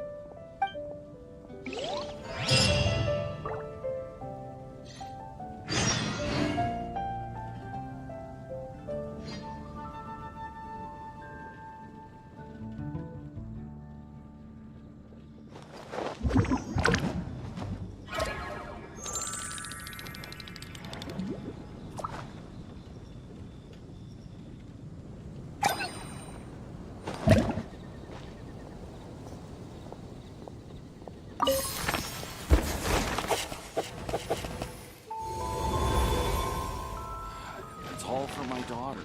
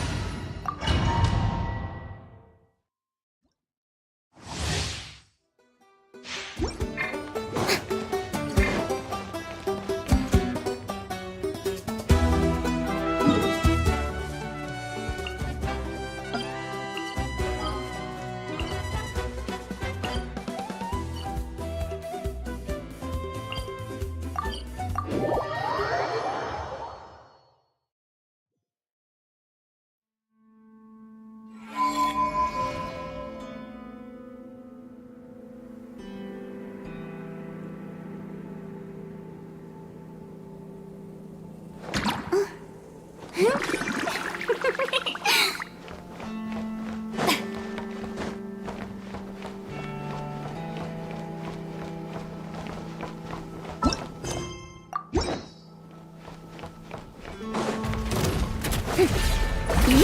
night is cold. Let me scry. Into the void.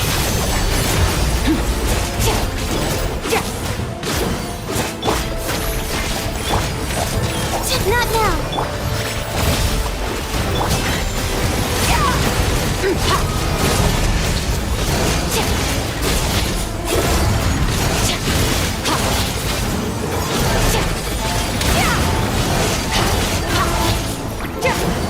Strike a pose! My guiding star. Delve into destiny! Extinguish.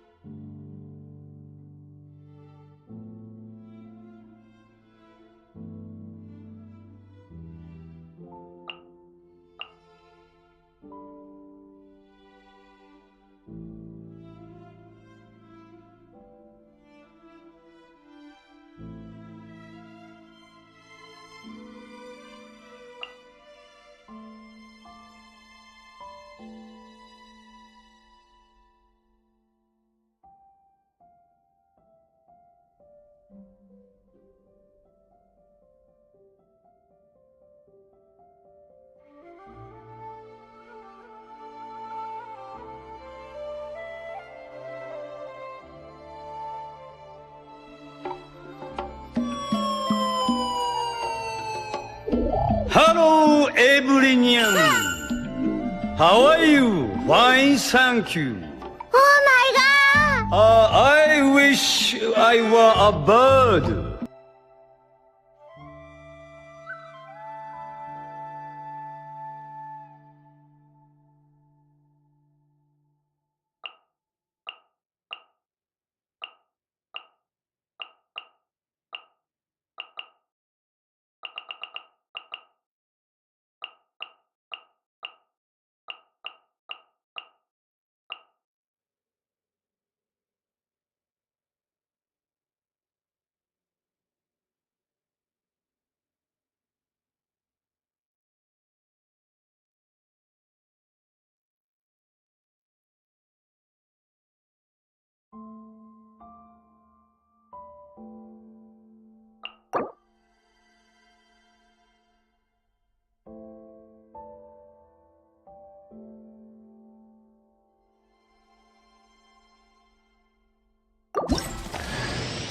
You smell nice. Let's hunt.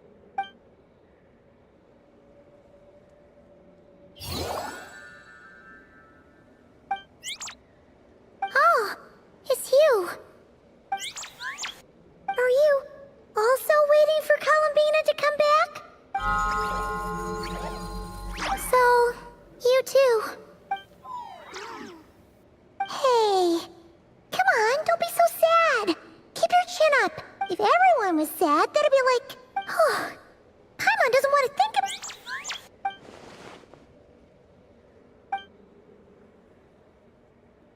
I haven't given up yet. Columbina, all of her friends, none of them would ever just give up like this. Give us a little more time. I can't promise anything, but I'll do everything I can.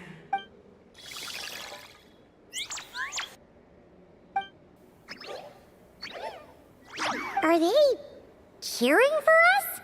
Thank you. Do you need us to help you with something? This Kohenki. Paimon thinks it's the one who likes playing the lyre. Why don't you play something? If they hear a familiar melody, maybe they'll calm down a little bit.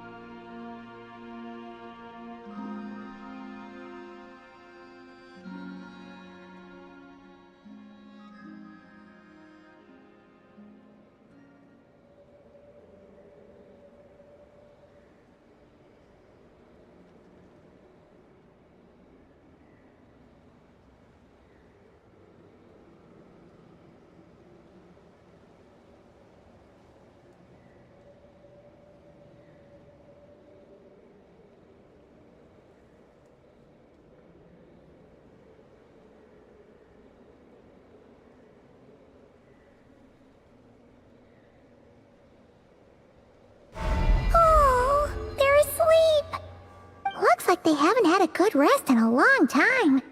Shh, let's leave.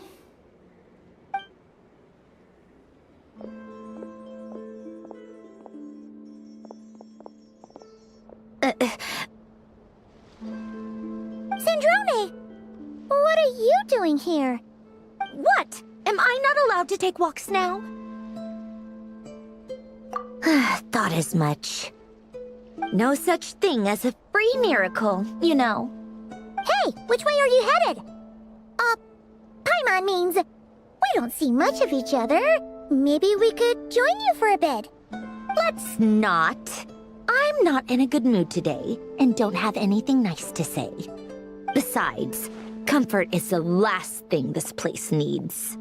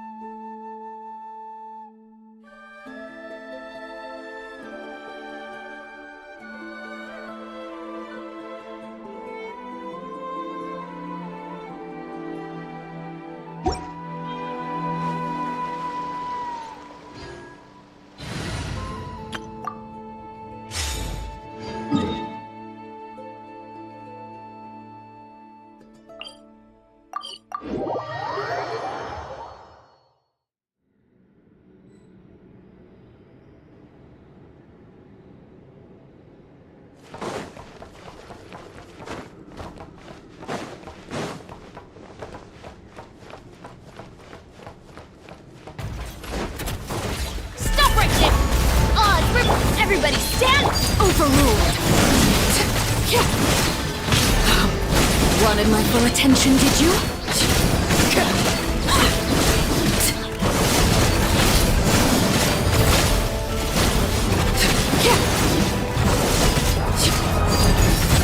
Final warning! Off we go! By royal decree, let's light it up! Yeah!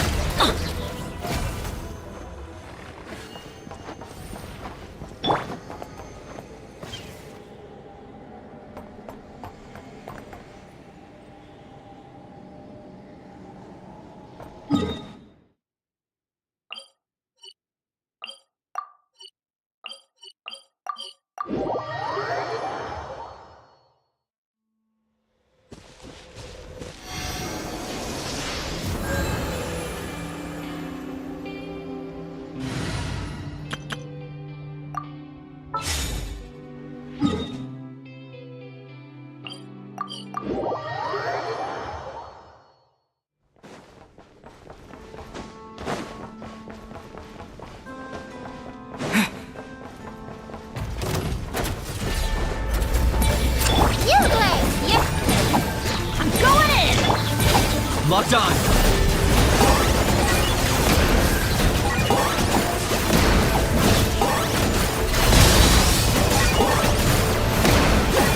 My mistake. Don't be scared! Teamwork is trick! Target acquired.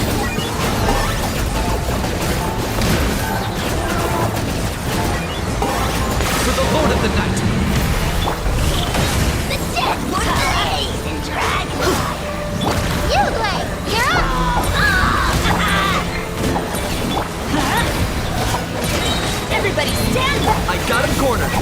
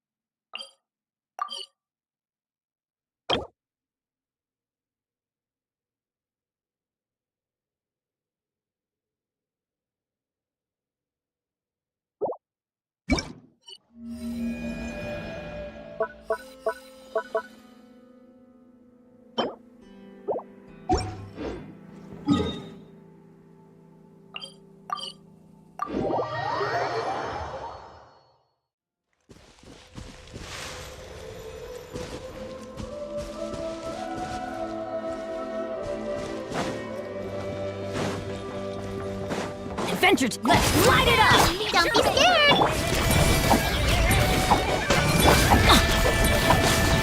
Target acquired.